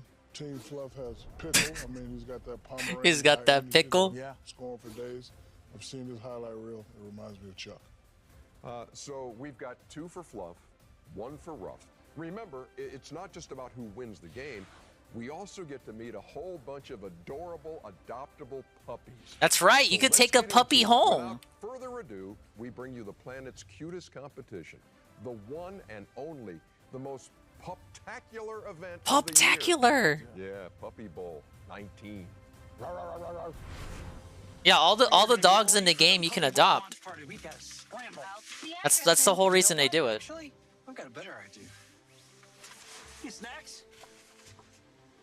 He's got a nose for this. Hey, you heard him. Game time. Are you sure about this? Yeah, he's a pro. Okay. One bark is a right. Right. You okay? I don't know if I recognize any of this. Snacks, have you been to this neighborhood before? He has a social life we don't know about. A little off the beaten path? 2 barks is a left, right? No, you said... I thought it was 2 barks is a right. Right. Was it snowing when we left? How far north are But we backing, boys? Are we Team Ruff or Team Fluff? Scenic route, very good, Snacks. Maybe he picked up the scent of another watch party? Yeah, he's smelling our chat. He's smelling my stream, you guys. Time out. Snacks. We don't have time for snacks. I'm changing the play. Game on! All right, let's get this over the goal line, Snacks. They're at the 20, the 10, the 5.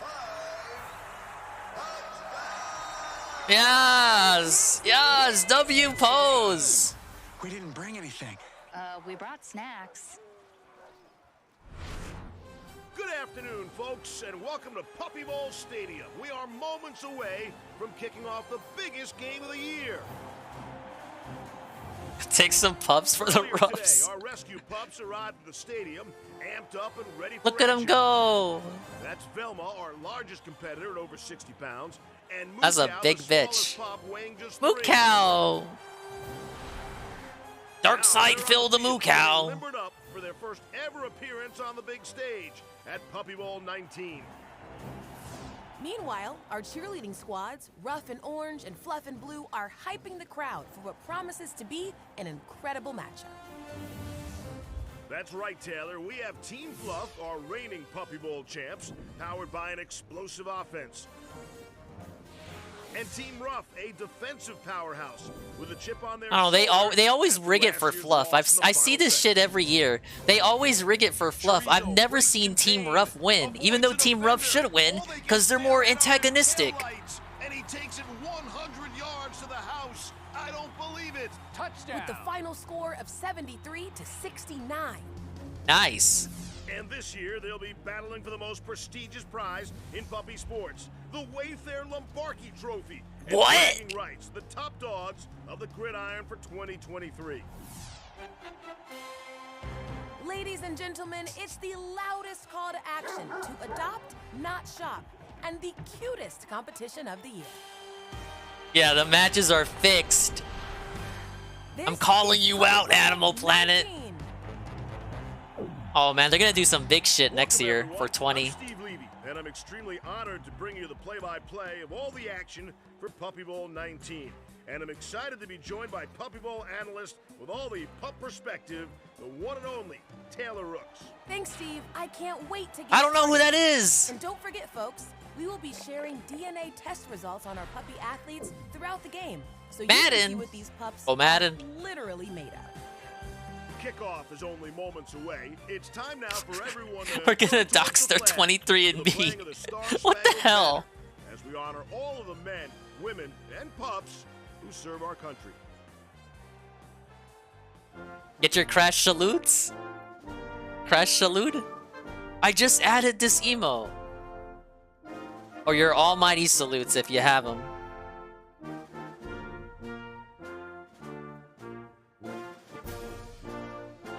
All rise now!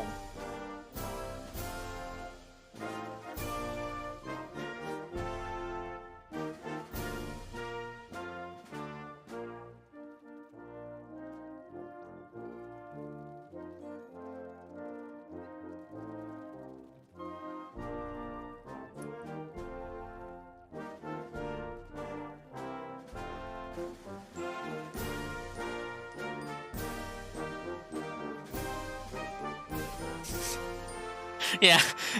instead of taking instead of kneeling, they take a paw. Pupper, no.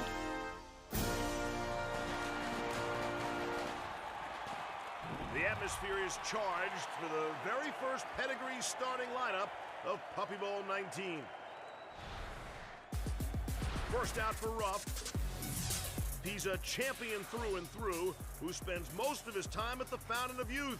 With this much talent and grace, Team Ruff's likely gonna need a bigger trophy case. It's Tom Barkey. Tom Barkey! Ladies and gentlemen, it's over, Fluff Bros! Every dog has its day, and this pup came ready to play. When it comes to helping out her team, she's a real dream. Introducing Kala. It's over. They got Tom Barkey.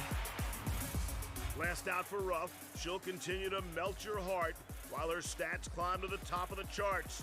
Opponents face an adorable dilemma when they go paw to paw with Emma.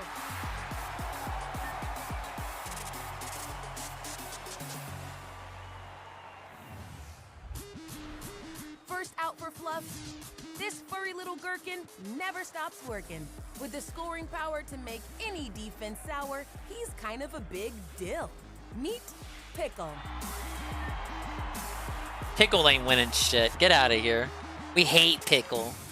Out next, rising to the occasion, you can't miss this fiery sensation. She's hotter than the desert sun and here to prove who's number one. Here's Phoenix.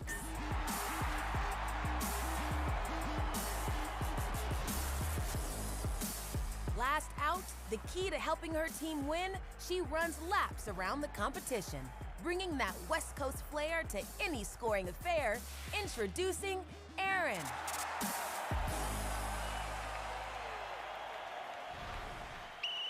Let the Puppy Bowl begin. And Puppy Bowl 19 is officially underway. Ruff's Emma with the kickoff return. She cuts left, but Fluff's Pickle stops her at the 30. Pickle grabs it, but drops it. Oh, Pickle, what are you doing? First time these players have been in a big game like this. Nerves clearly a factor. Fluff's Phoenix has a toy on the 5, but she doesn't seem to be in a rush to take it in. Ruff's Emma takes advantage and goes for the loose toy at the 15. She high steps it across midfield, and another stop by Pickle on the 40. Pickle has the toy, but Emma stuffs the play for no gain. Get him, Emma. Pickle is noticeably Fuck Pickle. Emma's big play ability and We're not speed. adopting Look at that Pickle 40-yard tonight. Carry by Emma. Even though that toy is twice her size, she still leaps an impressive 5 yards. She averaged about 10 yards per carry during the regular season. Phoenix is still at the 5 enjoying the toy, but wait, she's got another toy. She nudges it with her nose. Ruff's Kala trying to stop her. Touchdown! I don't know, Steve. That was awfully close. They're going to take a longer look at that one. We're gonna need the refs to look at that one. It looks like it could be a touchdown. Let's take a look at it from a different camera angle. Oh. I definitely see a sliver of green there. So close. Exposed. But I think this one is coming back. Wah, wah, wah, wah. The call on the field is overturned. No touchdown. No touchdown. Phoenix is clearly unhappy about that reversal. Felted. She's mic'd up and seems to be venting all of her frustration out on Kala. Look at Kala. She's like, what the hell's going on? Side of the field, Fluff's Pickle high steps and hurdles into the fray. He's locked up with Ruff's Emma on the. Oh, no, don't fight.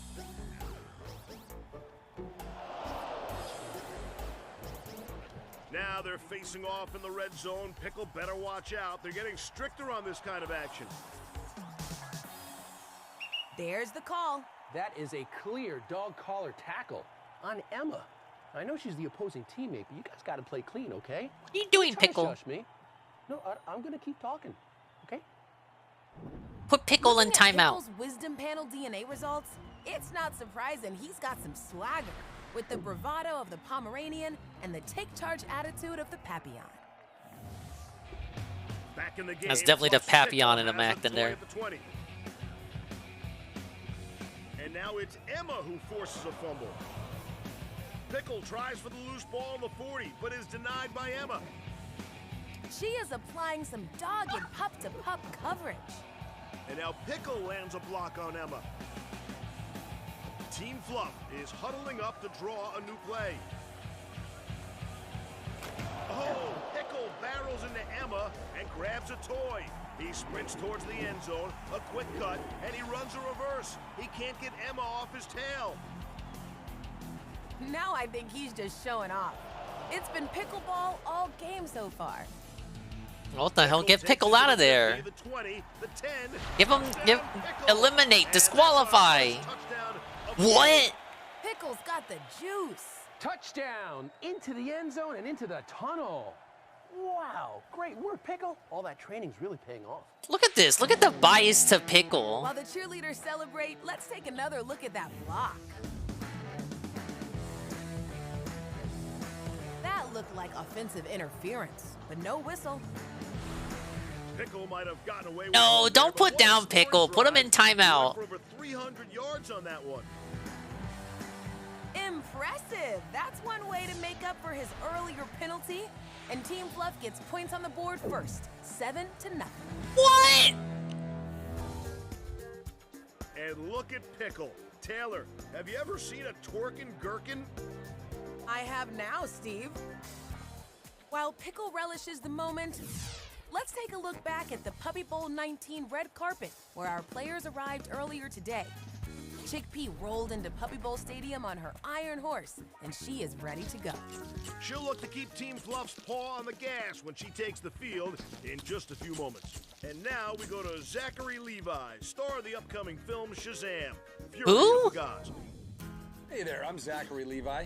If there's anything I've learned as Shazam, it's that one word. What does this have to do with At Puppy Bowl, dogs? that one word is adopt. They're Every supposed puppy to promote competing today dog comes from a shelter movies. Or foster home. Oh, that sounds familiar. If you've ever thought about adopting a dog, What? this is your chance. Throughout the show, we'll highlight 11 pups that are available to join your family. You don't have to be a superhero to come to the rescue here, though these dogs might think otherwise. Check them out. And, if you don't mind, check out Shazam! Fury of the Gods in theaters on March 17th. This guy is anti-vax? Oh, I think I like him then. Adoptable pup of the game, courtesy of Pedigree. Meet Captain, an affectionate and playful Chihuahua mix recently rescued by Save an Angel in Bastrop, Texas. This 12-week-old cutie enjoys a good snuggle and would make the perfect addition to a loving household.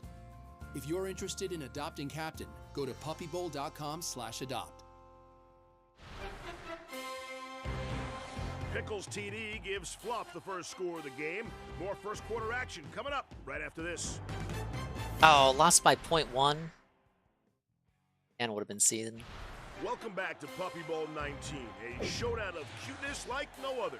Steve Levy alongside Taylor Rooks calling all the puppy action today. The puppy We're action. In the middle of the first quarter, and Team Fluff leads 7-0.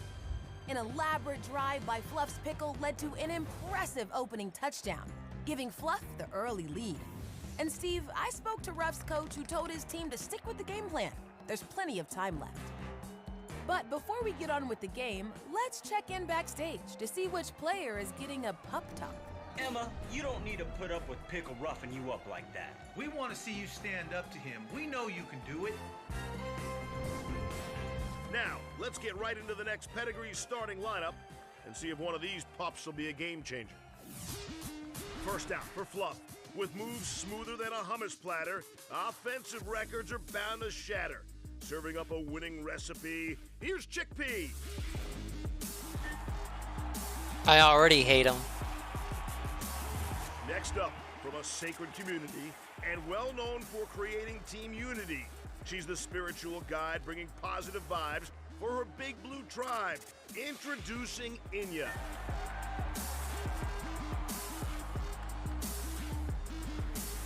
Out next, the subject of many stories foretold. He's over 100 ounces of pure athletic gold, a valuable prospector on this football team, and raising the bar with his 24-karat genes. Here's Nugget.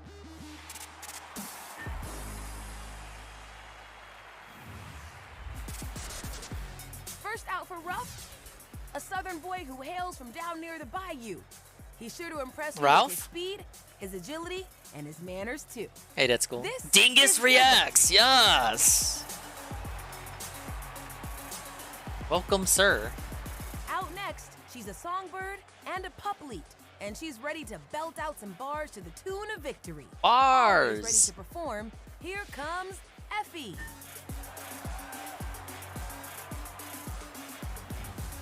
Last out, a legendary artist whose contract includes a creative clause. Try to hold your applause while he crafts his magnum opus. This is Da Vinci.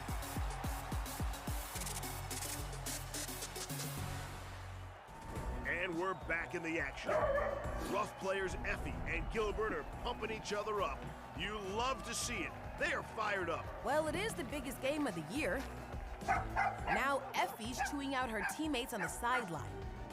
She's mic'd up. Fluff Let's get a gang. listen. You better rethink that, Air.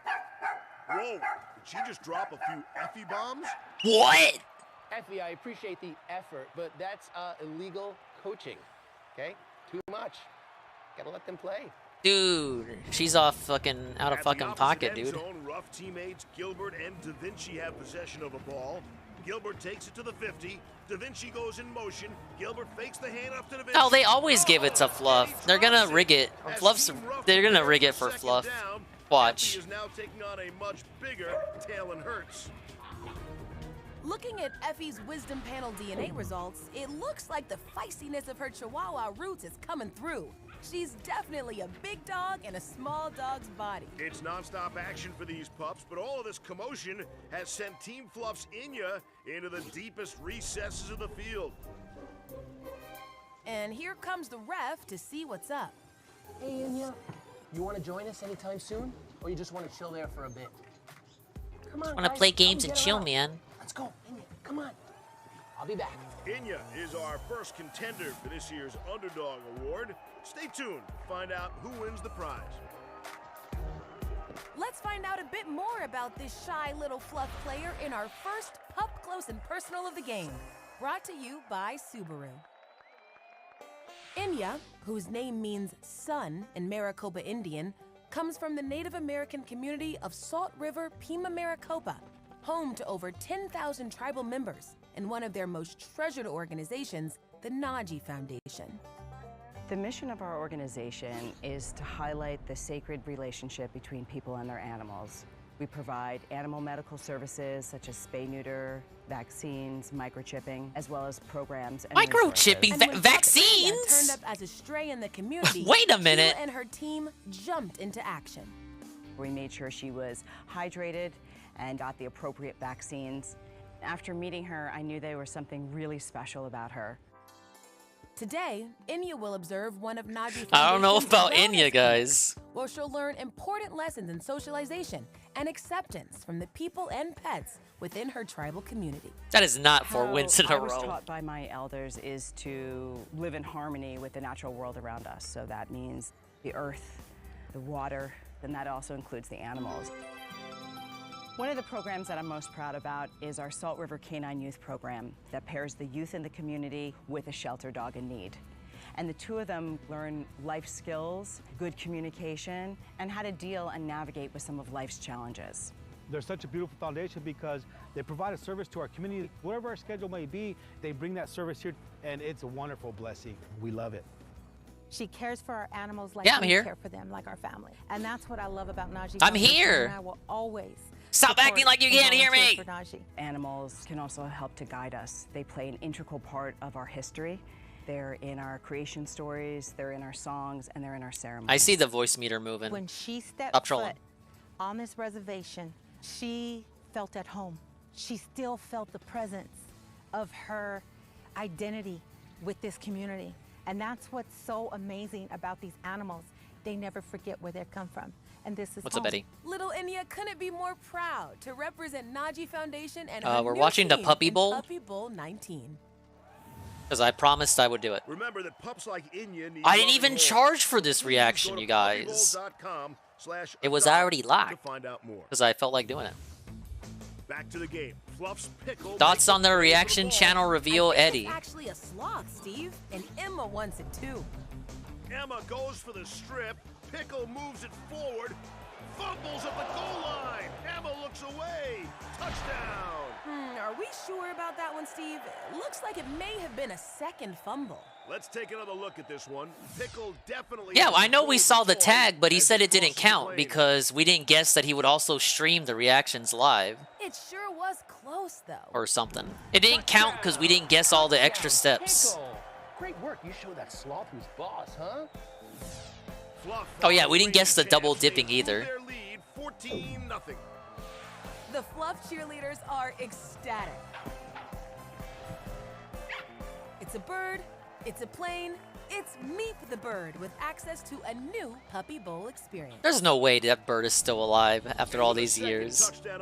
It's a new bird. An early MVP contender. Fans at home will vote for this year's most valuable puppy. For more information and to cast your vote, go to puppybowl.com/MVP. This shit is also rigged. Most valuable puppy. That's not real. With a break in play, let's go backstage to see more pups arriving at the red carpet. Here comes Mykonos, Taylor. She's known to bring the I suppose you could say it was inevitable, but I didn't see anyone guess it. It's like no one. It was not in the discourse, as it were. To our next adoptable pup. I'd like to introduce you to Buzz from Paws Forever in Mabin, North Carolina. I Try not to buzzed, melt dude. at the sight of his puppy dog eyes. He's a fun-loving 16-week-old Anatolian Shepherd mix that would make the perfect canine companion. If you're interested in adopting Buzz, go to puppybowl.com/adopt.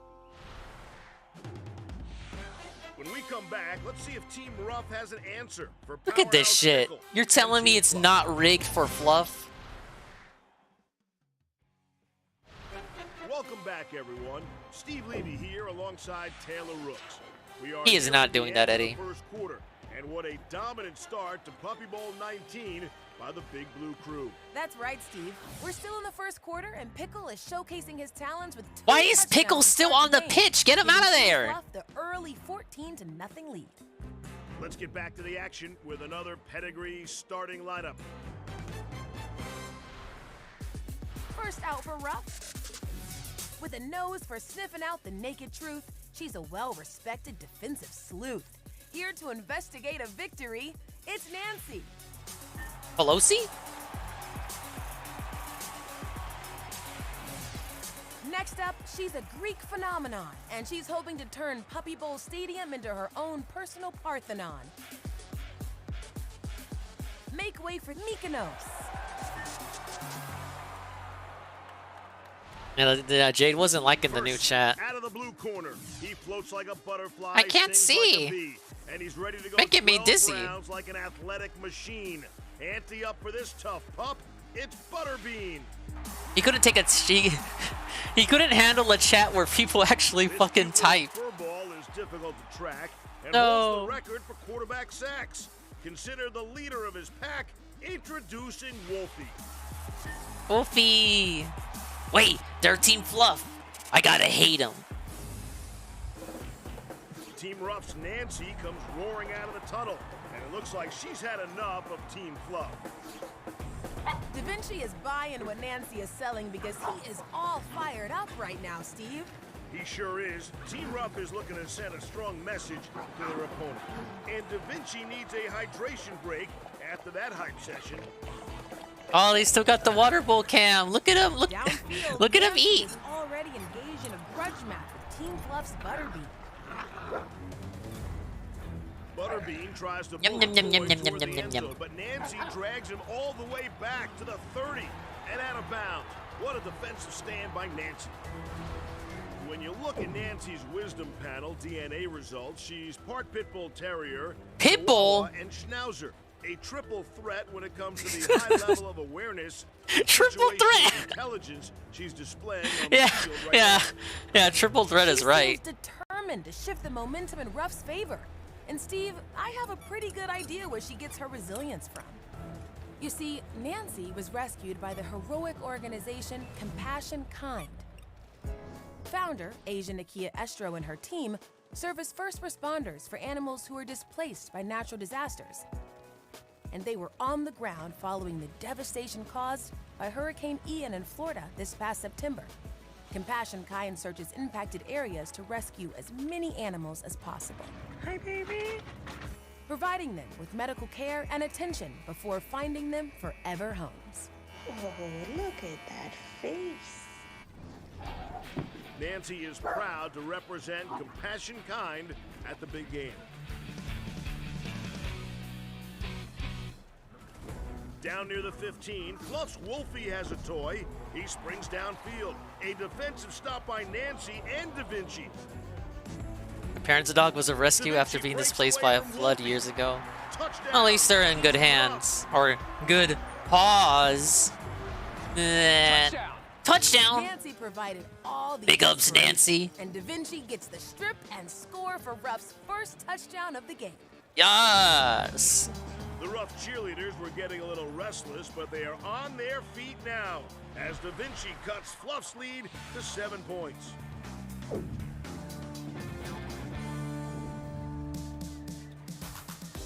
Steve, Da Vinci's feet were on fire after that last play, and he's trying to cool those puppies off. He is definitely making a splash in more ways than one out here today. What are you doing? Wow, it's like picking up a wet sponge. Dude, you've been hogging the water bowl. That's excessive hydration penalty, okay? I could clean my countertops with you. All right, now get back on the field. Let's dry off and get you back out there. All right, go work. Go get him. Give him a penalty. Bad boy. Let's head up to the Temptation Skybox to meet our VIP kittens, rescued by Brandywine Valley cats in Pennsylvania. Jasper, get out of here. They are living their This best isn't the life kiddie with bowl. that incredible view of the gridiron here at Puppy Bowl 19. Look at these cats. Get them out of here. No, we hate them. Protected with a toy after that Jasper, go home. Wolfie sees an opening.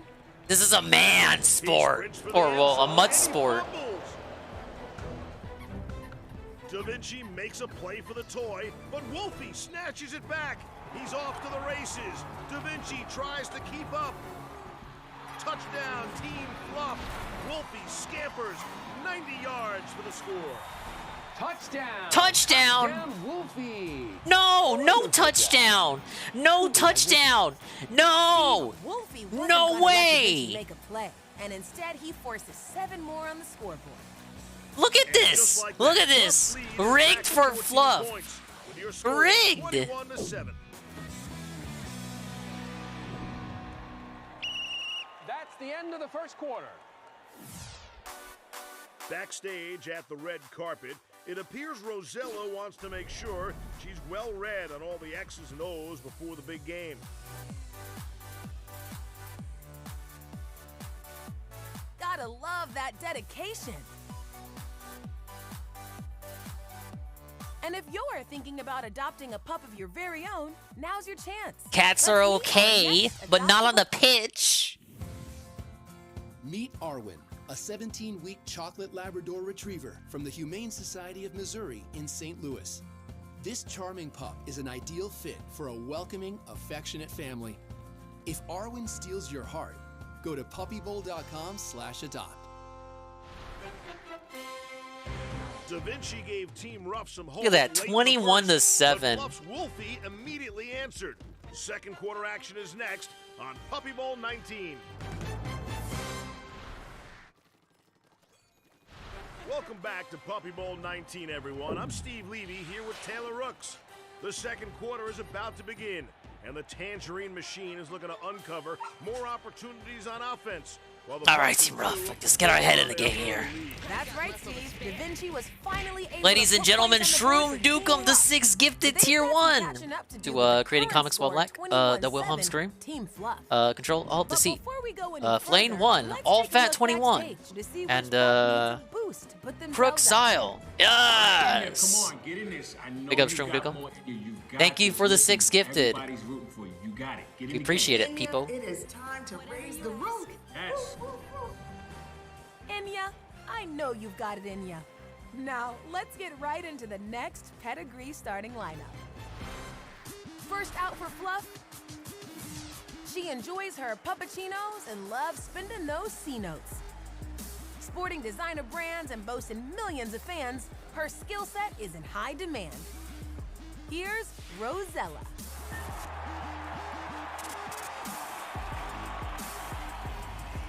Out next, aged to perfection and bringing the flavor while creating highlight reels that his fans often savor. His uniform's unpacked and he's ready for a snack.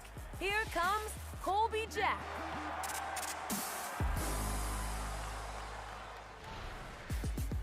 First out for Ruff. Let's get in here, Ruff.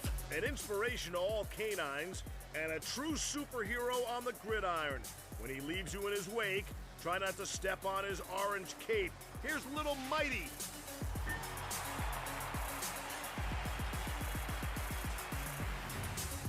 Out next, this hearing-impaired pup has a beautiful soul. Oh, hearing impaired. The line of scrimmage is where she takes control. From inside traps to lateral shuffles, she'll pound the ball and show off her muscles. Introducing B.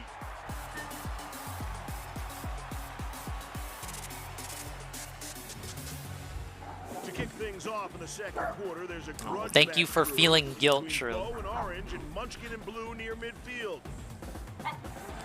Munchkin is mic'd It up, helps and me it out at sounds the end of the like day. he's reminding Bo who's in the lead right now.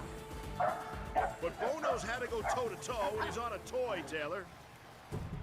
Munchkin is in the vicinity and applies the coverage. And he forces the fumble. Munchkin was born to play defense according to his wisdom panel DNA analysis. His poodle and miniature pinscher breeds make this pup a fast learner, extremely coachable, and very protective over his pack. Oh my, things are heating up between these two, and they're taking their tussle to the far sideline.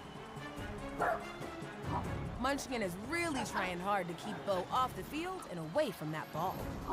Get him out of there. Fluff's Rosella Punch is on him. contemplating a move as she watches the drama unfold. Oh, in the opposite end zone, 3 pups charge the toy. Da Vinci has a hold of it. Bo runs interference, and Da Vinci marches into the end zone for 7. What a play. Touchdown! Watch Bo create a wedge between the defender, clearing the edge for Da Vinci. Great teamwork on that score. Big ups, Ruff. And the rough cheerleaders are prancing into Evening the it up. power paw formation.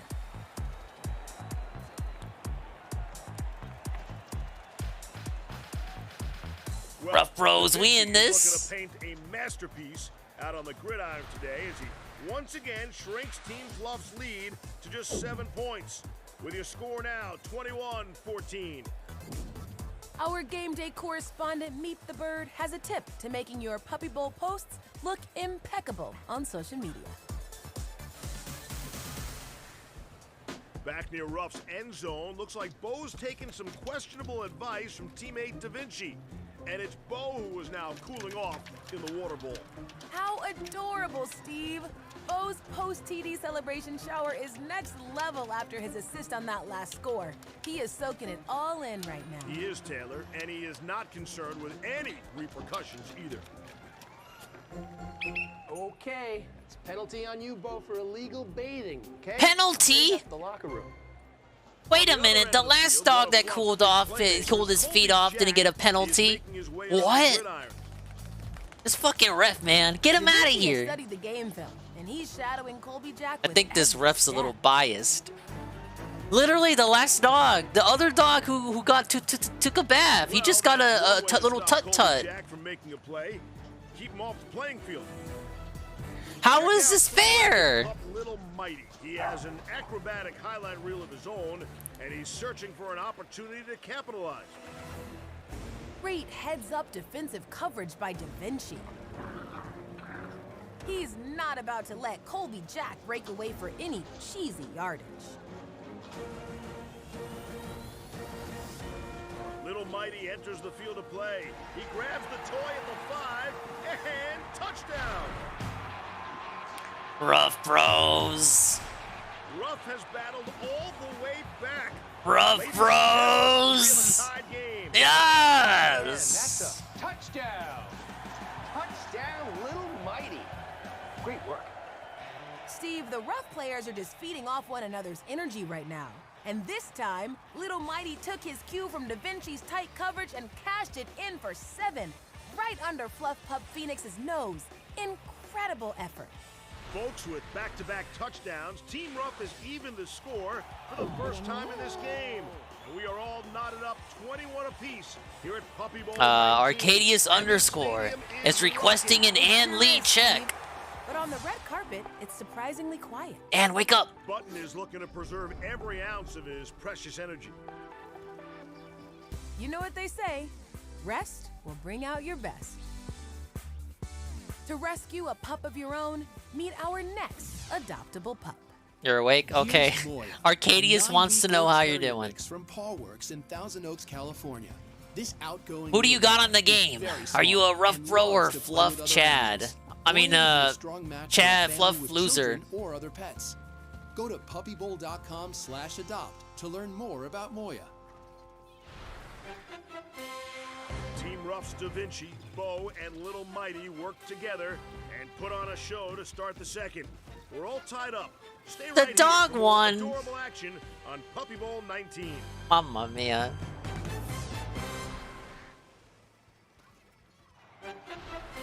Welcome back to Puppy Bowl 19. It's Steve Levy here alongside Taylor Rooks, and we're in the middle of the second quarter in what has been an action-packed game so far. A couple of touchdowns from Fluff's Pickle put Fluff in the lead early. But Ruff's Da Vinci answered with a pair of masterpieces of his own, and we're all tied up at 21. Let's get to our next pedigree starting lineup and see which of these adorable pups will make an impact before the half. First out for Fluff. Green team. Oh my god, Anne's a fluff bro. And once she's percolating, you can't get her to stop. It's Espresso.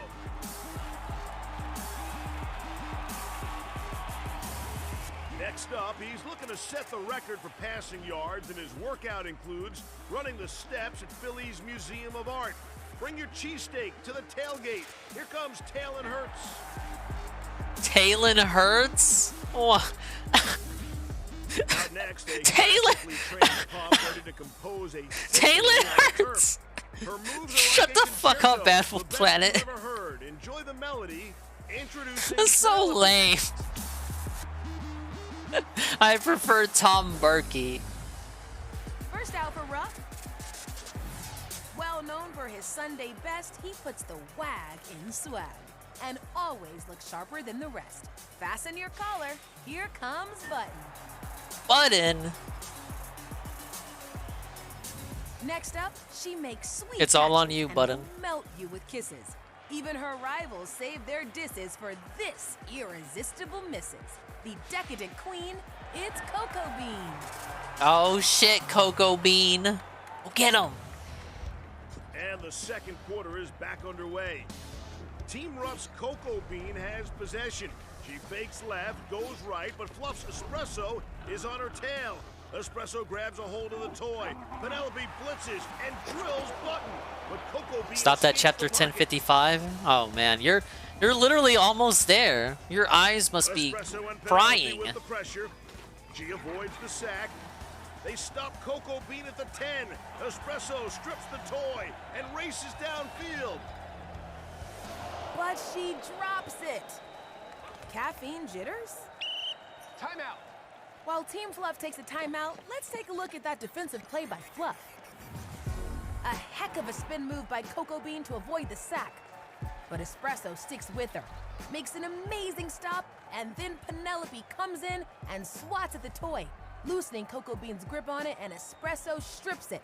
Textbook Red Zone D right there. Back on the field, it's Fluff's possession. Espresso picks up the donut toy, and it looks like teammates Penelope and Schnitzel are setting up a screen midfield. Espresso sprints down the sideline. She's got an open lane, and she is gone. Touchdown. Espresso takes it 70 yards for the score. Touchdown Espresso. Nothing No like comment. espresso We in hate the summer, huh? espresso. What a run by Espresso. Looking at her wisdom panel DNA results, it's her mix of American Pit Bull Terrier and Boxer that gives her that tough dog spirit. And now she's doing her cappuccino cabbage patch. The game is now 28-21 Team Fluff. Up in the luxurious Temptation Skybox, our VIP kittens are eager to get a hold of those mouth-watering kitten treats. They're specially formulated to support the needs of growing kittens. More cats. Where's Garfield at? It ain't Monday. Back on the field, Fluff's Talon Hurts is mic'd up, and he's having words with Ruff's Button. He seems pretty worked up, Taylor, but I'm not sure why. Penalty. And Talon should be careful, or he could get flagged for taunting. Like zoink, Scoob. And it's Espresso again. You know what, Ann? It's time to read all of Fairy Tale. It's time. She takes out 2 defenders, Steve. Then you can read the See here, sequel Gilbert series. and Cocoa Bean are in a great position to make the tackle on Espresso. But Penelope with a big hit down the middle, giving Espresso an open end zone. But she doesn't capitalize. Do you think she's coming down with a case of fumbleitis? Could be, Taylor. Cocoa Bean gets back into the field of play, picks up the loose toy. So wait, Ann has a job. Twitch partner reads One Piece in a month. Watches a Dingus stream. It's like 3 hours of sleep a night. Exactly. Now you know why he's always so tired. Coast to coast for the score. See here, a great move by Cocoa Bean to avoid the rush from Penelope. The 2 Fluff defenders are able to get downfield, but Cocoa Bean gets by both of them for the score. What a game! Ruff ties it up, 28-28. Oh yes, ah yes, Rough While both Bros. teams take a Ah breather yes. after some intense playing, let's find out more about Ruff star running bark Cocoa Bean in this Pup Close and Personal segment brought to you by Subaru.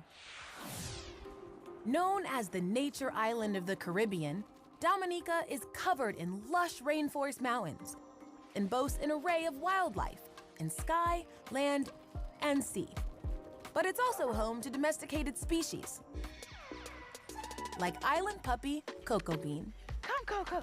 Cocoa Bean's mom was actually Rough Rose, rescued, we in and this. As much as she was pregnant and had puppies, then we had to also help with placing her puppies. Cocoa Bean was rescued by the Humane Society of Dominica. We teach humane values in school. We promote spay and neuter by sponsoring free spay and neuter clinics. We have a very active youth group, which is really at the heart of our long-term mission. A lot of people see animals, as separate. To me, I see them as a part of us, a part of our experience on this earth. I believe that we all need to learn compassion from a very young age. And one of the ways you learn compassion, you learn to love living things and appreciate the beauty in them, the difference in them. One of the youth group missions is to rescue stray dogs from the streets of Dominica's capital city, Rosso, to spay and neuter them to stop animal overpopulation. Well, we can't have too many dogs? What does that mean? Capturing of strays in Rosso can be a bit difficult. We try to give them space because what we've noticed is that the stray dogs tend to have a little trust issue based on whether they're traumatized. It's a matter of wrong. We can never have too many lure dogs. them. We try to pet them. She looks like she's trusting Michaela a bit more. Cocoa Bean's mom was one of those street strays who's now found a home. And Cocoa Bean will hopefully soon find one too. She should go to a home where she can run around. Lots of space because she's extremely active. I'm Team Coco and she's gonna get this. Pups like Cocoa Bean need loving homes. To adopt a pup of your own, go to puppybowl.com/adopt. Back to the game now. Espresso gets the carry. Waits for the screen from Penelope and then takes off. Some fancy paw work here by Espresso. They run the option. A pitch to Penelope. Touchdown. And just like that, Fluff is back in the lead. Why is it always Fluff? Can you do the sign? Touchdown. It's always Fluff breaking the Your tiebreaker. score now, 35-28 Team Fluff. While our pups take a water break, let's go backstage to see who is landing on the red carpet. Vivian is coming in hot for Puppy Bowl 19. And she Just too good. Fuck off. No way. Vivian takes flight in just a few minutes. As Vivian heads to the field, let's meet another adoptable pup. This is Red, a 17-week-old shepherd mix from the Nevada SPCA in Las Vegas. Red is a happy puppy and loves to give hugs. He's an ideal fit for a family who can provide plenty of training and socialization opportunities. To add Red to your family, go to puppybowl.com/adopt. A couple of fluff touchdowns. Yeah, he's got some big old pointy ears. He's got the knife ears. Welcome back to Puppy Bowl 19, folks. Steve Levy here with Taylor Rooks. And boy, have we seen some fireworks on the field today. Oh shit. We sure I thought it was have, turf war. But most of those fireworks have favored Fluff, who have led the entire game, with our score now 35-28, Team Fluff. Peanut butter apple jam Sammy with some Ruff's spicy gonna have peanuts to for a step late up night on D, or snackaroo. Fluff could run away with this. That's And way too Steve, much these effort for a pups dingus aren't slowing midnight down on the snack. field. No, they are not, Taylor. They are staying limber and loose to avoid cramping up in crunch time. And it looks like Ruff's button is really getting in Espresso's ear. Uh-oh, teammate and close friend Penelope is storming the field and having it out with Button. This could get heated. Buff's coach is calling Penelope off the field. Crisis averted, Taylor. But before we get on with the game, let's check in with Pickle, who's getting a special pup talk backstage. Come on, Pickle. You know better than to grab another pup's bandana. I want to see you play clean. No penalties in the second half, okay? Yeah, Pickle. Pickle, get your head in the game. Now let's head down to the field for another pedigree starting lineup. First out for Ruff, with champagne wishes and caviar dreams, he spreads the wealth with his entire team. Already dripping with bling, but what he wants most, the championship ring. Here's Ritz. Ritz.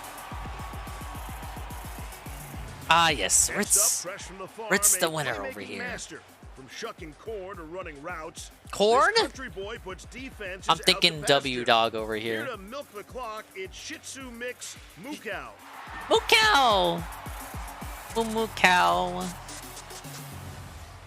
First out for Fluff, an all-star in footy from across the pond, making her switch from the pitch to the gridiron and beyond. Whoa, a marked Give it one up pup. for Vivian.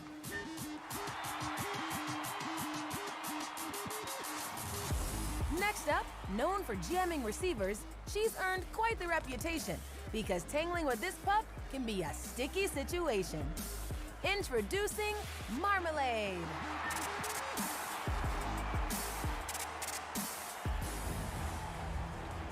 The second quarter is back underway. Team Fluff's Vivian and Ruff's Ritz are already facing off.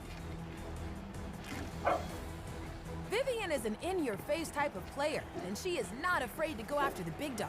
And Ritz is matching her step for step. Taylor, Ruff is showing us their signature pup-to-pup coverage defense. Oh, come on, Ruff. led Come by on, Ruff. Ritz. Vivian can't get any separation. Let's take a look Get at him! Ritz's wisdom panel DNA. Vivian, what are you results. It's a doing? mix of Aussie Shepherd Get that shit and off my Poodle. screen! Give him his next level intelligence. Show me the and game! And look at Ruff's shutdown defense. Fluff can't seem to get anything going. You're right, Steve. And Ruff's Moo Cow is taking it all in from the sidelines.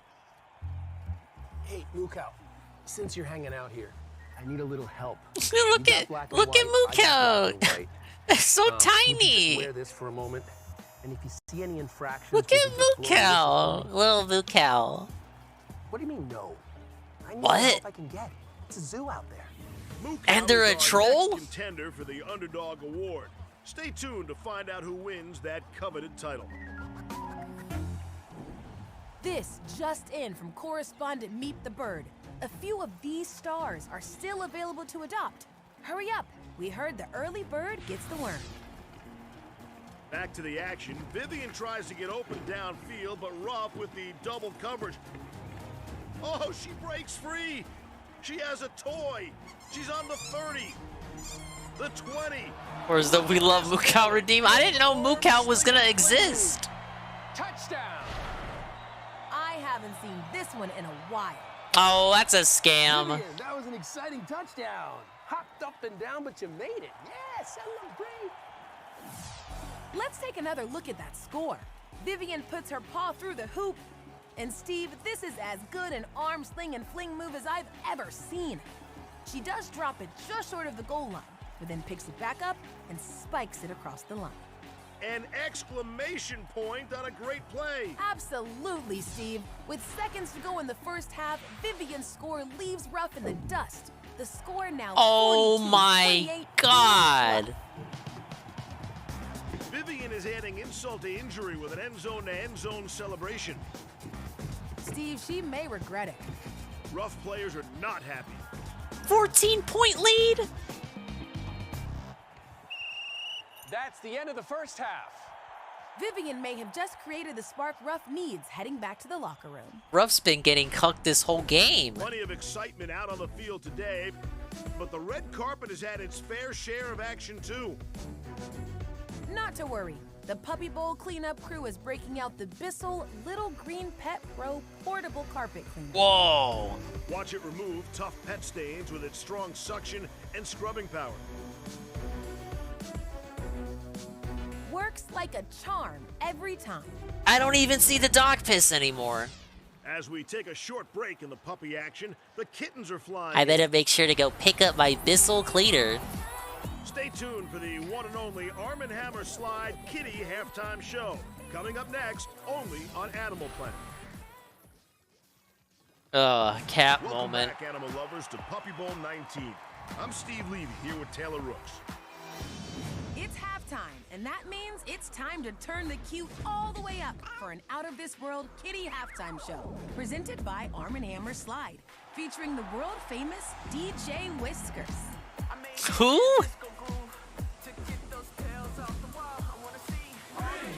Where's Cat Jam at?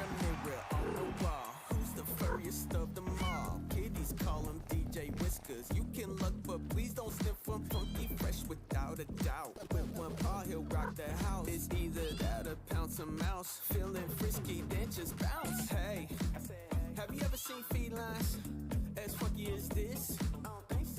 Wait, there's something above the field. Is that a disco ball? I think that's a UFO.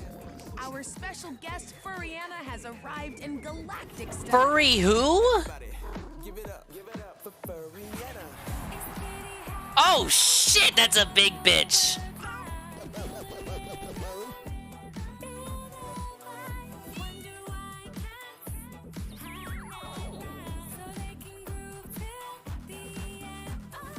Yeah, Golem, you won big. Congrats. Chiefs turned it around. yeah. I'm sorry, Furriana's huge. I don't know if it's her strut, but she's got a look at her. Look at her. Eagerly waiting to adopt them into their loving homes.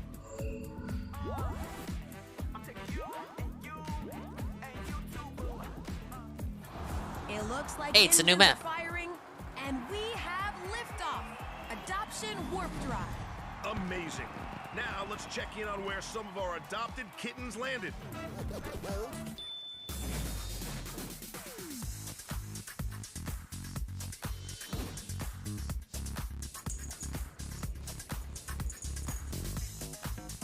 Oh, look, the kitties got adopted.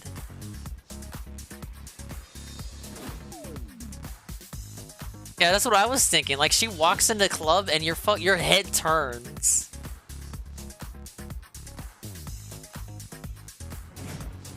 I love a story with a happy ending.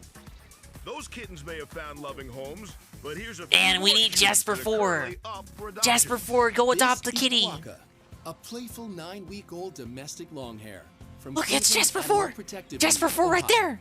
Say hello to this cuddly little kitten, Moo, an 8-week-old domestic shorthair from Madison. We don't need no more. No, one Meet more. Gee, One an more. affectionate 16-week-old domestic shorthair from Gifford Cat Shelter in Boston, Massachusetts. To adopt Quokka, Moo, or Gee, go to puppybowl.com/adopt. Stay right here to see what happens at the start of the second half of Puppy How many do Bowl I have? 19. None. Coming up next. Oh, and it feels so good. Ah, yes. Welcome back to Animal Planet's Puppy Bowl 19. Once again, Steve Levy joined by Taylor Rooks. Steve, the Kitty halftime show was out of this world. And so far, this game has also lived up to the hype. Both teams are back on the field, warming up and staying loose after the break. Fluff currently leads this contest 42-28, but Team Rough, down by 2 touchdowns, will be looking to shift their offense into high gear in what's expected to be another high-scoring half of football. Still plenty of action left, but before we get on with the game, let's Now we got alley cats over here. Just an assorted gang of cats that breed with each other. It's like interbreeding, and they just run around the streets. A lot of them. They've been here for years. In the nation, you were scouted. We feed them. It's like an alliance. Let's do this. Just waiting for Bandit and his fellow Rough Pups to clear the field, and we'll kick off the second half with another pedigree starting lineup. First out for Fluff. He might be a little mischievous, but his skills on this stage are absolutely ridiculous. Sure to tickle your funny bone. Yeah, no mice before problems high-stepping here. Into the end zone, it's Rascal. That's kind of the deal we got. They do their situation outside. They never leave the street, and we just feed them. You already know his iconic name. I hope the scorekeeper's good at adding, because folks, here comes Madden.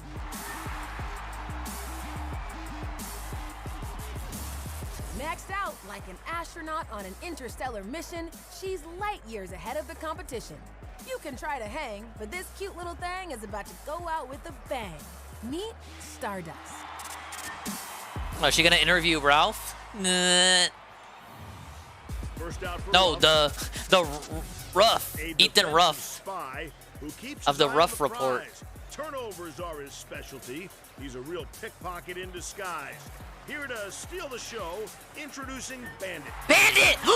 Bandit! Bandit! Bandit on Team Ruff! Bandit on Team Ruff! Sean Frise can cover any pup one-on-one. And she's It was meant to be! Opponent's mascara run. Beautiful and tough, the one and only Powder Pup.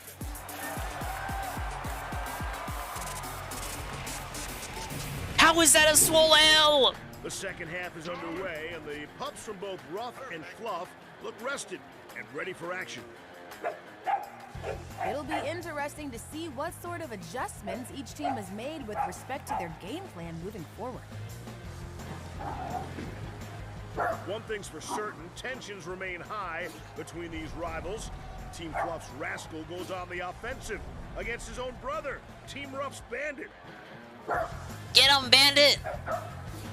Fluff star Rosie makes a play on the loose ball behind the end zone, but Kala has her completely bottled up in the corner with nowhere to run.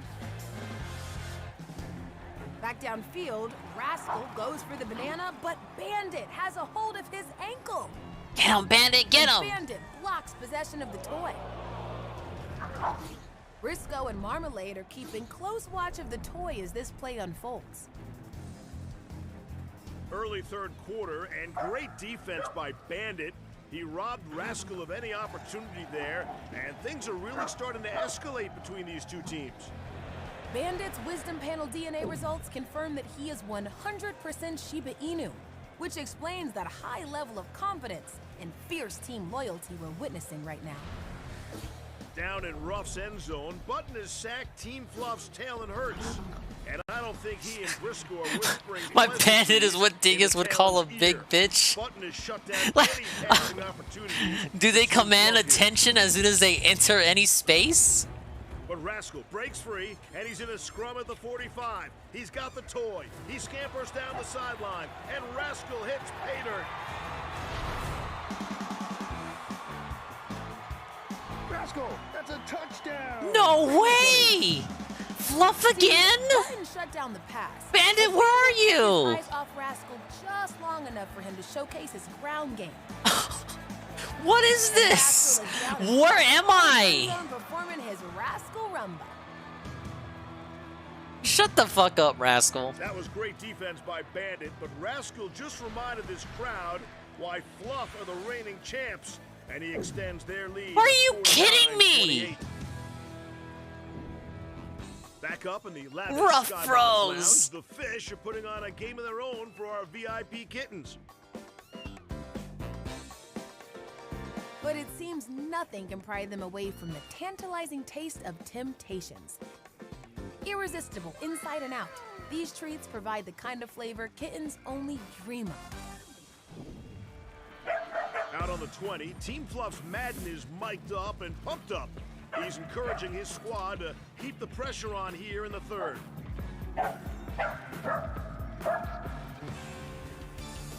Ruff's Butterbean finds a toy near his own end zone. He's looking to pass, but he's struggling to find an open retriever. Yeah, we got a right to Animal Planet. What the hell? Tweet to them. Do people even write anymore? Looks like Fluff is caught off guard here, and Bandit has cleared an opening in the middle of the field. Come on, Bandit. Near the opposite end Bandit, zone, where you at? Fluff's Cocoa Bean picks up the Ladybug. She takes it out past the 50, cuts towards the near sideline. Reverses field. Team Fluff can't see her.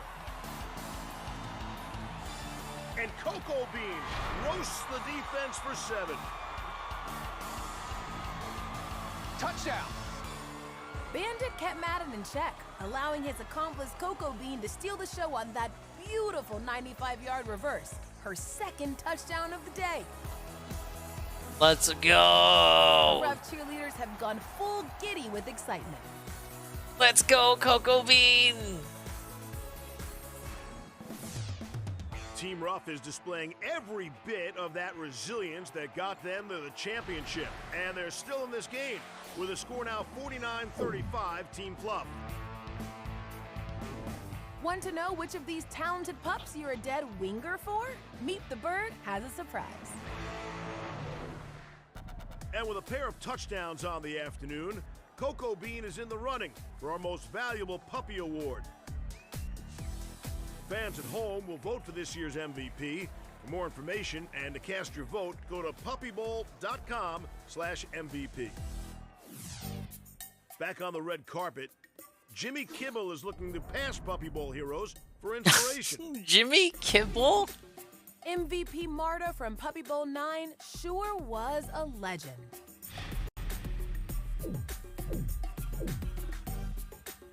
Let's take a moment to meet our next adoptable pup. Say hello to Wampa, a cuddly 14-week-old pit bull mix from Secondhand Hounds in Minnetonka, Minnesota. As he has a cleft palate birth defect, he needs a family that can give him that extra bit of care and be rewarded with lots of love in return. To adopt Wampa, go to puppybowl.com/adopt. Rascal pulled the wool over Bandit's eyes, but Bandit and Cocoa Bean quickly answered to keep Team Ruff in this game. Stay tuned for more thrilling third quarter action on Animal Planet's Puppy Bowl 19.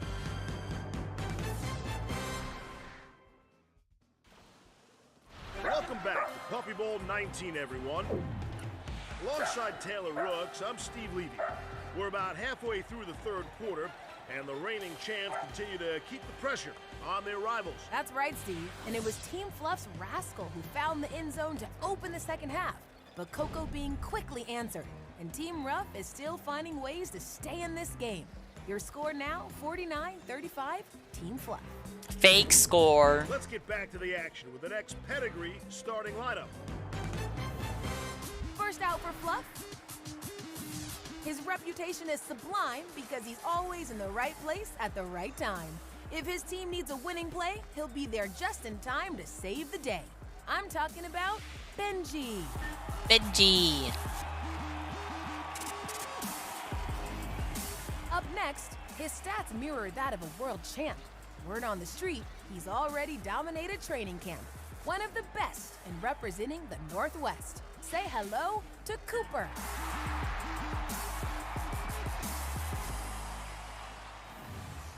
First out for Ruff. He's a late-night veteran used to talking smack. Expect plenty of wisecracks and witty comebacks to accompany his defensive sacks. Under the watchful eye of the official, here comes Jimmy Kibble. I don't think Jimmy Kimmel isn't funny. That introduction doesn't work. She said Cooper, not Coomer. Don't bother with four-leaf clovers or blowing kisses, because this pup doesn't need your good luck wishes. Meet Ireland. Ireland? we got... Then War Dog leader send his pup in. Team Ruff's Higgins is calling a flea flicker to teammate Jimmy Kibble. But Team Fluff's Benji read the call, and now he's covering Jimmy Kibble like the paparazzi. Jimmy Kibble accepts the challenge, and he's daring Benji to try and keep up. Benji leaps over Jimmy. Wow, impressive reflexes by both of these pups. Benji goes for the shoestring tackle. He's got Jimmy Kibble by the ankles. But Jimmy keeps his leverage over the defender, and I think Team Fluff is calling a timeout to let Benji cool off. Timeout. With a timeout, he's Irish, I'm pretty sure. Superstar Cooper is going to take a water break. Steve, Cooper has professional level instincts when he hits the turf. Let's learn more about him in this pup close and personal story. Up in the Pacific Northwest in the Emerald City, the Seattle Humane Adoption Center has a lively little resident named Cooper. Cooper came to us through our Lifesaver Transport program. He was originally surrendered to a partner shelter in California. Seattle Humane is well known for its relationships with Seattle, groups in the community, including a certain local football team. We were so honored and excited when the Seattle Seahawks reached out to us for their day of service to come to our Bellevue campus and provide enrichment to our animals. Now it's time for Cooper to be hosted by the Seahawks at their state-of-the-art training facility. Today is training camp, and Cooper's getting his very own personal trainer, Seahawks defensive end Shelby Harris. How's the puppy? He says, "Oh my gosh, hold me, man. Ooh, pick me up." What the fuck? Calm down, lady. White girls fuck dogs. Boston mix, but we are assured that he is a good boy. When I first saw Cooper, I saw him a strong, long-limbed dog who could really do the most with his accessories. You want to get started, man? Now let's kick off Cooper's training camp and see what this pup is made of. All right, come on, Coop. You gotta go over. Yeah. Yeah. Up. Come on, we gotta go over. Like this. Come on. Come on. All right, come on, let's go. We gotta weave through this. Come on. We gotta go like this. You know, he's lucky he's cute. Come on. Come on. He got the feather. You know, we obviously had a little bit of trouble. Cooper didn't follow through on everything he wanted to do today. Maybe it's time for Cooper to get a little pup talk. Cooper, I know you're the best. You gotta beat the best to be the best. You got this, man. Puppy bowl. Hey, you got this. Puppy bowl. You got this. Yeah, okay, we're making progress. Yeah, come on. The pup talk clearly worked. Now for one last training camp drill. Yep. 2 hands, not one. We don't get lazy out here, 2 hands. Cooper's gonna do great at the big game, and I definitely see Cooper taking it to the top. If you're interested in adopting a pup like Cooper, go to puppybowl.com/adopt. Back in action, Team Fluff's Madden. Oh, Fluff is just running in there. And it looks like they're trying to get something going here. Madden goes under center, but it's a broken play. Oh no, Steve! Belted. It looks like Team Fluff's players are confused. They are tripping over each other. This looks more like rough roads, we're in. Team Fluff, Taylor. On the opposite side of the field, teammate Cooper finds a toy at the 2. Bandit races toward him, but Cooper punches it in.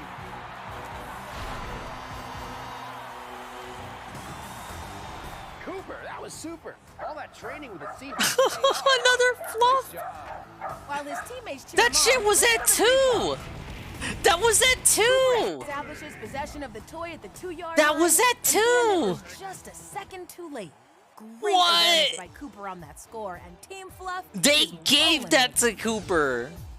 Cooper Cooper unleashes his signature end zone dance known as the Cooper Quake. The Cooper Quake. Increases to 21 with the score now 56-35. Oh my god. After the score, Team Fluff's Benji has come down with a case of the zoomies, and he is all fired up right now. Fluff star 11 has The a sixth zoomies. sense. She scours the field for a scoring opportunity. Madden leaps on Bandit's back. He is reminding Ruff who the top dogs are, and Bandit is in over his head right now. Madden's courage, protective instincts, and reliability within his pack all make What's sense up, Rummy? when you look at his They're wisdom panel puppies. They're DNA results. hyperactive. He is part Labrador Retriever and Hey, Blue Australian Pippy me. Cattle Dog. Yeah, Hugh shifted it so I don't get in trouble. Ooh, a huge block by Madden at the 40 sends Bandit to the turf. These two have been dishing it out all afternoon. Downfield, 11 finds a toy. She looks for her teammates to run a play, but there's no pups in sight. Meanwhile, Jimmy Kimmel is still trying to close the curtain on this episode, but Madden is determined to get his point across. And Madden's teammates look inspired by his toughness out there. Well, Fluff star Vivian was paying close attention, and she is back on the field, Taylor. She sprints to the 20 and looks like Fluff is setting up a field goal. And Vivian pooches it into the end zone for the first field goal of the game. Field goal, Vivian. Outstanding. Field goal. Watch Vivian stop on a dime Field and his break fucking hard dick. toward the ball. Team Puppy Fluff. League rules state that if a puck touches a toy in the field of play and it rolls into the end zone, that is a field goal worth 3 points. And the Fluff Look at this cheerleaders are shit. gonna give the fans It counts, you guys. I swear it counts. 3 points. Vivian and company continue to pour it on here in the third quarter. No, I'm Team Rough. Score now, Look at this shit. 59-35 Pupuko. in favor of Fluff. Back on the red carpet, Majesty is staying flexible. From mountain pose to playing with the pros, Majesty takes the field I'm next. telling you, they always rig it for Fluff. Now let's meet another. Literally adoptable 4 touchdowns to catch Check up. out Jason, an 8-week-old Great Pyrenees 4. mix from Puplandia Dog Rescue in Portland, Oregon. This sweet boy is going to get big, and he loves to spend Get time Tom outdoors. Barkey back in his there. foster home, he's been used to hanging out with kids, dogs, and cats. If you can't resist Jason, go to puppybowl.com/adopt. A touchdown by Seahawks protege Cooper, followed by Vivian's field goal, and on to Fluff's lead. Still plenty of time for Team Rough to answer. More third quarter action coming your way on Puppy Bowl 19. Cancel this fucking game. For real? Welcome back, sports fans, to Puppy Bowl 19. Field goal, my fucking dick. Talk about pity points. Team Fluff's offense heads to the bench after dominating this quarter. You can say that again. Team Fluff took an early lead, 14-0, and never looked back. With Look at the this score shit, now Tevin. 59-35 Fluff leading. as we approach the end Fluff of the lead. third Look at that score.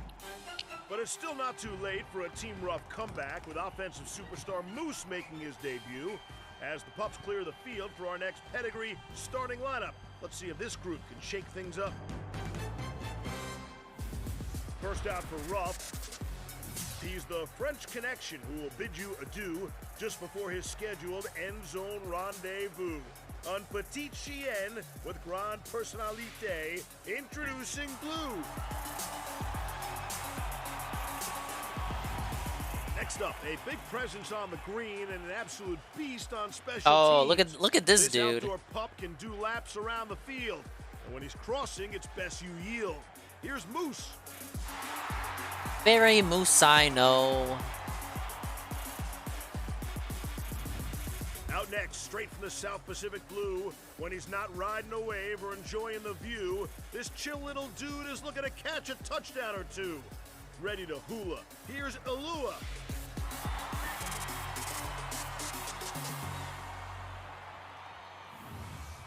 First out for Fluff, this iconic tag team is too hot to handle. When they start to sizzle, quarterbacks will scramble. The 1-2 punch serving up sacks for brunch. It's bacon and eggs. Bacon and eggs. Why? Or do they count as 2 or is it 1? Do they count as one player? Corgi! Wait, no, I hate corgis. I hate corgis on Team Fluff. Her footwork is quite fancy. No! For Majesty. Disqualify! Down on the field, Jimmy Kibble is in a glaze. Glaze? Donut in the tunnel. He's living his best life right now. Don't He's not glazed. kill his vibe. Meanwhile, on the field, looks like both teams are picking up the scent of weakness in their opponents. Or they're just smelling the toys. Team Fluff's Majesty is mic'd up with some choice words for her opponent. She's surveying the field, but she's headed straight towards the sideline. Jimmy Kibble is out of the tunnel, and Majesty is in his face with some intimidation tactics. And Jimmy is looking to exit stage right. With Ruff's back against the wall, Bandit takes exception to the gesture, and he's tracking Majesty's movement.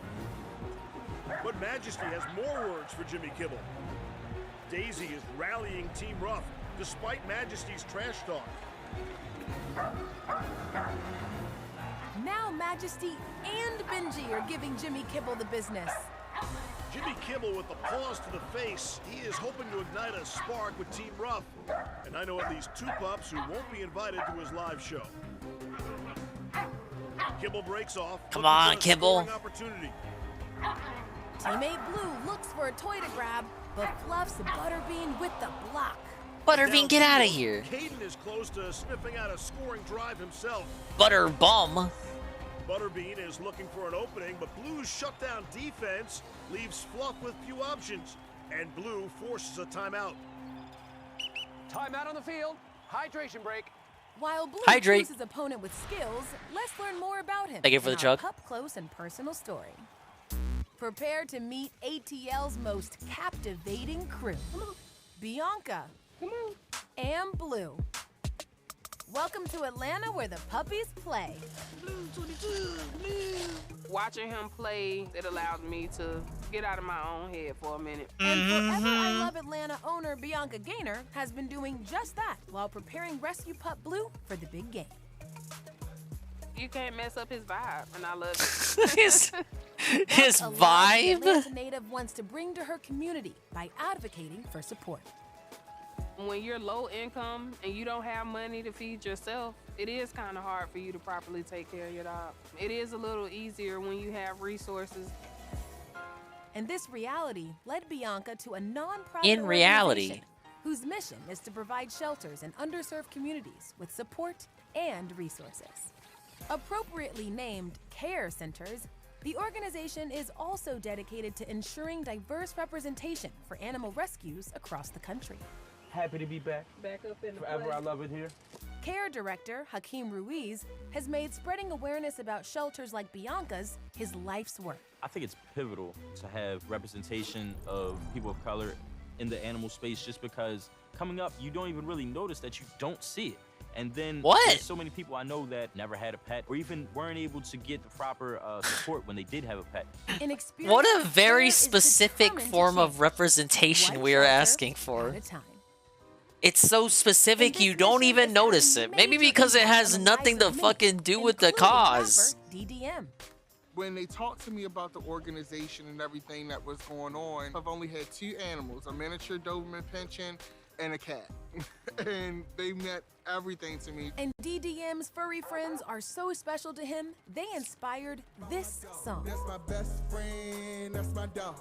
That's my dog, that's my dog, that's my dog, that's my dog, that's my dog. We need the full track. I need this. I need this track. That's my dog, that's my dog, that's my dog. That's my dog, that's my dog. From hip-hop. This needs to open the next stream. That's my dog, that's my And the dog. That's My Dog artist isn't ashamed to also show the world who he's supporting for Puppy Bowl 19. That's my Blue, that's my Rolly. Hold me down like we homies. If I bark, then he bites. So you gotta treat me right.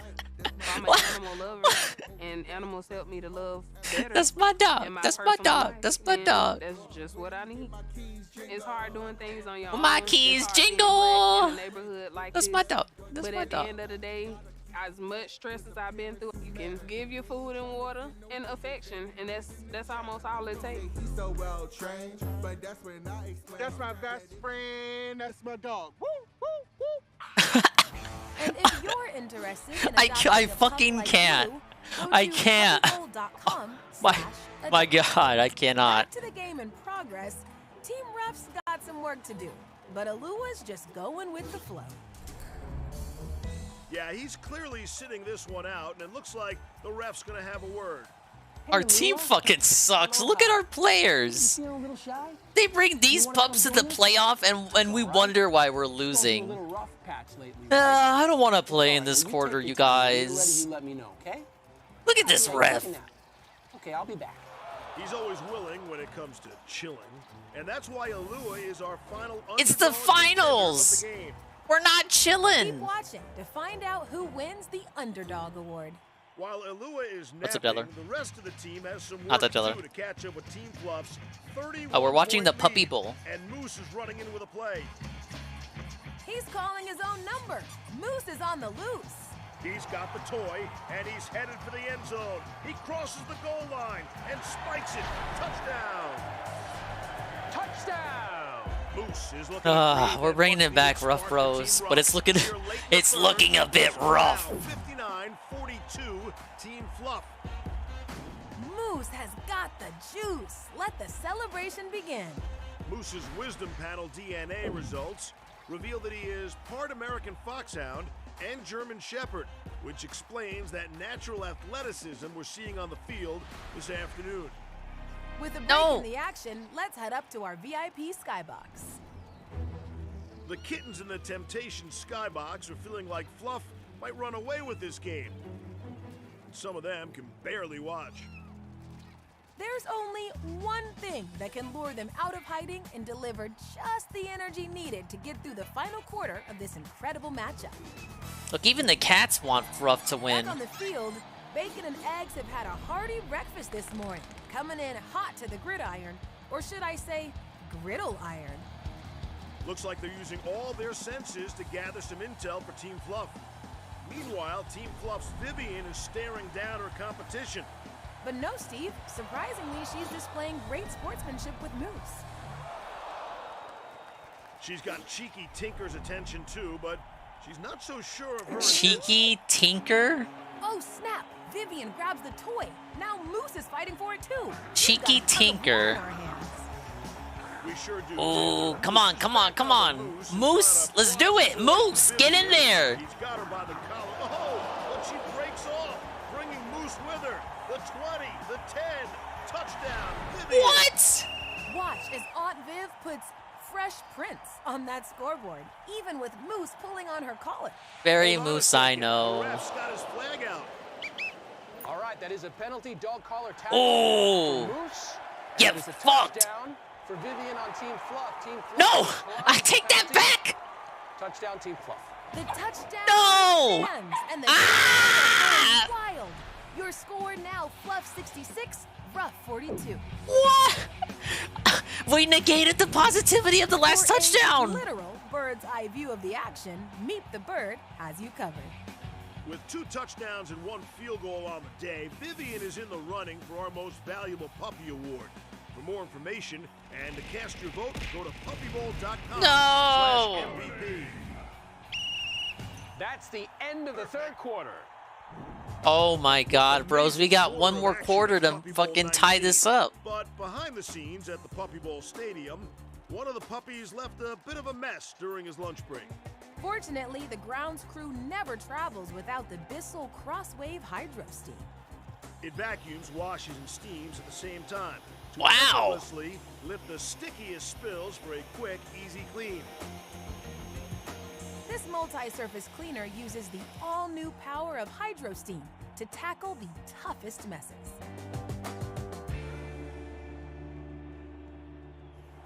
Speaking of power plays, let's head back over to the red carpet to see who's ready to make a statement. Yeah, they know who's watching this shit. Blizzard sure knows how to make an entrance. Have a look at that outfit. Inspiration courtesy of the Cincinnati quarterback, Joe Furrow.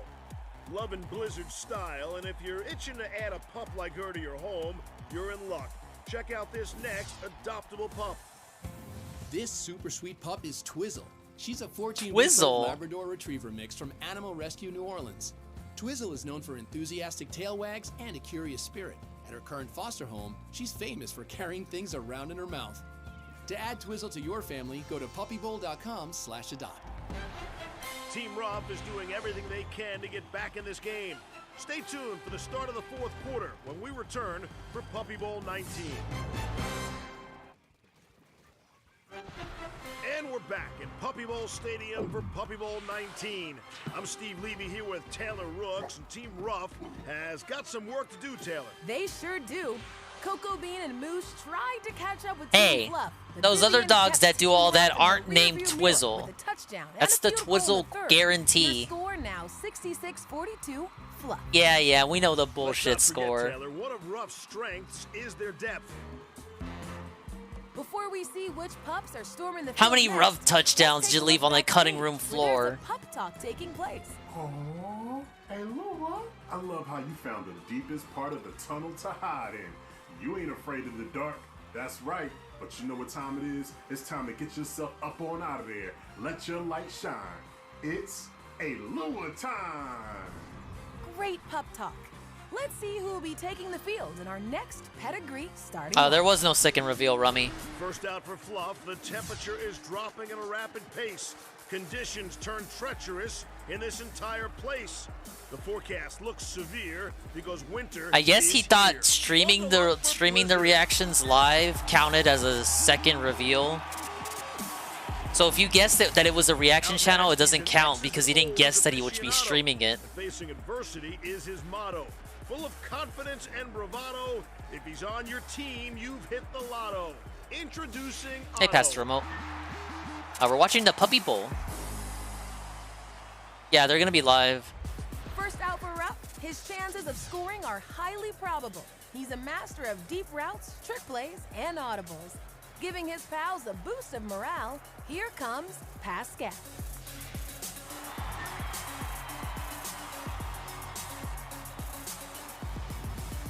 And take place every Sunday, it looks like. Gritty, and representing blue-collar workers in the Oh Queen yeah, City. well he is gonna double dip. No one guessed that, Rummy. He's gonna double dip. You gotta get a new membership on the new channel. Noise for dark. And the new channel is gonna have goals too. And the fourth quarter is underway.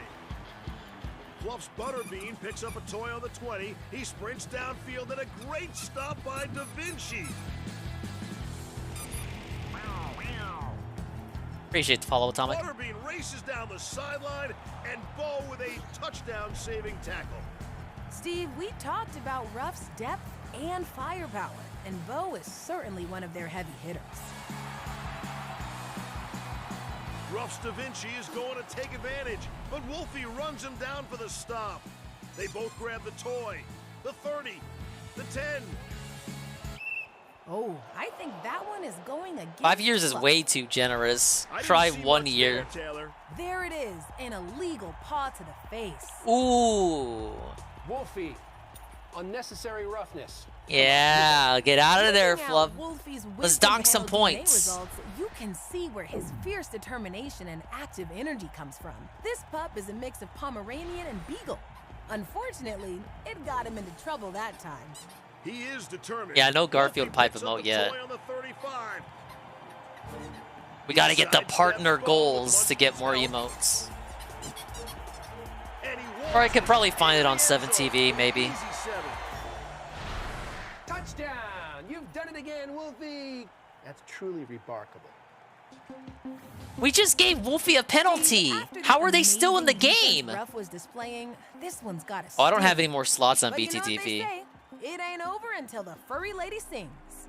Indeed, this marks superstar Wolfie's second touchdown of the game, bringing the score to 73-42. Wow! That's a 30-point lead! Ruff's Darcy, who is mic'd up, is clearly Can we get a frustrated. field goal at least? For Ruff to start a comeback. You guys realize we're in the last quarter. We are in the last quarter. This is it. Has ice in her veins. Get Tom Barkey back in! Having a snow and tell moment. Speaking of cold, I hope Team Ruff's Ritz doesn't get frostbite from devouring that popsicle toy. Me too, Steve. Things are still heating up downfield. Blizzard is applying that tough pup-to-pup coverage on Rough Barkey. renegades, where are we? Did we not turn up? But Pascal can. He is looking downfield for an open retriever. But Fluff's Otto comes in and tries to strip the ball. Is there a mercy rule in this game? Looks like it's gonna come down to a battle of strength here. I think you're right, Taylor, and both are not backing down. They're practically nose to nose. And Pascal breaks away. Touchdown. Wow, Team Ruff has had enough. Brought the orange fire on that play. No! Ruff still has some. Ruff still has some gas in. No, they've not had enough. 49 Team Fluff. Okay, all right, we're holding up. Look at those superstar Get in. cheerleaders beaming Get in with there. pride. And speaking of superstars, we're running out of time to recognize the players who left it all on the line and made a huge impact in this game. You're watching this like it's live. Hey, you gotta be in kayfabe. Here are the nominees for MVP. Pickle's not fickle when it comes to scoring. Oh, fuck off, Left Team Pickle. Ruff salty with the first 2 touchdowns of the game, giving Team Fluff a huge advantage early. Next up, this Island Pup has 2 touchdowns in the game, including that insane 100-yard scamper in the second quarter. She's been there, done that. It's Coco Bean. And finally, Vivian was the glue for the Big Blue crew. With 2 touchdowns and a field goal in the afternoon, she showcased all her skills out on the field and helped keep Team Fluff in the lead throughout this contest. It's your last chance to vote for your MVP on puppybowl.com/MVP. Will it be Pickle, Coco Bean, or Vivian? You decide. Look at that, 2 fluff reps, only 1 rough rep for MVP. You know that shit's fucking rigged. It's pre-recorded. How could they take live voting into account? The gridiron next. Now, let's meet another adoptable pup. This is 12-week-old CD from Dallas Dog in Texas. CD is a boisterous husky mix, and after playing hard, she loves to curl up on your shoulder and give you kisses. To bring CD into your home, go to puppybowl.com/adopt.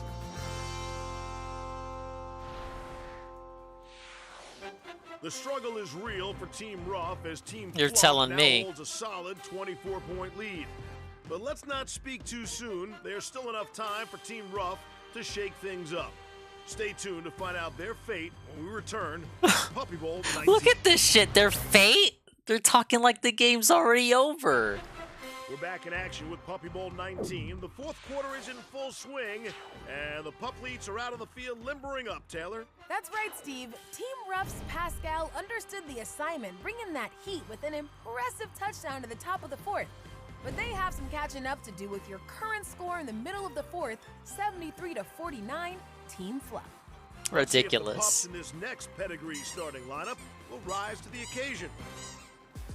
First out for Ruff, this proactive pup makes things happen. What did you expect? He's from Manhattan. When the proverbial can of worms has been opened, on the front lines is where you'll find Roland.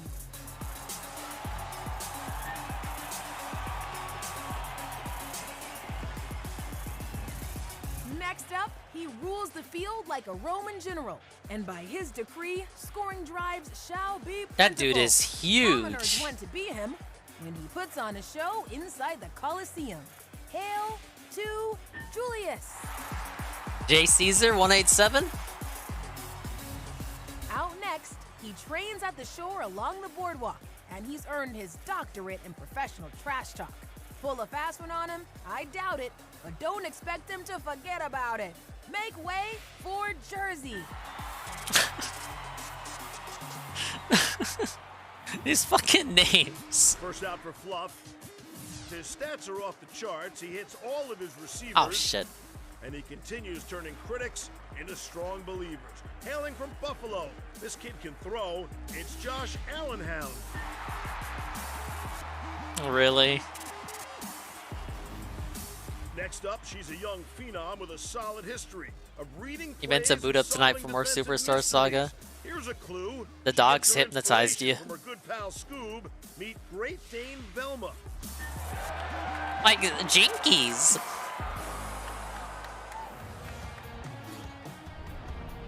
Out on the field, it's another day in the office for Josh Allenhound. And Or this just negates the day that you did boot up and you weren't supposed to. Every good But there you go. has to stay hydrated. Ooh, but now the ref needs to have a word. Sorry, Josh Allenhound. That's a 5-yard penalty for doggy paddling in the water bowl. This thing's dry. Now that Josh Allenhound is nice and hydrated, I'll tell you what's not watered down. It's the moment he's having with Team Ruff's Roland on the field. Nice try, Josh Allenhound. Oh, and Josh leaps over defender Roland. What a play. Shit. We have got to see that one again, Steve. Now that's a jaw-dropping hurdle. I feel a meme coming on, and there we go. The internet is gonna What does love bitch that say? one. Josh is leaping so high, he's even over Dan's head. Incredible defense by Josh Allenhound here, and now he's backed Roland into their own end zone. Wow. And looking at Josh Allenhound, I feel a meme coming on. It's clear this passionate pup is powerful and strong-willed due to his American Staffordshire Terrier and Chow Chow breeds. Oh, Roland's got the toy, and he's making his move. He's got Josh running in circles.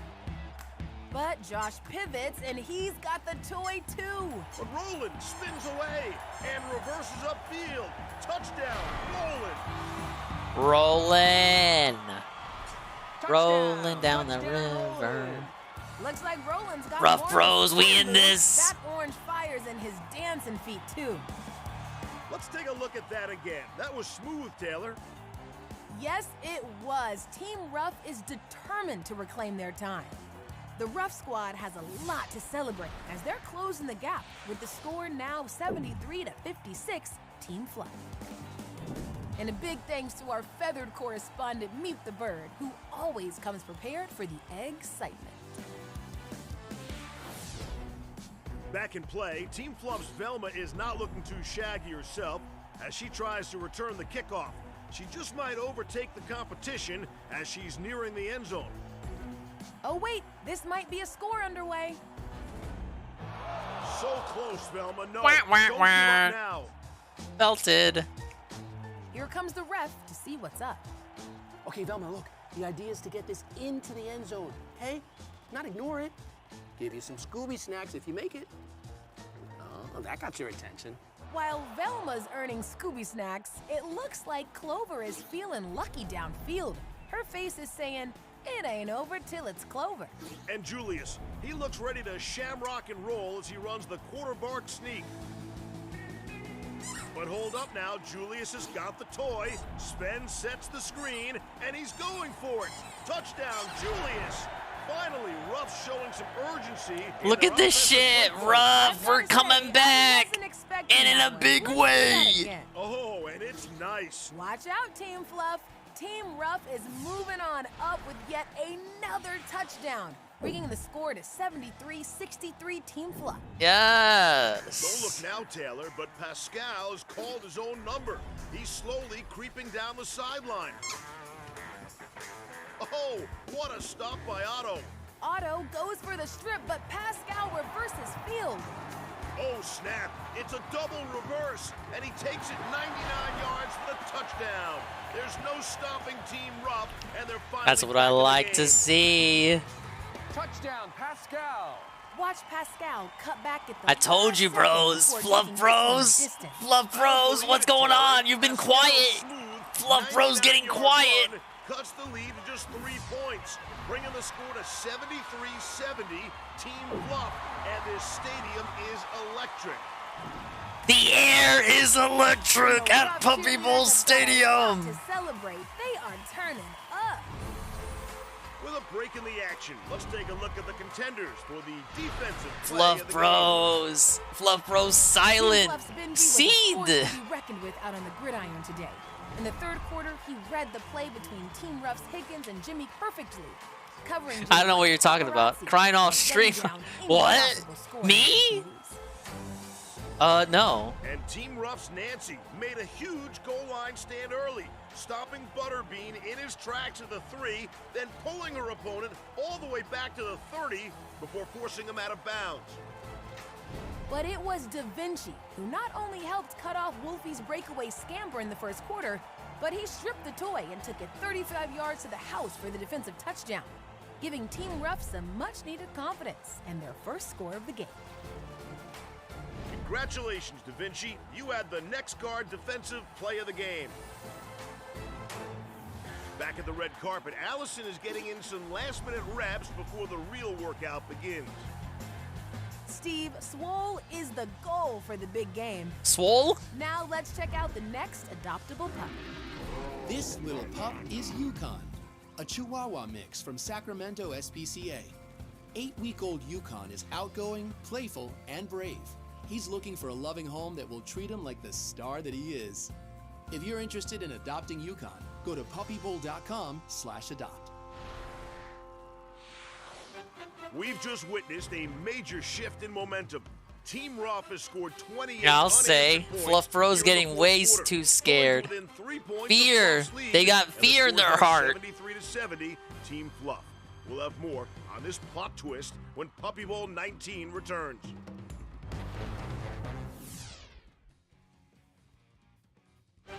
We're back at Puppy Bowl 19, and we are on the edge of our seats right now as Team Right now! 3 points of the lead, Taylor. That's right, Steve. Team Ruff's competitive spirit kept them in this game, and they combined for 28 unanswered points here in the fourth, bringing the score to 73-70, Team Fluff.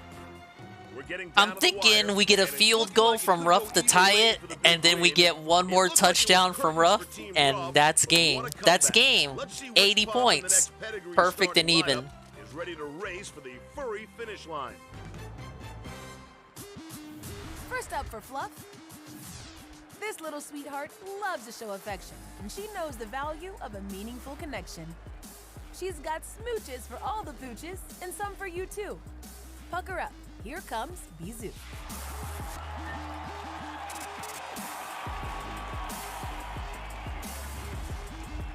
Out next, in case you didn't get the memoranda, she's a powerful leader and defensive commander.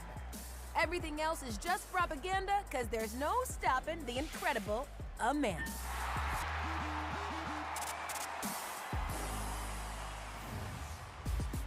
First out for Ruff. Loyal, caring, and protective. Aw, look at this when it one. comes to his squad, It's Jade. I'm sorry. I'm sorry, that's awful. It's Joey. It's Joey. Next up, this beagle can soar higher than an eagle. She makes one-handed catches that should be illegal. Not just a wide receiver, she's a quarterback too. Look, why are they even letting that one in the game? They're gonna bully him. They're gonna chew on his wheels. Back in play, Team Fluff That dude is not getting any pitch time. Ruff's Dalton is not about to let him lock down this game. You know, fatigue can start setting. This is how Ruff loses. But Dalton, Literally giving Fluff the handicap. To his wisdom panel DNA results, he's part German Shepherd and Siberian Husky, which explains his fearless and confident nature. We had a deaf player earlier. And Dalton strips the ball from Otto. Yikes! Dalton's so fired up, he just gave Otto a paw to the face, Steve. I don't know, Taylor. It looks to me like Otto's the one looking for a pup penalty here. Dalton, that's a penalty on you. Unsports pup-like conduct. Oh, fuck off, ref. Repeat first down. That Dalton penalty just negated the fine defensive play that he just made. But emotions are running high now, Taylor. Despite that penalty, the odds aren't stacked against Team Ruff anymore. That's for sure. You're right about that. And the wheels are off for their resilient rockstar Joey, as he goes all natural on the field. He's ready to show him how to get it done. What an incredible competitor, Taylor. Look at him go. Yep, Joey knows a little something about overcoming the odds. Let's learn more about his inspiring story in our next Up Close Oh, I knew they were gonna Splatoon give this guy this segment. Joey the puppy to the rescue. This petite canine is doing just that with a pep in his step and infectious energy at Foster, Rhode Island's Vintage Pet Rescue. Founded by Mark Peralta and his wife Kristen, the converted church is now home to over 30 senior and special needs pups. When we moved from Los Angeles to Rhode Island, we were going to find a place where we could help senior pets in particular because they really struggle in shelter environments. But they are not just helping seniors. Young Joey was born without both of his front legs. The canine pup has brought new life to the vintage rescue scene, and now nothing can stand in his way. Oh, come on. That's actually mean. That's what the fuck, lady? With Joey, we have been able to see what? Young dogs into he can barely function. Actually, is such a good thing. Residents at the 50s themed rescue all love the pup, especially one hospice dog who has developed an insatiable hospice dog? Blue. Blue became a completely different dog when we brought this puppy in. He played with Joey. We had never seen anything like that. And I think it's breeds life. A life that was expected to be cut short before Joey arrived. We thought we would have Blue for 5 days. We've had Blue for almost a year. And it's because he's comfortable, he's happy. And this is an experience Mark believes every pup deserves, no matter their condition. I think there's some misconceptions about pets with special needs that they're going to be a resource suck for an owner to get, first and foremost. And that's not necessarily true. All in all, he's a healthy Not necessarily. dog. Sometimes it gives them more character. It makes them very unique and they stand out. And Joey's resilience isn't only impacting the lives of other pups at the shelter, but also the rescue owner himself.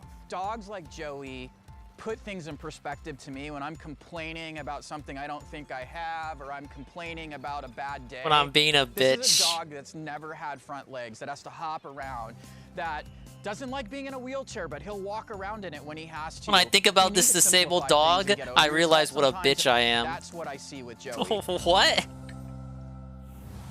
What an Literally. inspiration.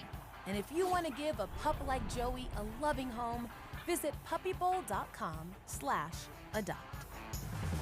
We're nearing the end of the road here, Taylor, and the Tangerine Machine's got to make something happen soon if they want to take the title. There's a scrum for the toy near the 40. Team Fluff's Blizzard takes possession, but the play fizzles out. Tom Barkey calls a play with teammates Ritz and Get in there, Tom Barkey! Vivian snuffs that one out.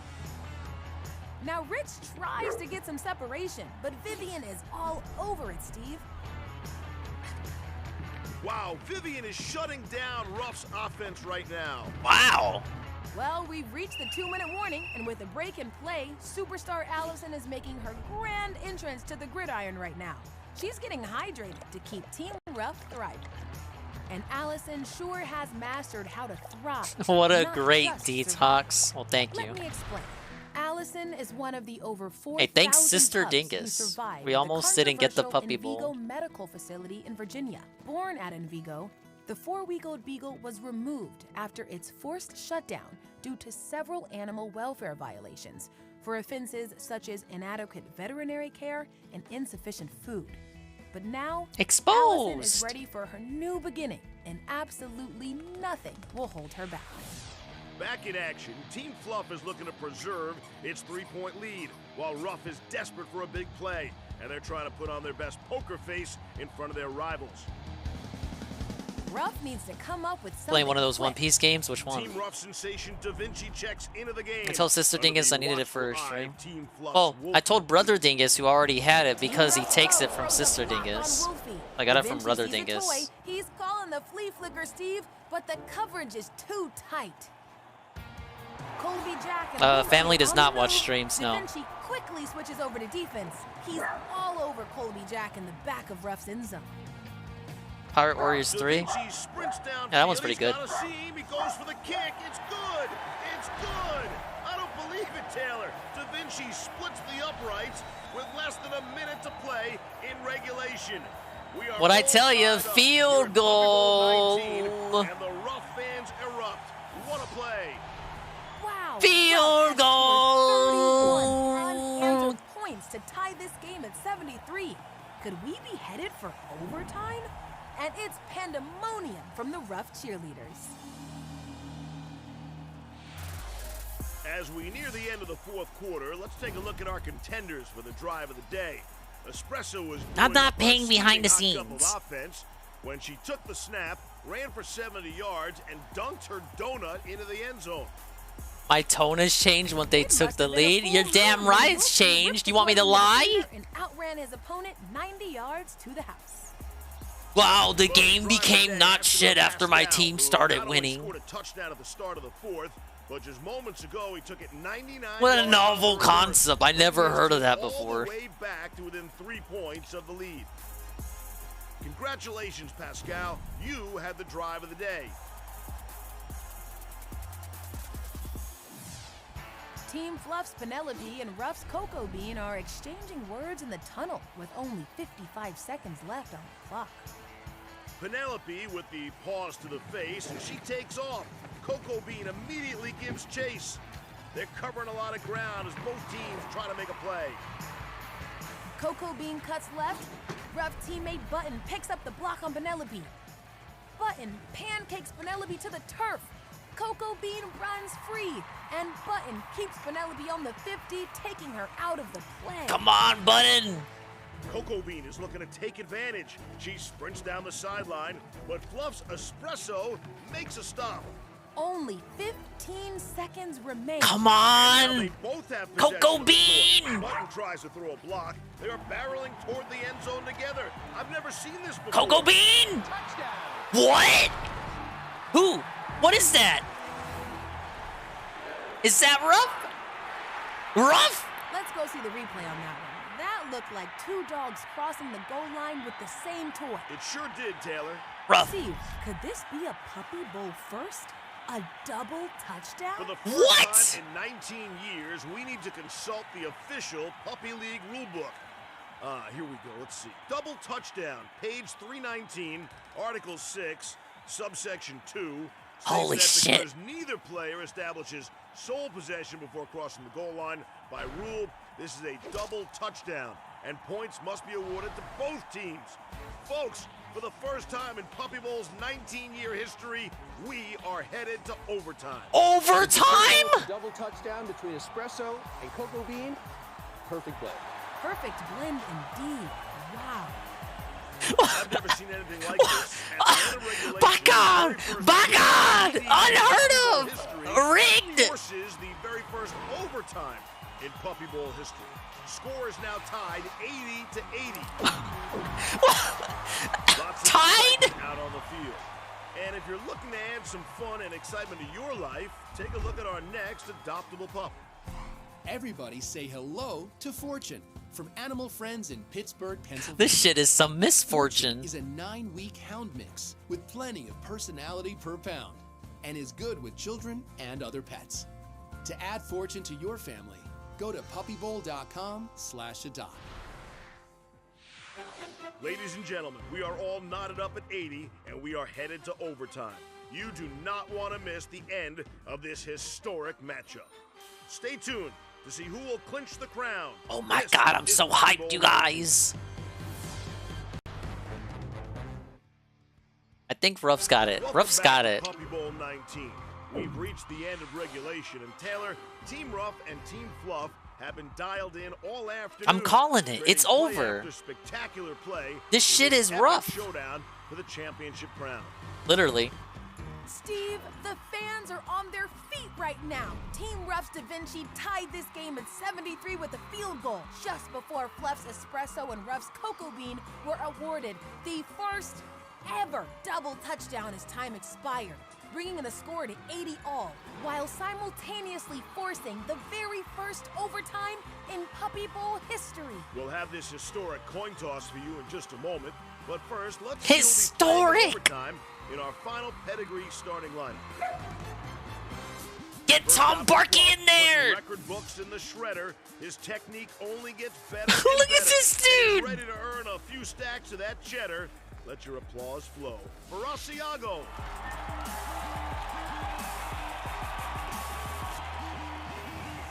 Out next, like the North Star up in the sky, she defies gravity and sparkles the eye while navigating her offense through difficult drives. Meet Siberian Husky, Twinkle.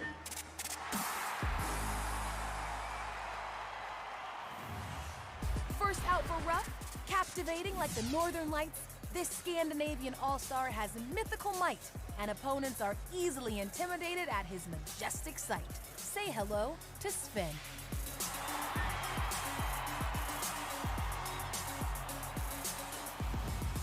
Out next, he's got that telltale heart, built to handle any moment, and her right-up play is so scary, they'll haunt his opponents. This Red Zone Raven puts on a show. Nevermore you'll go when you see Poe.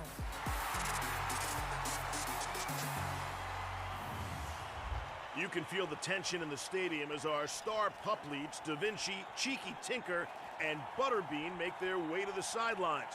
The noise level is definitely going to be Only a factor. 4 pups on the field? Let's go to referee Dan Schachner at midfield for the official coin toss. All right, team captains, there is a new overtime rule this year. What's that? A new rovertime rule this year, thank you. Both teams will have an opportunity to possess the ball. Does not matter if one team scores first, the other team will still get a chance. Team Ruff, please make the call. Team Ruff has chosen tails. It is tails. Team Ruff, what do you decide? They have elected to receive. Team Ruff will receive the ball. Good luck, gentle pups. This one has turned into an instant classic right before our eyes. And Team Ruff's roll Classic. is on the field for the Tangerine Machine's first possession of overtime. The big fella takes the toy into the red zone, but Team Fluff's Bizou is all over Roland, and she forces the fumble. Bizou is guarding that end zone, but looks like Roland is revving his engine at the 20. He takes off downfield. Roland goes for the field goal. It's up. Come on, come on. Team Ruff strikes first in OT. That's a field goal. Well, you see him stretching the leg before taking aim at the toy, and he looking good, boys. Roland gives the Tangerine Machine its first lead of the game. The score now 83-80, and the Ruff cheerleaders are enjoying this moment. Well, Fluff's going to get a crack at it here. A field goal ties it, and a touchdown wins the game for Blue. Fluff's offense has been absolutely dominant today, and Team Ruff needs a big stop on this drive. They want to take the title. Team Fluff's Butterbean takes the snap on first down. Da Vinci on the coverage. Butterbean reverses field. And Da Vinci forces the play out of bounds. A huge stop by Da Vinci. Great run for Butterbean, but Da Vinci read it like a book, Steve. Come on, Da Vinci. Sensation Vivian is looking for an opening near the 10. Oh, this is so nerve-wracking. Trio of Ruff defenders. She's got her eye on several toys deep in the red zone, but the coverage is tight. Vivian circles back toward the toys, displaying a lot of patience under pressure. What's right up, Benjamin? Ruff better be careful. Welcome here. to the Puppy Bowl. Hasn't blown the play dead yet. Vivian nonchalantly wanders over to the green toy at the 17, right under Ruff's radar. She grabs hold of it. She waits. Tom Barkey goes for the tackle, but Vivian reverses field, and she takes it to the house. No! Touchdown. What? Ladies and gentlemen, Fluff are repeat champions. Touchdown. No! An ending to this historic matchup. Fluff Run it back! Vivian into the game. She Run it back! Patiently. Back-to-back victory for the big. No! Beautiful bootleg. Stream is over. It's over. We're ending it.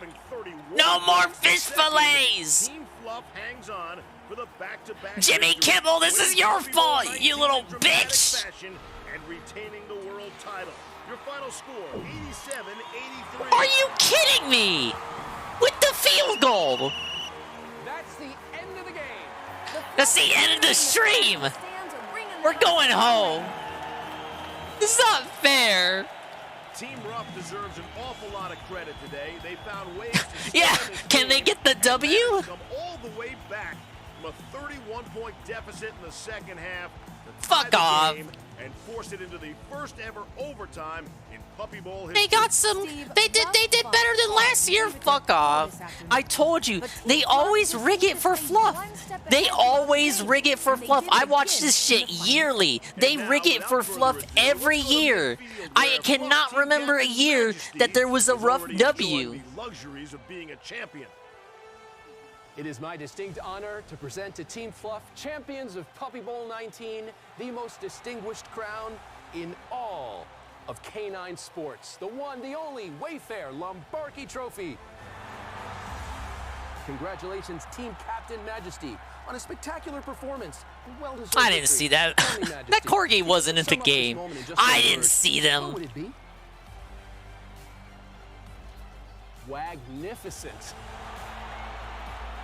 Well, there you have it, folks. Piss off, Congratulations Queen. once again, Team Fluff, champions. Eddie, take that Puppy bitch Bowl home. 19.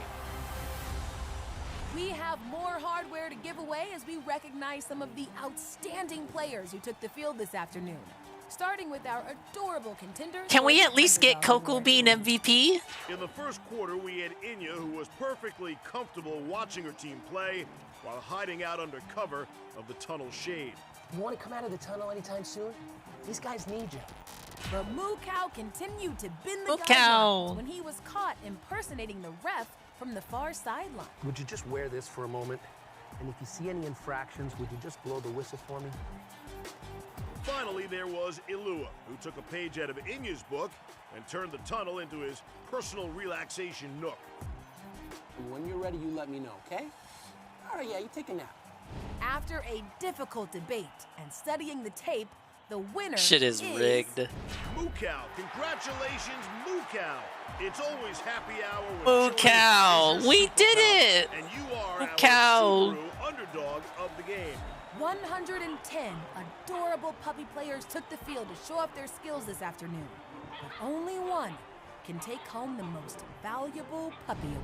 Team Fluff's Pickle drank the juice today. He set the tone early, scoring the first 2 touchdowns. That of the article's game a lie. to hit It's the early always fluff. 14-0 lead.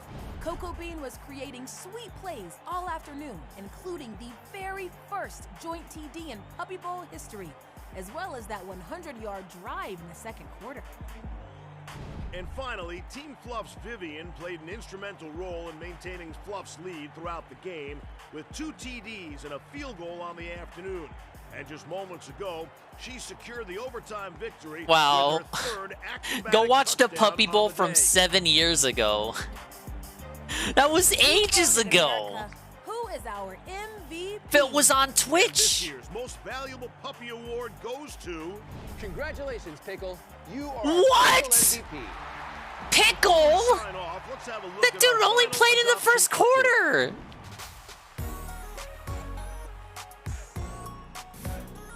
Pickle MVP. This dude played first quarter and then left. No explanation. Refuses to explain. Plays first quarter, leaves. Refuses to elaborate. We banning Pickle. Pickle this, motherfucker.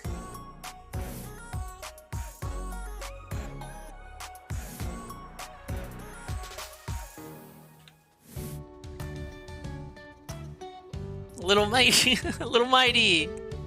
Look, they adopted Little Mighty.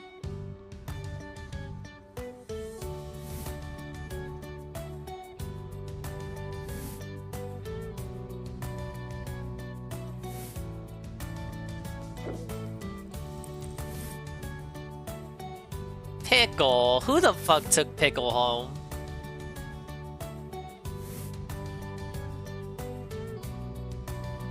To find out more about adopting a puppy of your very own, go to puppybowl.com/adopt. Thanks so much for watching. For Animal Planet, I'm Taylor Rose. And I'm Steve Levy. We'll see you next year when the loudest call to adopt, not shop, turns the big 2-0. Puppy Bowl 20.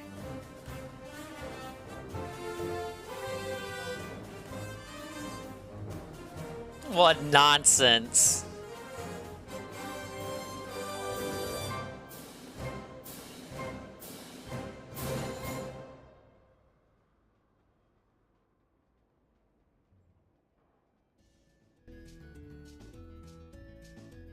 Oh, wait, what is this? No! No, what's this? Wait, I gotta bring it back. No! No, guys, we got some bad news. Mykonos was adopted into a loving home. Sadly, she had health issues that she was unable to overcome. We dedicate Puppy Bowl 19 to her memory. No! We fucking lost. We can't end the stream on that. Puppy, no! Well, press F. We'll dedicate the raid to her memory. And also, fuck Team fucking Fluff. Alright, well, thank you, Sister Dingus, for showing us the Puppy Bowl. I hope you all enjoyed it. Thanks, Sister Dingus. What? Are you talking about Ralph? Did Ralph lose his Twitter account? Or did he lose his verification? Let's see. Better not be fucking with me.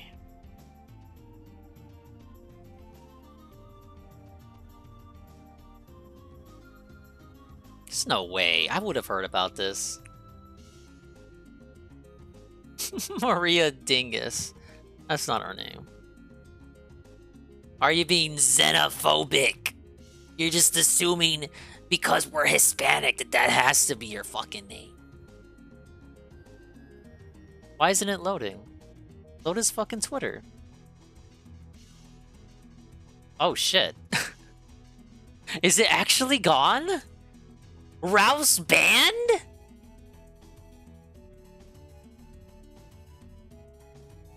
Guys, I think Ralph may be banned.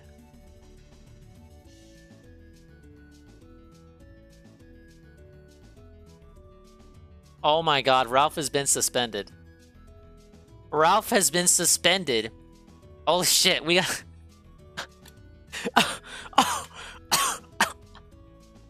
Oh shit. Turn on Discord! Turn on Discord! Okay, that's the raid message. That's the raid message. Ralph has been suspended! Gator! Gator with the headline! Gator with the headline! Ralph has been suspended! No!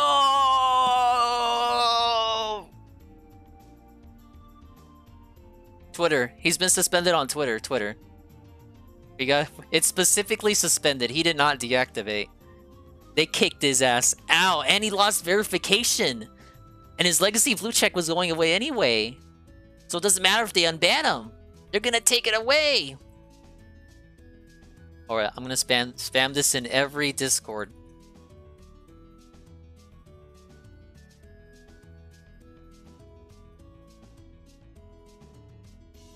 Everyone must know. Oh, look, looks like okay, some people were some people got the 411 before me. The AN server didn't know though. All right, well, pickups. That's an X. That recovers it. That recovers it right from the puppy ball loss and the puppy ball F. Well, ladies and gentlemen, thank you for stopping by. That's gonna be the end of the stream. Thank you guys for chilling with us. Thank you, everyone. I'm sorry I couldn't get the Pupperb Bowl ready until late, but make sure to thank Sister Dingus for getting the show to us. We're gonna take the L in pride. We're not gonna let these fluff losers bully us. This is gonna be a rough raid in more than one way.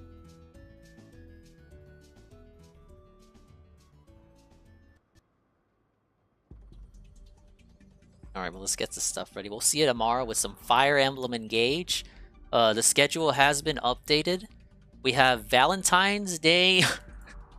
What did I call this? The the Hunker Bunker on Tuesday, we will be playing a variety of games that were scheduled for the 24-hour stream, but were not played. So games that I wanted to play last week that I didn't get to. So go ahead and check that out, you guys. We'll also play more Xenoblade later in the week, and we'll continue Kingdom Hearts, and it's gonna be super cool. February 22nd, we'll debut Metroid Prime Remastered Physical. Yes! And 2 days after that, 24th, Kirby's Return to Dreamland Deluxe. Yes! So more Dingus on day ones are on the way. Alright, well, thanks for stopping by. Let's kick it over. What do you mean? You didn't know you didn't know Metroid Prime got remastered? You're out of the fucking loop.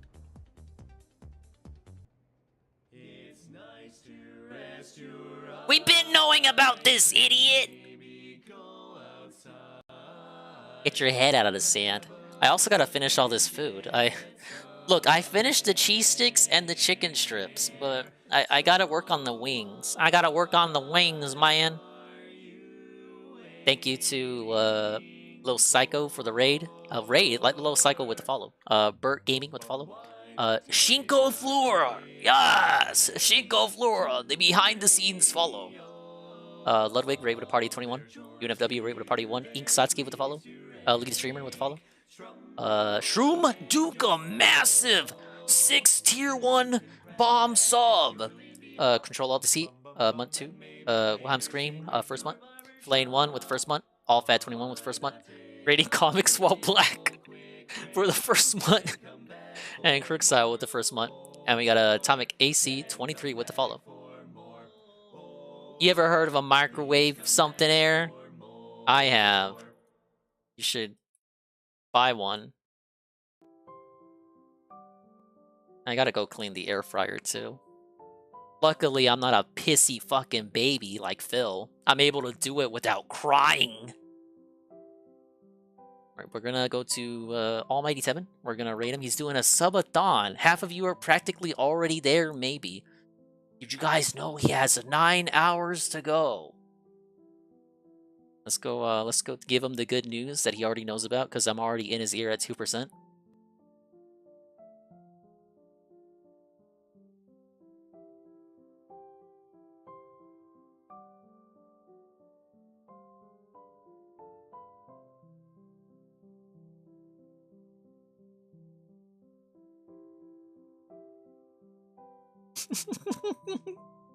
Oh yeah. He has this 7 TV on his channel. Yeah, we can do this. Okay.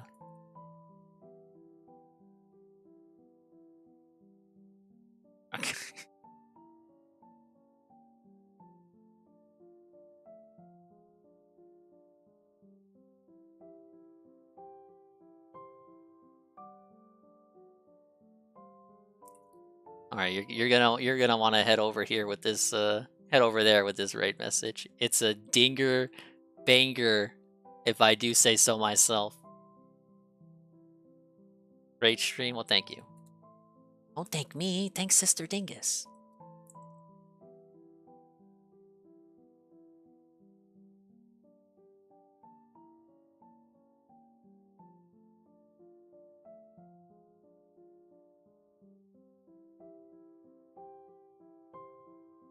This is the right message.